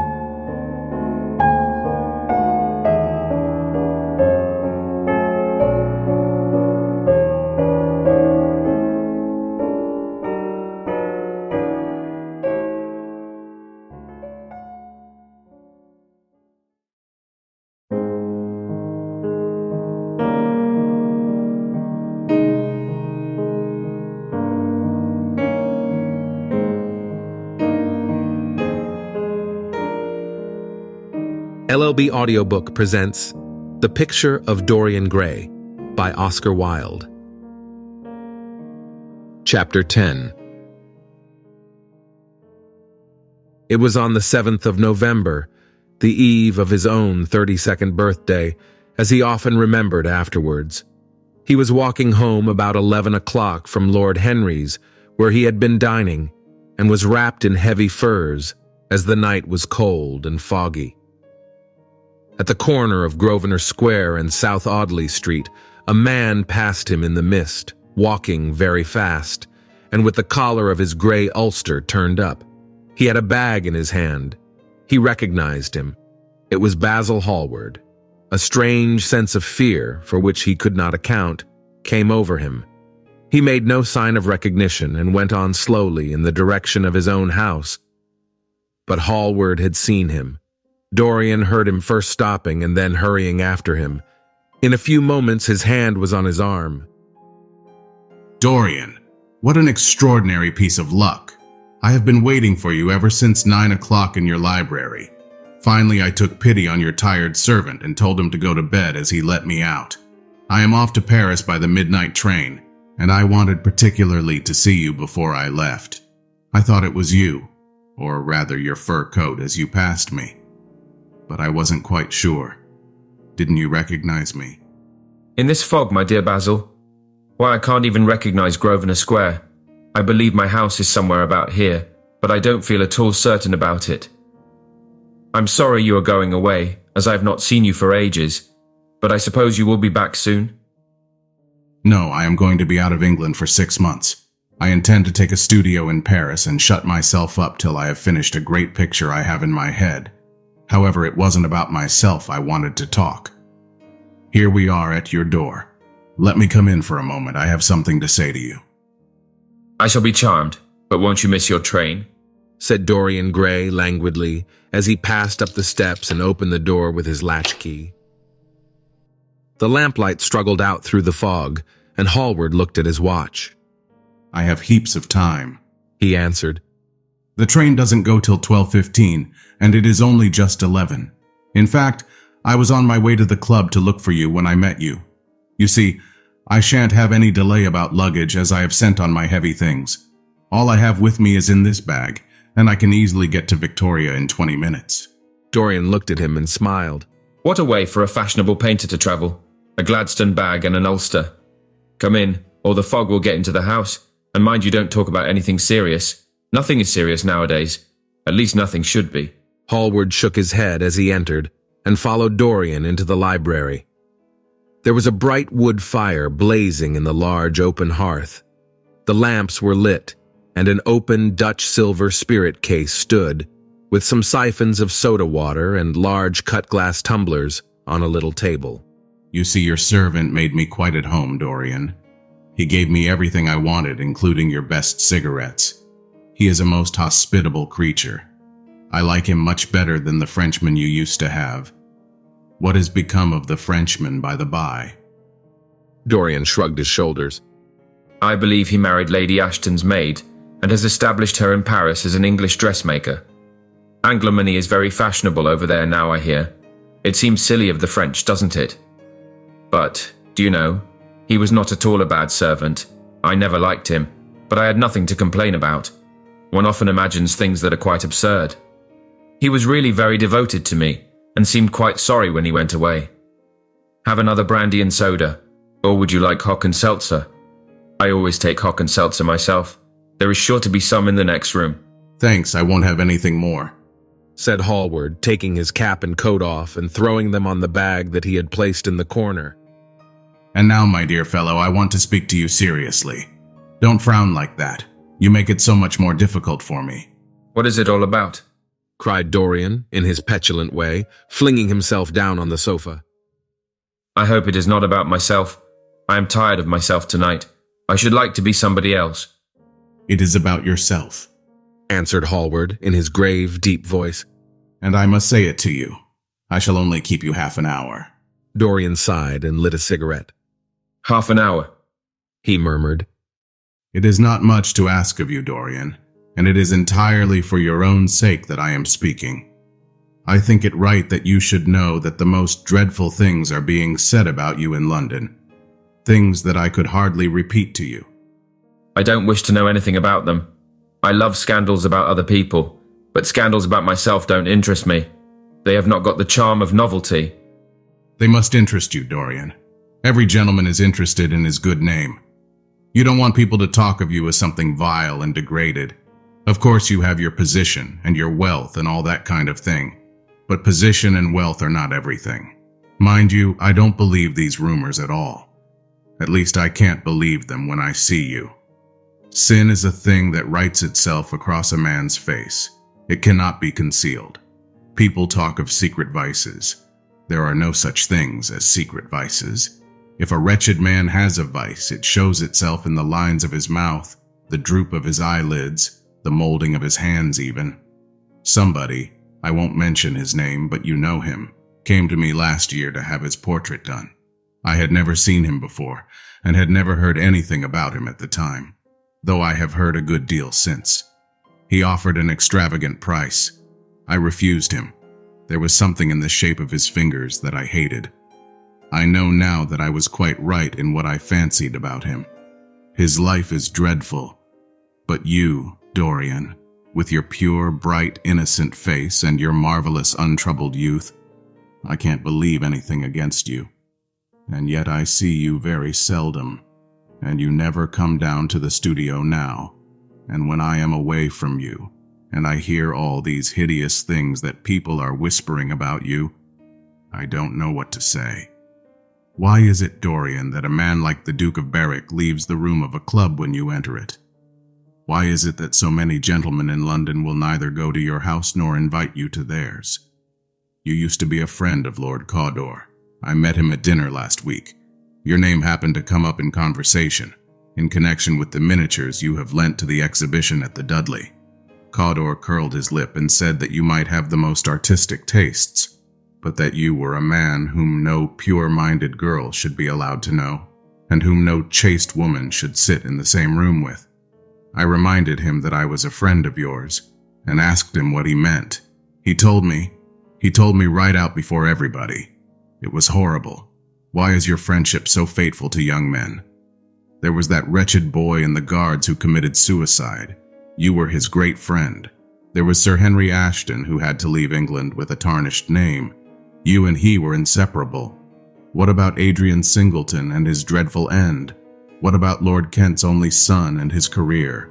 I met his father yesterday in St. James Street. He seemed broken with shame and sorrow. What about the young Duke of Perth? What sort of life has he got now? What gentleman would associate with him? Dorian, your reputation is infamous. I know you and Harry are great friends.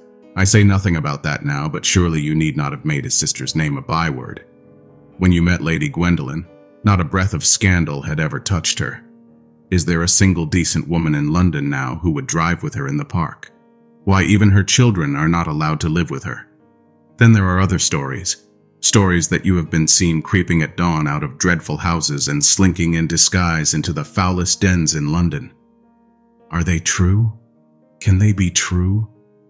When I first heard them, I laughed. I hear them now, and they make me shudder. What about your country house and the life that is led there? Dorian, you don't know what is said about you. I won't tell you that I don't want to preach to you.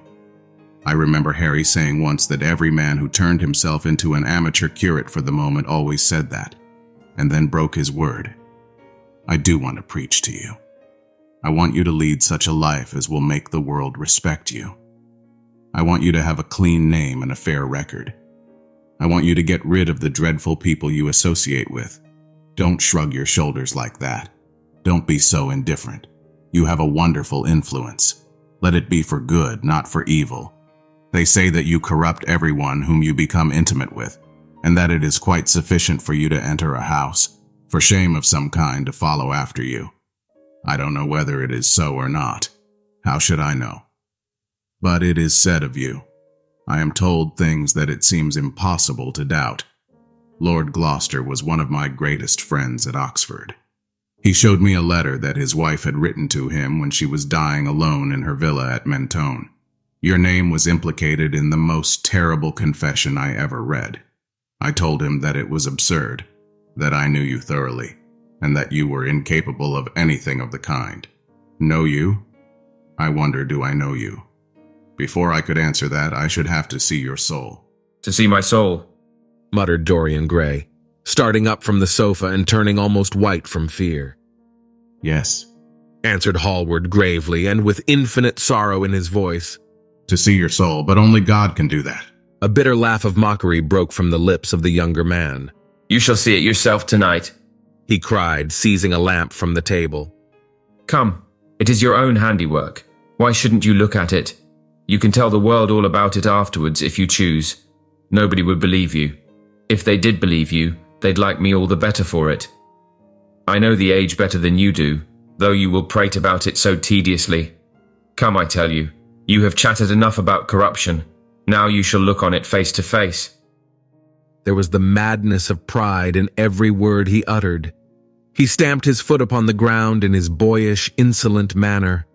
He felt a terrible joy at the thought that someone else was to share his secret, and that the man who had painted the portrait that was the origin of all his shame was to be burdened for the rest of his life with the hideous memory of what he had done. Yes, He continued, coming closer to him and looking steadfastly into his stern eyes. I will show you my soul. You shall see the thing that you fancy only God can see. Hallward started back. This is blasphemy, Dorian. He cried. You must not say things like that. They are horrible and they don't mean anything. You think so? He laughed again. I know so. As for what I said to you tonight, I said it for your good. You know I have been always devoted to you. Don't touch me. Finish what you have to say. A twisted flash of pain shot across Hallward's face. He paused for a moment, and a wild feeling of pity came over him. After all, what right had he to pry into the life of Dorian Gray? If he had done a tithe of what was rumored about him, how much he must have suffered. Then he straightened himself up and walked over to the fireplace and stood there, looking at the burning logs with their frost-like ashes and their throbbing cores of flame. I am waiting, Basil, said the young man in a hard, clear voice. He turned round. What I have to say is this, he cried. You must give me some answer to these horrible charges that are made against you. If you tell me that they are absolutely untrue from beginning to end, I will believe you. Deny them, Dorian. Deny them. Can't you see what I am going through? My God, don't tell me that you are infamous. Dorian Gray smiled. There was a curl of contempt in his lips. Come upstairs, Basil, he said quietly. I keep a diary of my life from day to day, and it never leaves the room in which it is written. I will show it to you if you come with me. I will come with you, Dorian, if you wish it. I see I have missed my train. That makes no matter. I can go tomorrow. But don't ask me to read anything tonight. All I want is a plain answer to my question. That will be given to you upstairs. I could not give it here. You won't have to read long. Don't keep me waiting.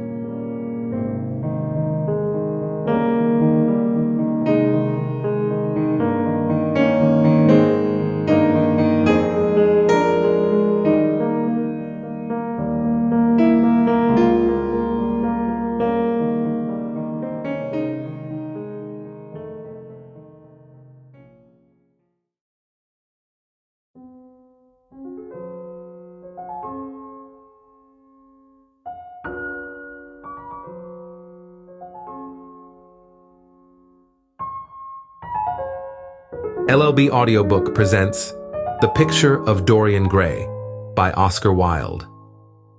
Chapter 11. He passed out of the room and began the ascent, Basil Hallward following close behind. They walked softly, as men instinctively do at night. The lamp cast fantastic shadows on the wall and staircase. A rising wind made some of the windows rattle.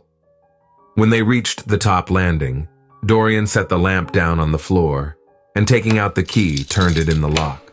You insist on knowing, Basil? He asked in a low voice. Yes. I am delighted, he murmured, smiling. Then he added, somewhat bitterly, You are the one man in the world who is entitled to know everything about me.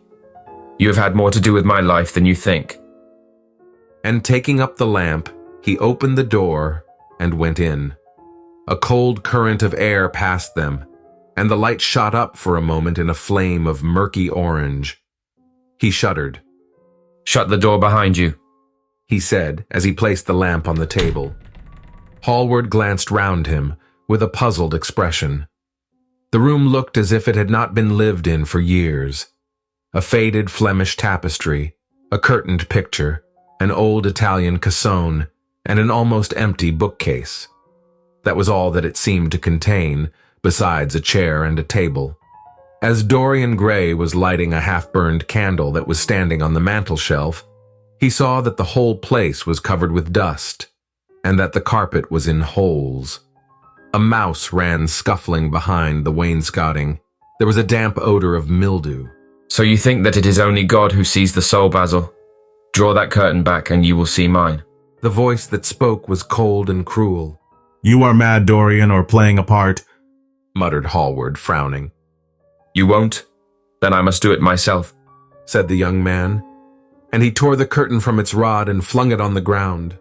An exclamation of horror broke from Hallward's lips as he saw in the dim light the hideous thing on the canvas leering at him. There was something in its expression that filled him with disgust and loathing. Good heavens, it was Dorian Gray's own face that he was looking at. The horror, whatever it was, had not yet entirely marred that marvelous beauty. There was still some gold in the thinning hair and some scarlet on the sensual lips. The sodden eyes had kept something of the loveliness of their blue. The noble curves had not yet passed entirely away from chiseled nostrils and from plastic throat. Yes, it was Dorian himself. But who had done it? He seemed to recognize his own brushwork, and the frame was his own design. The idea was monstrous, yet he felt afraid. He seized the lighted candle and held it to the picture. In the left-hand corner was his own name, traced in long letters of bright vermilion. It was some foul parody, some infamous, ignoble satire. He had never done that. Still, it was his own picture. He knew it, and he felt as if his blood had changed from fire to sluggish ice in a moment. His own picture. What did it mean? Why had it altered? He turned and looked at Dorian Gray with the eyes of a sick man. His mouth twitched, and his parched tongue seemed unable to articulate. He passed his hand across his forehead. It was dank with clammy sweat. The young man was leaning against the mantel-shelf, watching him with that strange expression that is on the faces of those who are absorbed in a play when a great artist is acting. There was neither real sorrow in it nor real joy. There was simply the passion of the spectator, with perhaps a flicker of triumph in the eyes. He had taken the flower out of his coat and was smelling it, or pretending to do so. "What does this mean?" cried Hallward at last. His own voice sounded shrill and curious in his ears. "Years ago, when I was a boy," said Dorian Gray, "you met me, devoted yourself to me, flattered me, and taught me to be vain of my good looks. One day you introduced me to a friend of yours, who explained to me the wonder of youth, and you finished a portrait of me that revealed to me the wonder of beauty.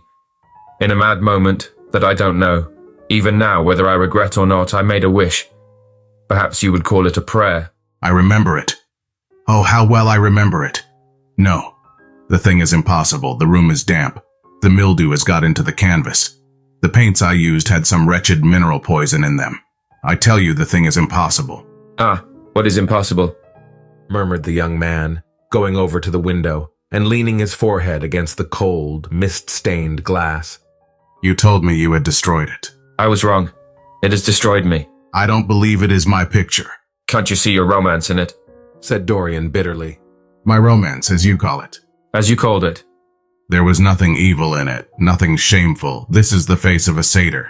"It is the face of my soul." "God, what a thing I must have worshipped. This has the eyes of a devil." "Each of us has heaven and hell in him, Basil," cried Dorian with a wild gesture of despair. Hallward turned again to the portrait and gazed at it. "My God, if it is true," he exclaimed. "And this is what you have done with your life. Why, you must be worse even than those who talk against you fancy you to be." He held the light up again to the canvas and examined it. The surface seemed to be quite undisturbed, and as he had left it. It was from within, apparently, that the foulness and horror had come. Through some strange quickening of inner life, the leprosies of sin were slowly eating the thing away. The rotting of a corpse in a watery grave was not so fearful. His hand shook, and the candle fell from its socket on the floor, and lay there sputtering. He placed his foot on it and put it out. Then he flung himself into the rickety chair that was standing by the table and buried his face in his hands. "Good God, Dorian, what a lesson, what an awful lesson." There was no answer, but he could hear the young man sobbing at the window. "Pray, Dorian, pray," he murmured. "What is it that one was taught to say in one's boyhood? Lead us not into temptation. Forgive us our sins. Wash away our iniquities. Let us say that together. The prayer of your pride has been answered. The prayer of your repentance will be answered also." I worshipped you too much. I am punished for it. You worshipped yourself too much. We are both punished. Dorian Gray turned slowly around and looked at him with tear-dimmed eyes. It is too late, Basil, he murmured. It is never too late, Dorian. Let us kneel down and try if we can remember a prayer. Isn't there a verse somewhere? Though your sins be as scarlet, yet I will make them as white as snow. Those words mean nothing to me now. Hush! Don't say that. You have done enough evil in your life. My God, don't you see that accursed thing leering at us? Dorian Gray glanced at the picture, and suddenly an uncontrollable feeling of hatred for Basil Hallward came over him. The mad passions of a hunted animal stirred within him, and he loathed the man who was seated at the table more than he had ever loathed anything in his whole life. He glanced wildly around. Something glimmered on the top of the painted chest that faced him. His eye fell on it. He knew what it was. It was a knife that he had brought up some days before to cut a piece of cord and had forgotten to take away with him. He moved slowly towards it, passing Hallward as he did so. As soon as he got behind him, he seized it and turned round. Hallward moved in his chair as if he was going to rise. He rushed at him and dug the knife into the great vein that is behind the ear, crushing the man's head down on the table and stabbing again and again. There was a stifled groan and the horrible sound of someone choking with blood. The outstretched arms shot up convulsively 3 times, waving grotesque, stiff-fingered hands in the air. He stabbed him once more, but the man did not move. Something began to trickle on the floor. He waited for a moment, still pressing the head down. Then he threw the knife on the table and listened. He could hear nothing but the drip, drip on the threadbare carpet. He opened the door and went out on the landing. The house was quite quiet. No one was stirring. He took out the key and returned to the room, locking himself in as he did so. The thing was still seated in the chair, straining over the table with bowed head and humped back and long, fantastic arms. Had it not been for the red, jagged tear in the neck and the clotted black pool that slowly widened on the table, one would have said that the man was simply asleep. How quickly it had all been done.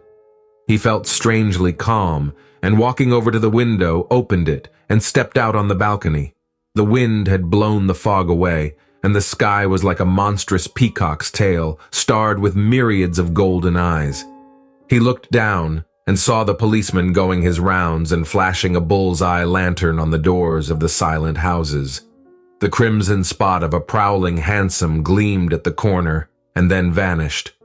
A woman in a ragged shawl was creeping round by the railings, staggering as she went.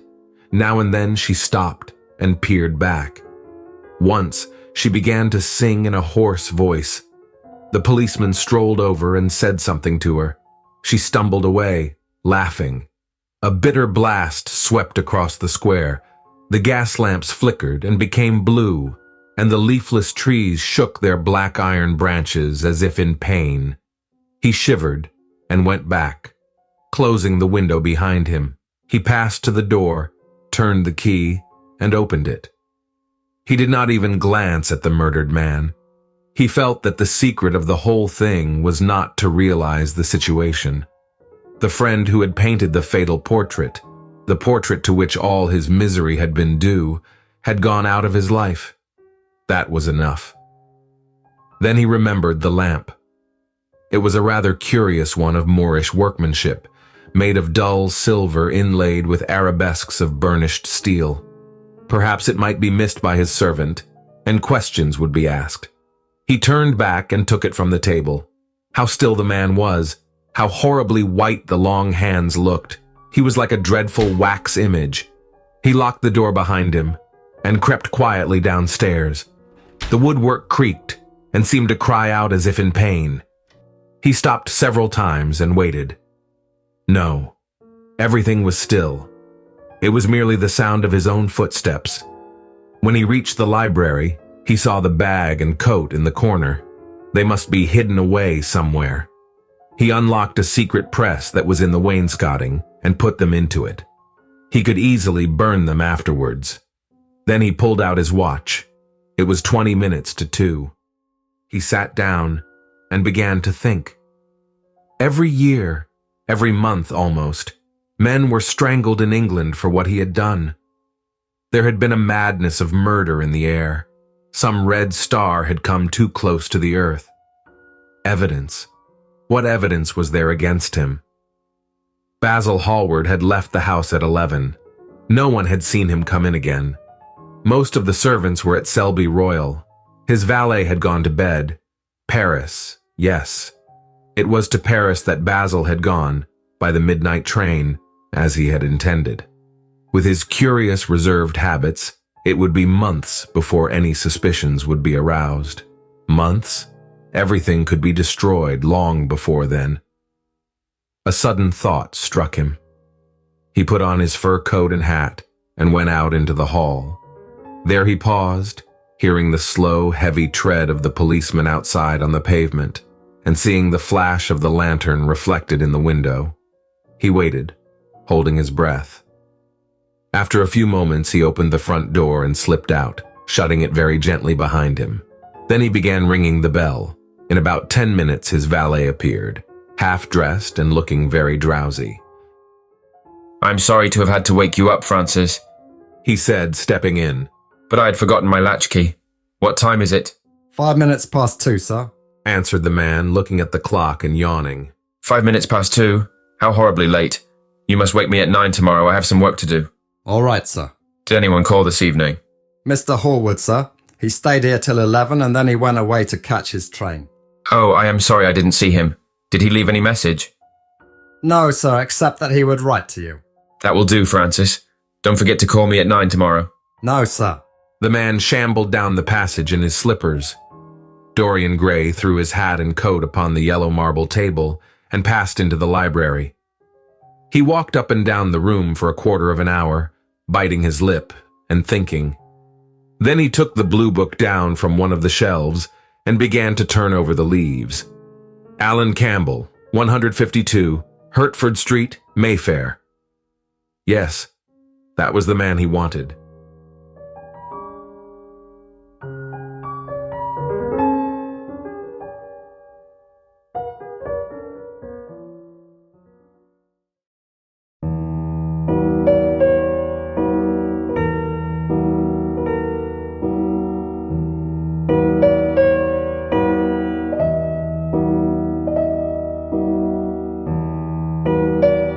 LLB Audiobook presents The Picture of Dorian Gray by Oscar Wilde.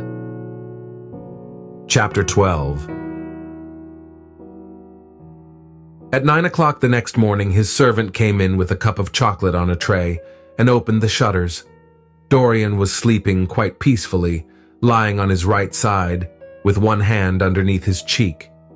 He looked like a boy who had been tired out with play or study.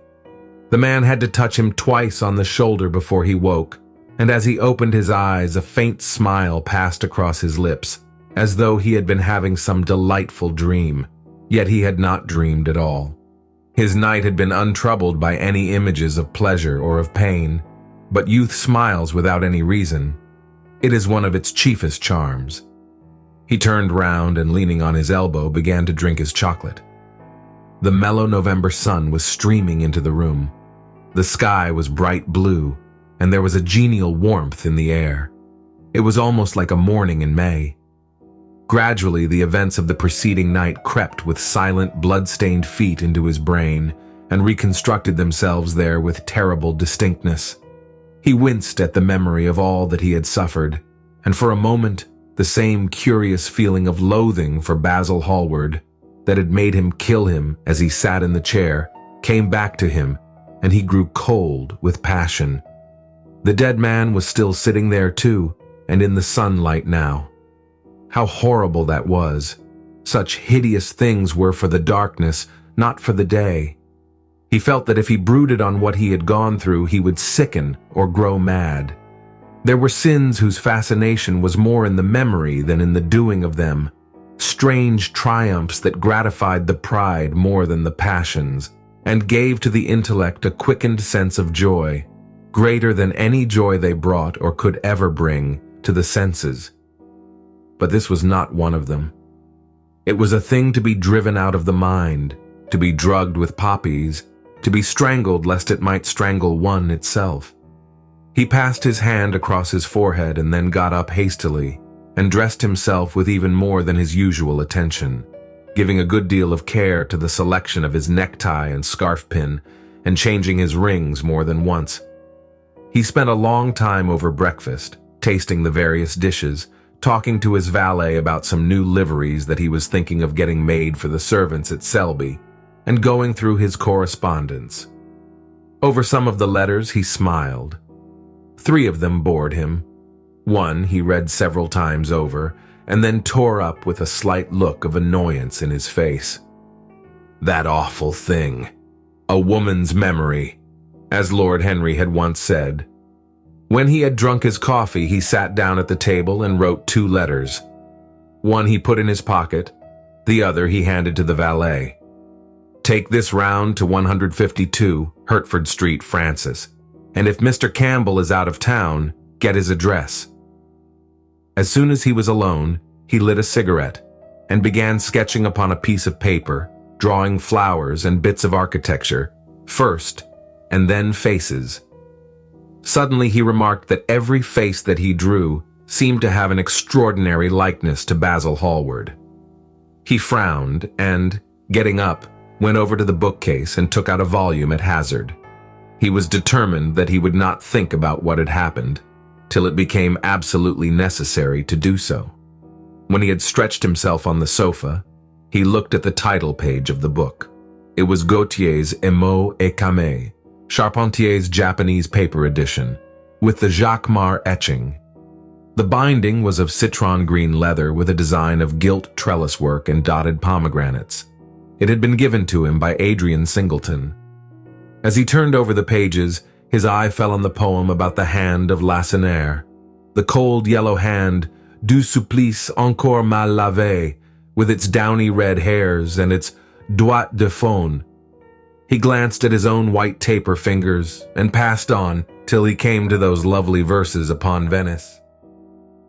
Sur une gamme chromatique, le sein de perles ruisselant, la Vénus de l'Adriatique sort de l'eau son corps rose et blanc. Les dômes, sur l'azur des ondes, suivant la phrase au pur contour, s'enflent comme des gorges rondes que soulève un soupir d'amour. L'esquif aborde et me dépose, jetant son amarre au pilier, devant une façade rose, sur le marbre d'un escalier. How exquisite they were! As one read them, one seemed to be floating down the green waterways of the pink and pearl city, lying in a black gondola with silver prow and trailing curtains. The mere lines looked to him like those straight lines of turquoise blue that follow one as one pushes out to the Lido.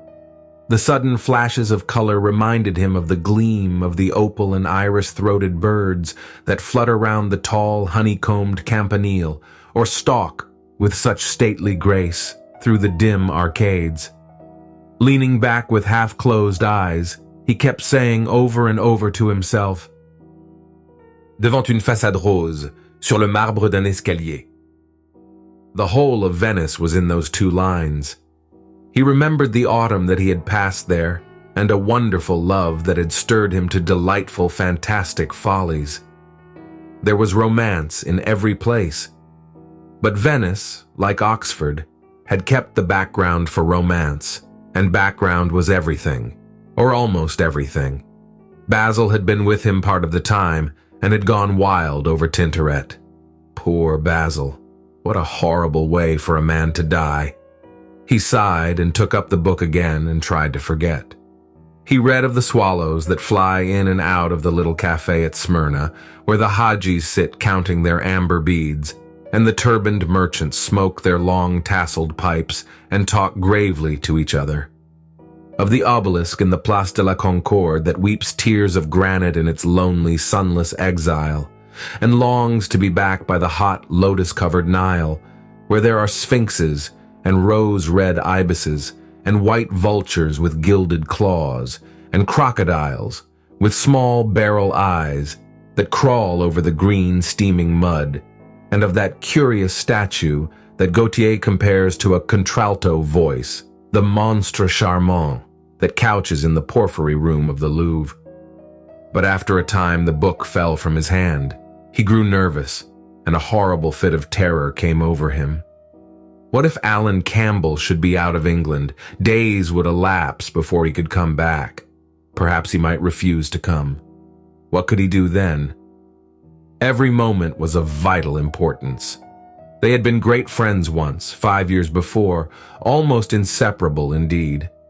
Then the intimacy had come suddenly to an end.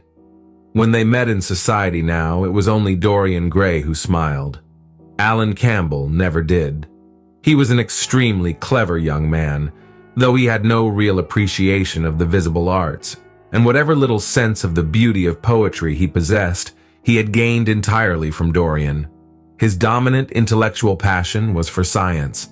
At Cambridge, he had spent a great deal of his time working in the laboratory and had taken a good class in the natural science tripos of his year. Indeed, he was still devoted to the study of chemistry and had a laboratory of his own in which he used to shut himself up all day long, greatly to the annoyance of his mother, who had set her heart on his standing for Parliament and had a vague idea that a chemist was a person who made up prescriptions. He was an excellent musician, however, as well, and played both the violin and the piano better than most amateurs. In fact, it was music that had first brought him and Dorian Gray together. Music and that indefinable attraction that Dorian seemed to be able to exercise whenever he wished, and indeed exercised often without being conscious of it. They had met at Lady Berkshire's the night that Rubinstein played there, and after that used to be always seen together at the opera and wherever good music was going on. For 18 months their intimacy lasted. Campbell was always either at Selby Royal or in Grosvenor Square. To him, as to many others, Dorian Gray was the type of everything that is wonderful and fascinating in life. Whether or not a quarrel had taken place between them, no one ever knew. But suddenly people remarked that they scarcely spoke when they met, and that Campbell seemed always to go away early from any party at which Dorian Gray was present. He had changed too, was strangely melancholy at times, appeared almost to dislike hearing music of any passionate character, and would never himself play, giving as his excuse when he was called upon that he was so absorbed in science that he had no time left in which to practice. And this was certainly true. Every day he seemed to become more interested in biology, and his name appeared once or twice in some of the scientific reviews in connection with certain curious experiments. This was the man that Dorian Gray was waiting for, pacing up and down the room, glancing every moment at the clock, and becoming horribly agitated as the minutes went by. At last the door opened, and his servant entered. Mr. Alan Campbell, sir. A sigh of relief broke from his parched lips, and the color came back to his cheeks. Ask him to come in at once, Francis. The man bowed and retired. In a few moments, Alan Campbell walked in, looking very stern and rather pale, his pallor being intensified by his coal-black hair and dark eyebrows. Alan, this is kind of you. I thank you for coming. I had intended never to enter your house again, Gray, but you said it was a matter of life and death. His voice was hard and cold. He spoke with slow deliberation. There was a look of contempt in the steady, searching gaze that he turned on Dorian. He kept his hands in the pockets of his astrakhan coat, and appeared not to have noticed the gesture with which he had been greeted. It is a matter of life and death, Alan, and to more than one person. Sit down. Campbell took a chair by the table, and Dorian sat opposite to him. The two men's eyes met. In Dorian's, there was infinite pity. He knew that what he was going to do was dreadful. After a strained moment of silence, he leaned across and said very quietly, but watching the effect of each word upon the face of the man he had sent for, Alan, in a locked room at the top of this house, a room to which nobody but myself has access. A dead man is seated at a table. He has been dead 10 hours now. Don't stir, and don't look at me like that. Who the man is, why he died, how he died, are matters that do not concern you. What you have to do is this. Stop, Gray. I don't want to know anything further. Whether what you have told me is true or not true doesn't concern me. I entirely decline to be mixed up in your life. Keep your horrible secrets to yourself. They don't interest me anymore. Alan, they will have to interest you. This one will have to interest you. I am awfully sorry for you, Alan, but I can't help myself. You are the one man who is able to save me. I am forced to bring you into the matter. I have no option. Alan, you are a scientist. You know about chemistry and things of that kind. You have made experiments. What you have got to do is to destroy the thing that is upstairs. To destroy it so that not a vestige will be left of it. Nobody saw this person come into the house. Indeed, at the present moment he's supposed to be in Paris. He will not be missed for months. When he is missed, there must be no trace of him found here. You, Alan, you must change him, and everything that belongs to him, into a handful of ashes that I may scatter in the air. You are mad, Dorian. Ha! I was waiting for you to call me Dorian. You are mad, I tell you. Mad to imagine that I would raise a finger to help you. Mad to make this monstrous confession. I will have nothing to do with this matter, whatever it is. Do you think I am going to peril my reputation for you? What is it to me what devil's work you are up to? It was a suicide, Alan. I'm glad of that, but who drove him to it? You, I should fancy. Do you still refuse to do this for me? Of course I refuse. I will have absolutely nothing to do with it. I don't care what shame comes on you. You deserve it all. I should not be sorry to see you disgraced, publicly disgraced. How dare you ask me, of all men in the world, to mix myself up in this horror? I should have thought you knew more about people's characters. Your friend Lord Henry Wotton can't have taught you much about psychology, whatever else he has taught you. Nothing will induce me to stir a step to help you. You have come to the wrong man. Go to some of your friends. Don't come to me. Alan, it was murder. I killed him. You don't know what he had made me suffer. Whatever my life is, he had more to do with the making or the marring of it than poor Harry has had. He may not have intended it, the result was the same. Murder! Good God, Dorian, is that what you have come to? I shall not inform upon you. It is not my business. Besides, you are certain to be arrested without my stirring in the matter. Nobody ever commits a murder without doing something stupid, but I will have nothing to do with it. All I ask of you is to perform a certain scientific experiment. You go to hospitals and dead houses, and the horrors that you do there don't affect you. If in some hideous dissecting room or fetid laboratory, you found this man lying on a leaden table with red gutters scooped out in it, you would simply look upon him as an admirable subject. You would not turn a hair. You would not believe that you were doing anything wrong. On the contrary, you would probably feel that you were benefiting the human race, or increasing the sum of knowledge in the world, or gratifying intellectual curiosity, or something of that kind. What I want you to do is simply what you have often done before. Indeed, to destroy a body must be less horrible than what you are accustomed to work at, and remember, it is the only piece of evidence against me. If it is discovered, I am lost, and it is sure to be discovered unless you help me. I have no desire to help you. You forget that. I am simply indifferent to the whole thing. It has nothing to do with me. Alan, I entreat you. Think of the position I am in. Just before you came, I almost fainted with terror. No, don't think of that. Look at the matter purely from the scientific point of view. You don't inquire where the dead things on which you experiment come from. Don't inquire now. I have told you too much as it is. But I beg of you to do this. We were friends once, Alan. Don't speak about those days, Dorian. They are dead. The dead linger sometimes. The man upstairs will not go away. He is sitting at the table with bowed head and outstretched arms. Alan, if you don't come to my assistance, I am ruined. Why, they will hang me, Alan.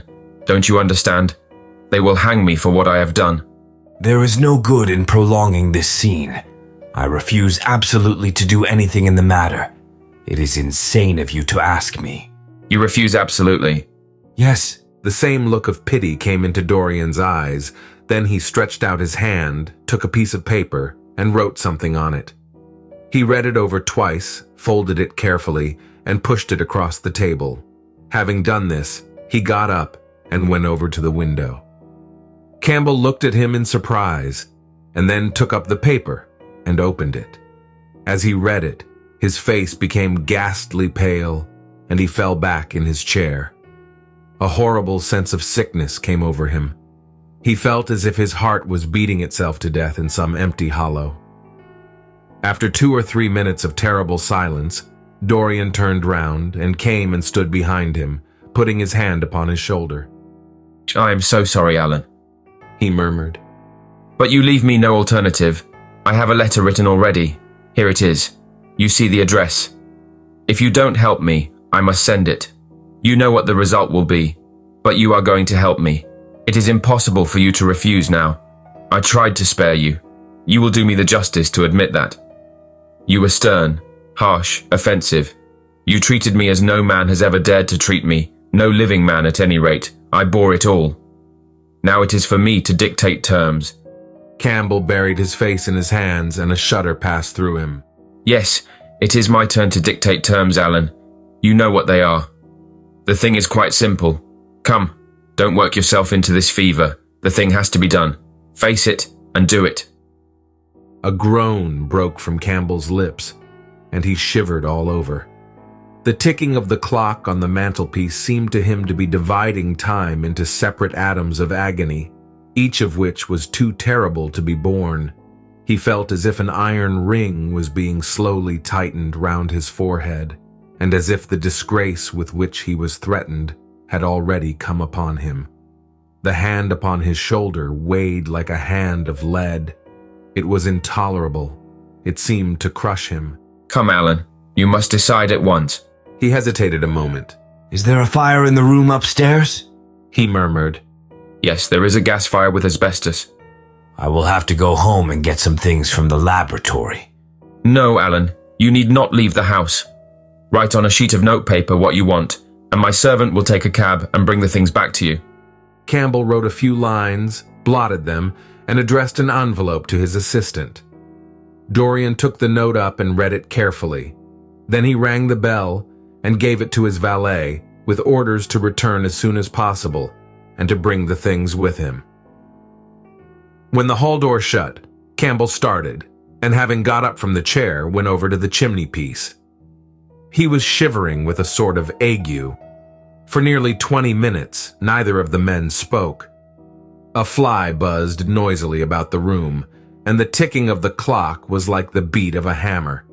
As the chime struck one, Campbell turned around, and looking at Dorian Gray, saw that his eyes were filled with tears. There was something in the purity and refinement of that sad face that seemed to enrage him. "You are infamous, absolutely infamous," he muttered. "Hush, Alan. You have saved my life," said Dorian. "Your life? Good heavens, what a life that is! You have gone from corruption to corruption, and now you have culminated in crime. In doing what I am going to do, what you force me to do, it is not of your life that I am thinking." Alan," murmured Dorian with a sigh. "I wish you had 1,000th part of the pity for me that I have for you." He turned away as he spoke and stood looking out at the garden. Campbell made no answer. After about 10 minutes, a knock came to the door, and the servant entered, carrying a mahogany chest of chemicals with a small electric battery set on top of it. He placed it on the table and went out again, returning with a long coil of steel and platinum wire and 2 rather curiously shaped iron clamps. "Shall I leave the things here, sir?" "Yes," said Dorian. "And I am afraid, Francis, that I have another errand for you. What is the name of the man at Richmond who supplies Selby with orchids?" "Harden, sir." "Yes, Harden. You must go down to Richmond at once, see Harden personally, and tell him to send twice as many orchids as I ordered, and to have as few white ones as possible. In fact, I don't want any white ones. It is a lovely day, Francis, and Richmond is a very pretty place, otherwise I wouldn't bother you about it." "No trouble, sir. At what time shall I be back?" Dorian looked at Campbell. "How long will your experiment take, Alan?" he said in a calm, indifferent voice. The presence of a third person in the room seemed to give him extraordinary courage. Campbell frowned and bit his lip. It will take about 5 hours, he answered. It will be time enough then, if you are back at 7:30, Francis. Or stay, just leave my things out for dressing. You can have the evening to yourself. I'm not dining at home, so I shall not want you. Thank you, sir, said the man, leaving the room. Now, Alan, there is not a moment to be lost. How heavy this chest is. I'll take it for you. You bring the other things. He spoke rapidly and in an authoritative manner. Campbell felt dominated by him. They left the room together. When they reached the top landing, Dorian took out the key and turned it in the lock. Then he stopped, and a troubled look came into his eyes. He shuddered. So I don't think I can go in, Alan, he murmured. It is nothing to me. I don't require you, said Campbell coldly. Dorian half opened the door. As he did so, he saw the face of the portrait grinning in the sunlight. On the floor in front of it, the torn curtain was lying. He remembered that the night before, for the first time in his life, he had forgotten to hide it when he crept out of the room. But what was that loathsome red dew that gleamed, wet and glistening, on one of the hands, as though the canvas had sweated blood? How horrible it was. More horrible, it seemed to him for the moment, than the silent thing that he knew was stretched across the table, the thing whose grotesque, misshapen shadow on the spotted carpet showed him that it had not stirred, but was still there as he had left it. He opened the door a little wider and walked quickly in, with half-closed eyes and averted head, determined that he would not look even once upon the dead man. Then, stooping down and taking up the gold and purple hanging, he flung it over the picture. He stopped, feeling afraid to turn round, and his eyes fixed themselves on the intricacies of the pattern before him. He heard Campbell bringing in the heavy chest and the irons and the other things that he had required for his dreadful work. He began to wonder if he and Basil Hallward had ever met, and if so, what they had thought of each other. Leave me now, said Campbell. He turned and hurried out, just conscious that the dead man had been thrust back into the chair and was sitting up in it, with Campbell gazing into the glistening yellow face. As he was going downstairs, he heard the key being turned in the lock. It was long after 7 o'clock when Campbell came back into the library. He was pale but absolutely calm. I have done what you asked me to do, he muttered. And now goodbye. Let us never see each other again. You have saved me from ruin, Alan. I cannot forget that, said Dorian simply. As soon as Campbell had left, he went upstairs. There was a horrible smell of chemicals in the room, but the thing that had been sitting at the table was gone.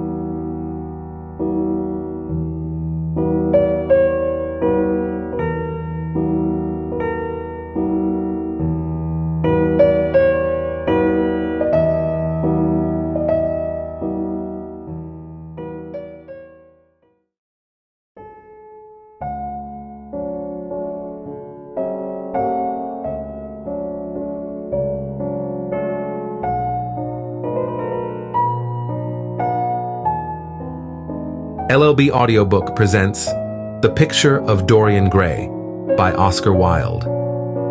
Final chapter. Chapter 13. There is no good telling me you are going to be good, Dorian, cried Lord Henry, dipping his white fingers into a red copper bowl filled with rose water. You are quite perfect. Pray don't change. Dorian shook his head. No, Harry. I have done too many dreadful things in my life.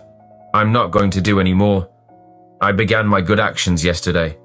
Where were you yesterday? In the country, Harry. I was staying at a little inn by myself. My dear boy, said Lord Henry, smiling.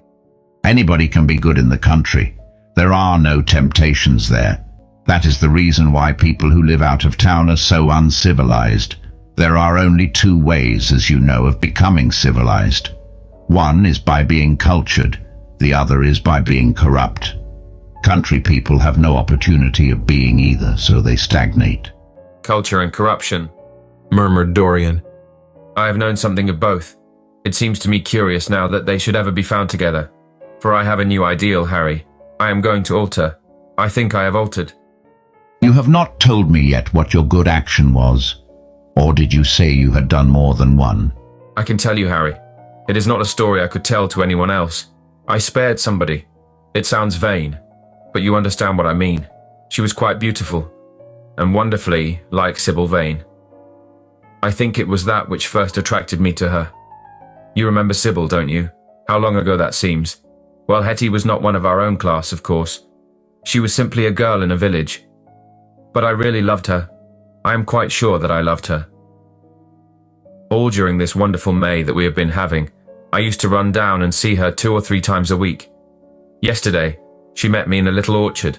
The apple blossoms kept tumbling down on her hair, and she was laughing. We were to have gone away together this morning at dawn. Suddenly I determined to leave her as flower-like as I had found her. I should think the novelty of the emotion must have given you a thrill of real pleasure, Dorian, interrupted Lord Henry. But I can finish your idyll for you. You gave her good advice and broke her heart. That was the beginning of your reformation.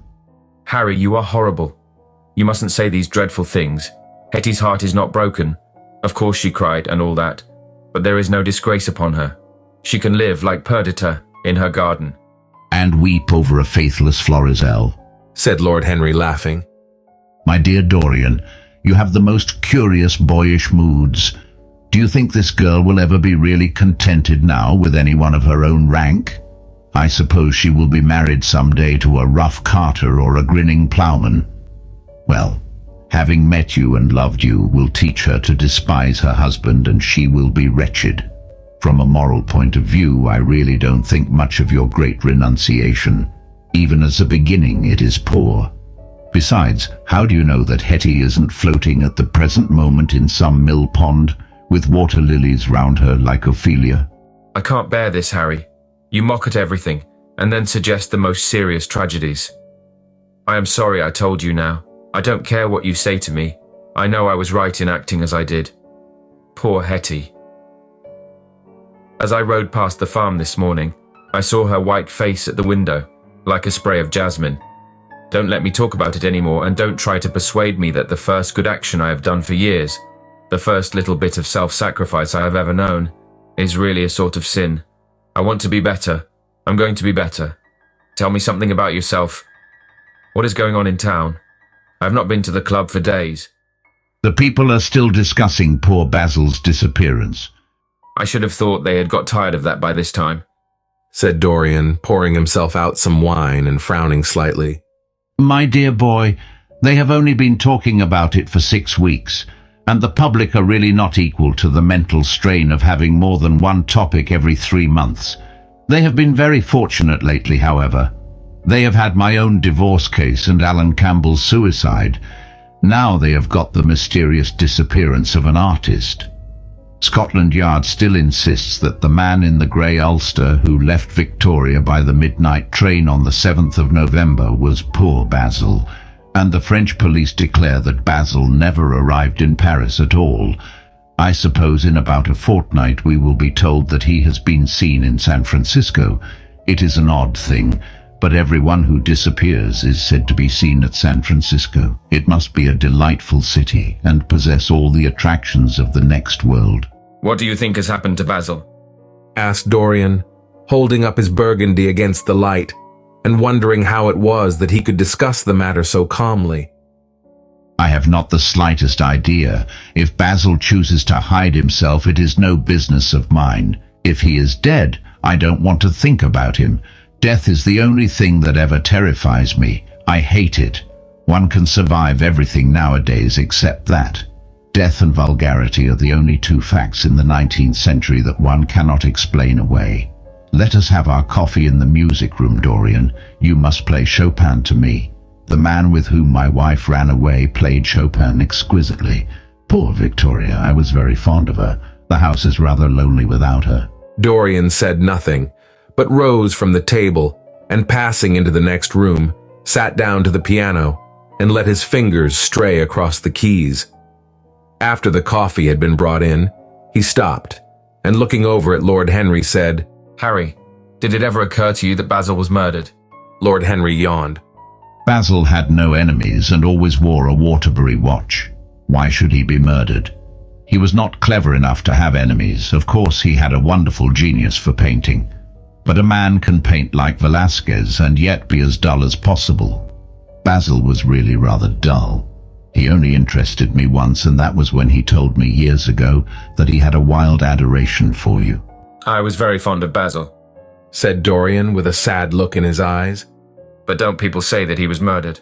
Oh, some of the papers do. It does not seem to be probable. I know there are dreadful places in Paris, but Basil was not the sort of man to have gone to them. He had no curiosity. It was his chief defect. Play me a nocturne, Dorian, and as you play, tell me in a low voice how you have kept your youth. You must have some secret. I am only 10 years older than you are, and I am wrinkled and bald and yellow. You are really wonderful, Dorian. You have never looked more charming than you do tonight. You remind me of the day I saw you first. You were rather cheeky, very shy, and absolutely extraordinary. You have changed, of course, but not in appearance. I wish you would tell me your secret. To get back my youth, I would do anything in the world, except take exercise, get up early, or be respectable. Youth. There is nothing like it. It's absurd to talk of the ignorance of youth. The only people whose opinions I listen to now with any respect are people much younger than myself. They seem in front of me. Life has revealed to them her last wonder. As for the aged, I always contradict the aged. I do it on principle. If you ask them their opinion on something that happened yesterday, they solemnly give you the opinions current in 1820, when people wore high stocks and knew absolutely nothing. How lovely that thing you are playing is. I wonder, did Chopin write it at Majorca, with the sea weeping round the villa, and the salt spray dashing against the panes? It is marvelously romantic.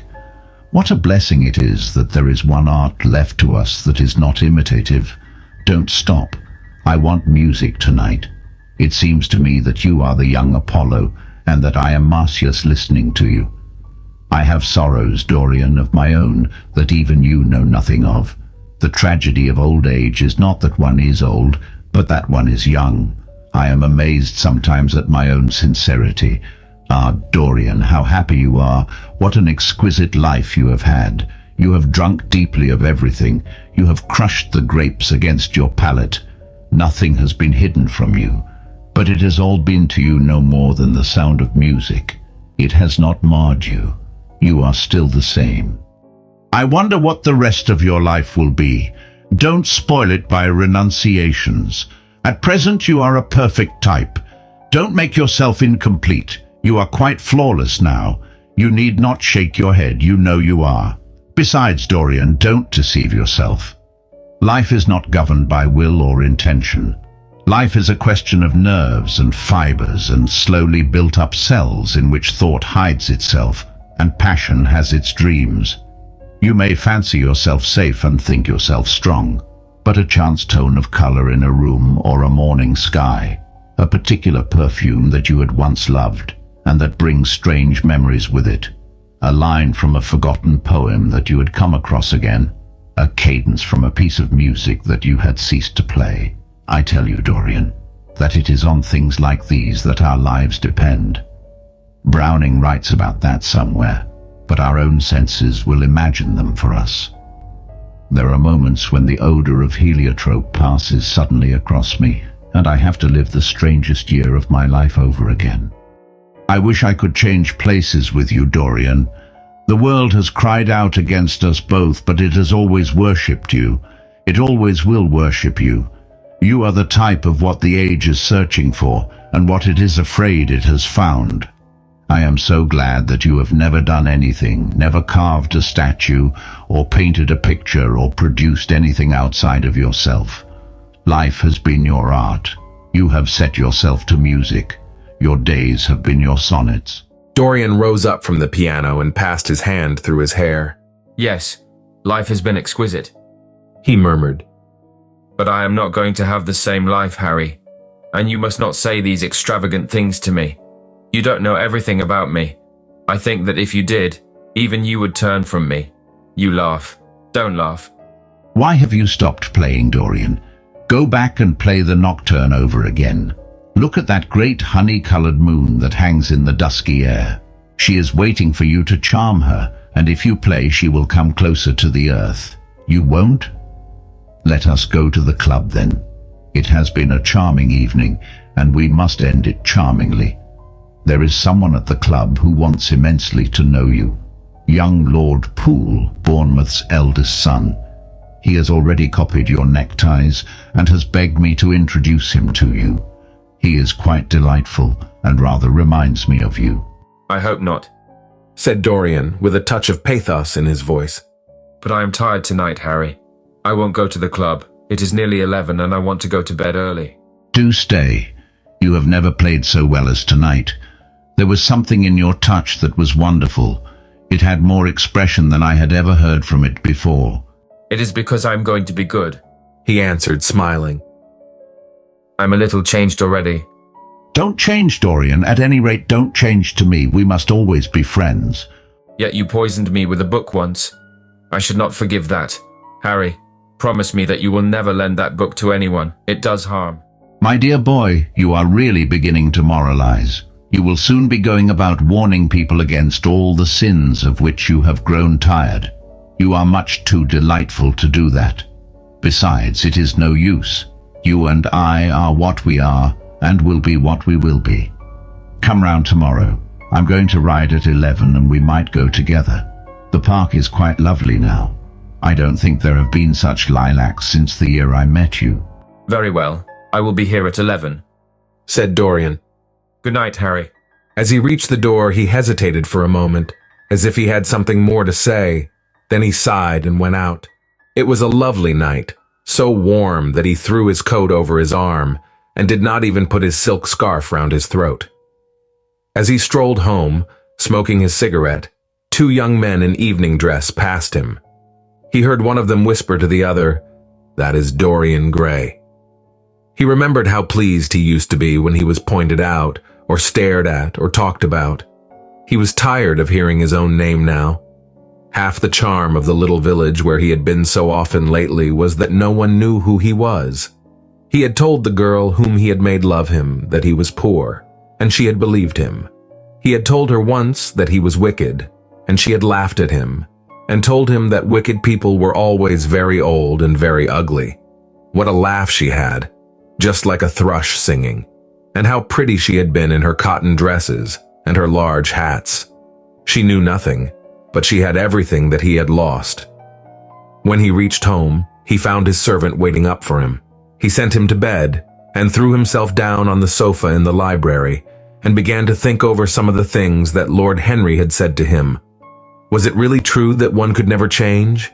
He felt a wild longing for the unstained purity of his boyhood, his rose-white boyhood, as Lord Henry had once called it. He knew that he had tarnished himself, filled his mind with corruption, and given horror to his fancy, that he had been an evil influence to others, and had experienced a terrible joy in being so, and that of the lives that had crossed his own, it had been the fairest and the most full of promise that he had brought to shame. But was it all irretrievable? Was there no hope for him? It was better not to think of the past. Nothing could alter that. It was of himself and of his own future that he had to think. Alan Campbell had shot himself one night in his laboratory, but had not revealed the secret that he had been forced to know. The excitement, such as it was over Basil Hallward's disappearance, would soon pass away. It was already waning. He was perfectly safe there. Nor indeed was it the death of Basil Hallward that weighed most upon his mind. It was the living death of his own soul that troubled him. Basil had painted the portrait that had marred his life. He could not forgive him that. It was the portrait that had done everything. Basil had said things to him that were unbearable, and that he had yet borne with patience. The murder had been simply the madness of a moment. As for Alan Campbell, His suicide had been his own act. He had chosen to do it. It was nothing to him. A new life. That was what he wanted. That was what he was waiting for. Surely he had begun it already. He had spared one innocent thing at any rate. He would never again tempt innocence. He would be good. As he thought of Hetty Merton, he began to wonder if the portrait in the locked room had changed. Surely it was not still so horrible as it had been. Perhaps if his life became pure, he would be able to expel every sign of evil passion from the face. Perhaps the signs of evil had already gone away. He would go and look. He took the lamp from the table and crept upstairs. As he unlocked the door, a smile of joy flitted across his young face and lingered for a moment about his lips. Yes, he would be good, and the hideous thing that he had hidden away would no longer be a terror to him. He felt as if the load had been lifted from him already. He went in quietly, locking the door behind him, as was his custom, and dragged the purple hanging from the portrait. A cry of pain and indignation broke from him. He could see no change, unless that in the eyes there was a look of cunning, and in the mouth the curved wrinkle of the hypocrite. The thing was still loathsome, more loathsome if possible than before, and the scarlet dew that spotted the hand seemed brighter and more like blood newly spilt. Had it been merely vanity that had made him do his one good deed, or the desire of a new sensation, as Lord Henry had hinted with his mocking laugh, or that passion to act a part that sometimes makes us do things finer than we are ourselves, or perhaps all these? Why was the red stain larger than it had been? It seemed to have crept like a horrible disease over the wrinkled fingers. There was blood on the painted feet, as though the thing had dripped, blood even on the hand that had not held the knife. Confess? Did it mean that he was to confess? To give himself up and be put to death? He laughed. He felt that the idea was monstrous. Besides, who would believe him, even if he did confess? There was no trace of the murdered man anywhere. Everything belonging to him had been destroyed. He himself had burned what had been below stairs. The world would simply say he was mad. They would shut him up if he persisted in his story. Yet it was his duty to confess, to suffer public shame, and to make public atonement. There was a God who called upon men to tell their sins to earth, as well as to heaven. Nothing that he could do would cleanse him till he had told his own sin. His sin? He shrugged his shoulders. The death of Basil Hallward seemed very little to him. He was thinking of Hetty Merton. It was an unjust mirror, this mirror of his soul that he was looking at. Vanity, curiosity, hypocrisy. Had there been nothing more in his renunciation than that? There had been something more, at least he thought so. But who could tell? And this murder, was it to dog him all his life? Was he never to get rid of the past? Was he really to confess? No. There was only one bit of evidence left against him. The picture itself, that was evidence. He would destroy it. Why had he kept it so long? It had given him pleasure once to watch it changing and growing old. Of late, he had felt no such pleasure. It had kept him awake at night. When he had been away, he had been filled with terror, lest other eyes should look upon it. It had brought melancholy across his passions. Its mere memory had marred many moments of joy. It had been like conscience to him. Yes, it had been conscience. He would destroy it. He looked round and saw the knife that had stabbed Basil Hallward. He had cleaned it many times till there was no stain left upon it. It was bright and glistened.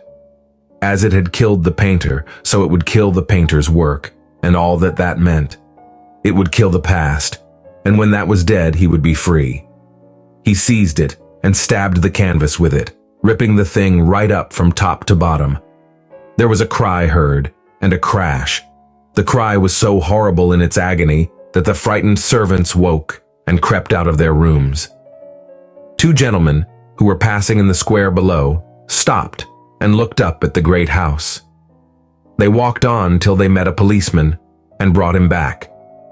The man rang the bell several times, but there was no answer. The house was all dark, except for a light in one of the top windows. After a time, he went away and stood in the portico of the next house and watched. Whose house is that, Constable? Asked the elder of the two gentlemen. Mr. Dorian Gray's, sir, answered the policeman. They looked at each other as they walked away and sneered. One of them was Sir Henry Ashton's uncle. Inside, in the servants' part of the house, the half-clad domestics were talking in low whispers to each other. Old Mrs. Leaf was crying and wringing her hands. Francis was as pale as death. After about a quarter of an hour, he got the coachman and one of the footmen and crept upstairs. They knocked, but there was no reply. They called out. Everything was still. Finally, after vainly trying to force the door, they got on the roof and dropped down onto the balcony. The windows yielded easily. The bolts were old. When they entered, they found hanging upon the wall a splendid portrait of their master as they had last seen him, in all the wonder of his exquisite youth and beauty. Lying on the floor was a dead man, in evening dress, with a knife in his heart. He was withered, wrinkled, and loathsome of visage. It was not till they had examined the rings that they recognized who it was.